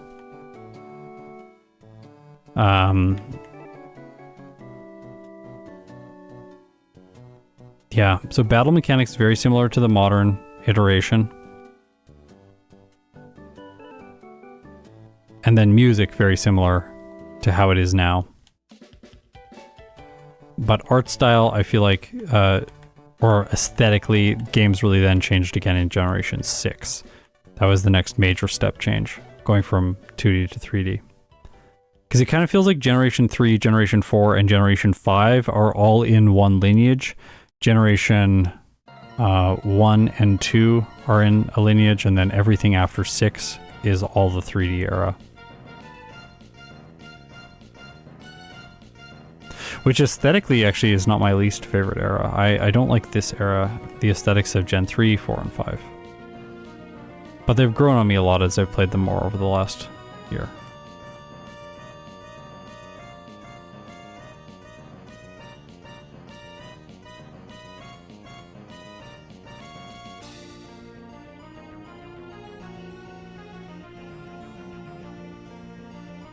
I should be able to get through this.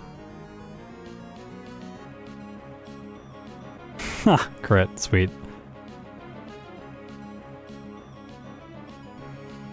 Okay.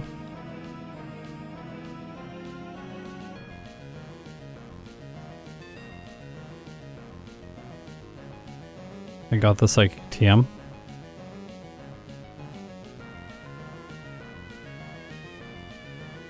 Not get the one rare candy over by Steven, but that is intentional.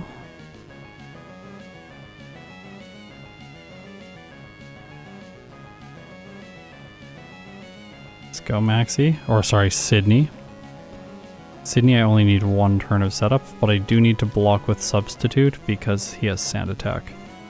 And we do not want to mess with that. He's going to send out the grass types first, so continue Hidden Power Fire until the 4th Pokemon, which is Crawdon, to then switch to Shockwave. I'm pretty sure Shockwave will still have enough to knock out the... Or I'll 2-hit the... or no, 1-hit the Absol, cool. Yeah, both have enough damage. This was free.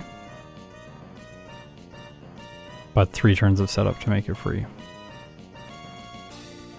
1, 2, 3. Got it.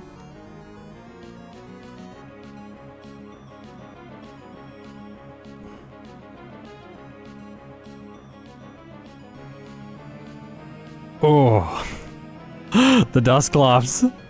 It actually lived. That's fine.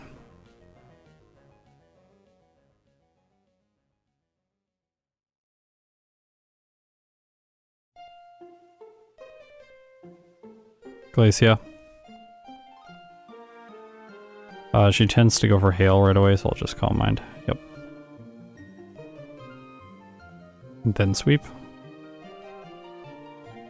Hidden Power Fire for the Glalie. Another reason it's useful. Shockwave would be fine, I think. Oh. Didn't use Hidden Power Fire on that one. My bad. Actually took a lot of damage there. I guess it's accumulating slowly from the hail, but yeah, that's what it was. That one Glalie, there was one playthrough that I did where it kept using Explosion. It was so frustrating. I think it was Whale Lord. That was not fun. Okay, get rid of Hidden Power Fire. Psychic. And then we're gonna go PP max on Psychic. Guess we can PP up. I don't know, it doesn't matter.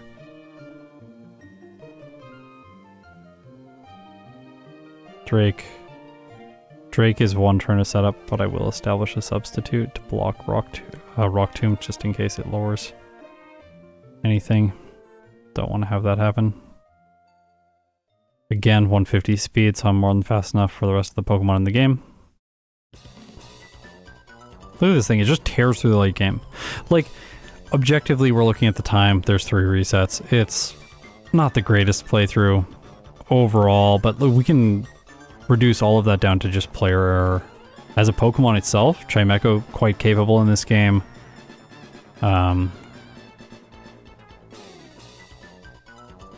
Yeah, it's really good. Wallace. 2 setups, no substitute. That's what I said, because I survive the water spouts even at full health. You see? It doesn't do that much. Oh, I didn't expect the... That's interesting. I didn't expect the follow-up double edge. I thought I was going to do less damage with the water spout on the next turn, but double edge instead. Still, I think I just sweep from here. Like, the Milotic is probably going to get to attack, but it should go for Surf for damage, and Surf will not do enough damage. Never mind, it doesn't get to attack.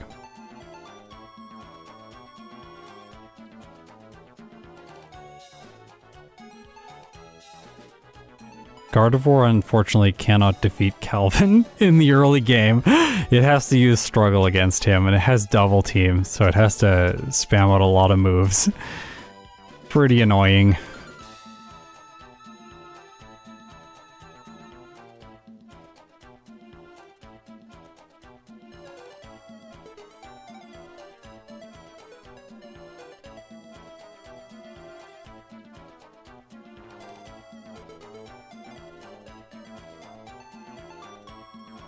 Yeah, Psychic and Fighting types are gonna like...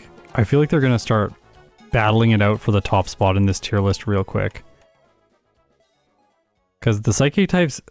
The one flaw that Psychic types have in this game, it's a single... Their flaw is singular. The flaw is just that Calvin starts the game, so most of them have a slower start. So they have to deal with Calvin, which is an annoyance right at the beginning of the game. And then after dealing with Calvin, they're kind of off to the races if they have a Psychic type move.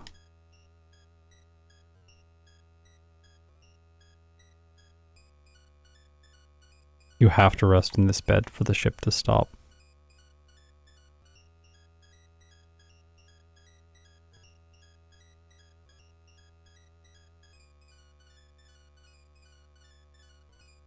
Don't remember if I healed.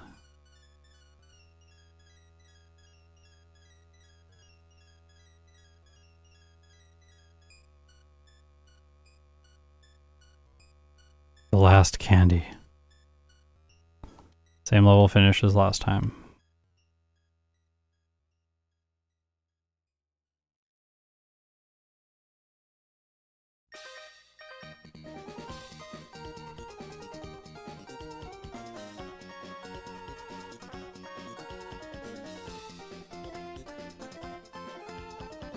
Okay.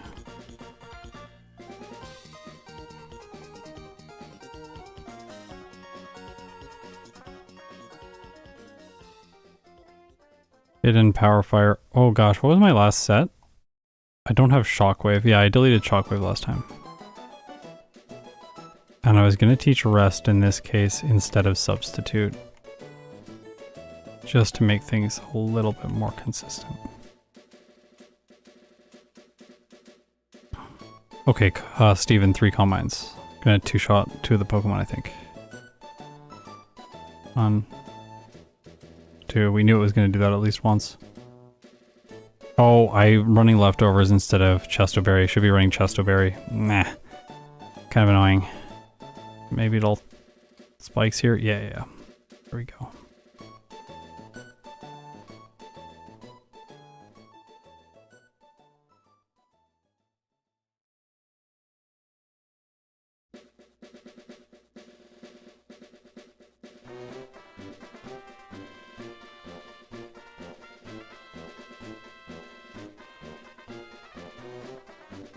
I hate the light screen. It just slows stuff down. Ugh. Light screen wears off and he gets the Omni boost and then full restores. Another light screen. This thing can't do anything to me. It can literally just waste time. So I think there's something to be said in this case where you get like, you're starting to get stalled by it, just setting up fully.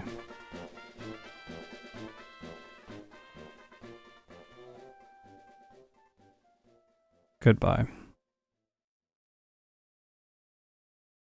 Very annoying. Alright, the solar beam from the Aggron doesn't do anything. That's that. Alright. Second playthrough time, 1 hour, 38 minutes, and 9 seconds, 3 resets, 0 blackouts, level 76, with a game time of 6 hours and 9 minutes. I think this is worse than my first run. Am I wrong there?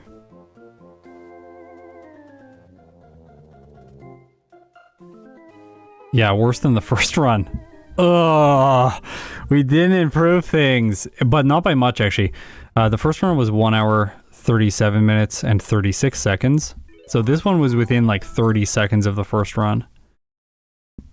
Obviously it would have gone faster if I had just figured out Shadow Ball at Tate and Liza, but probably only by 2 or 3 minutes. This thing really does suffer because of the early game. If it started with confusion, this thing would be a monster.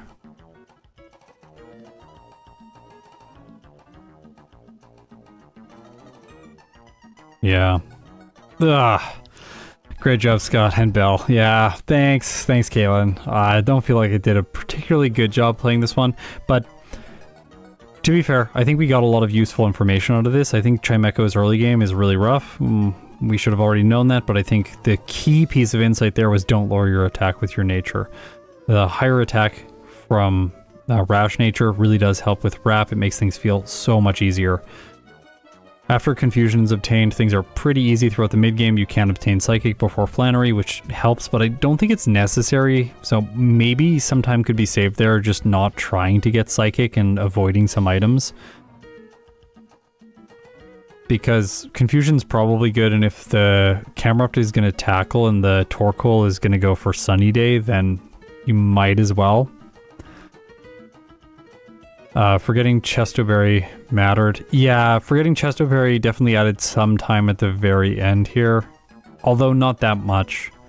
I don't know. I think if I had remembered the Chestoberry, it might be like 10 seconds faster. Just because you have to remember, like, if I'm exchanging the Chestoberry... Oh, no, it would be faster because I wouldn't have got the leftovers. Really, like, going to get the leftovers is the mistake. Also, the mistake that, like, going to get the leftovers is just so automatic. I do it in almost every playthrough because it is the best item against Steven in almost every case. Just cutting that out, then I would have gone to Steven and been like, I need a held item. What should it be? Oh yeah, Chestoberry. I would have equipped it. So the fact that I fell into the automatic routing really messed things up there at the end. Yeah. That's Chimecho. Pokemon Emerald. Honestly, I do think it is better than it looks. It doesn't look like it would be good. When I look at Chimecho, I'm like, this is going to be absolute bottom of the tier list, just terrible Pokemon. But that's not the case. Chimecho's actually, it's half decent.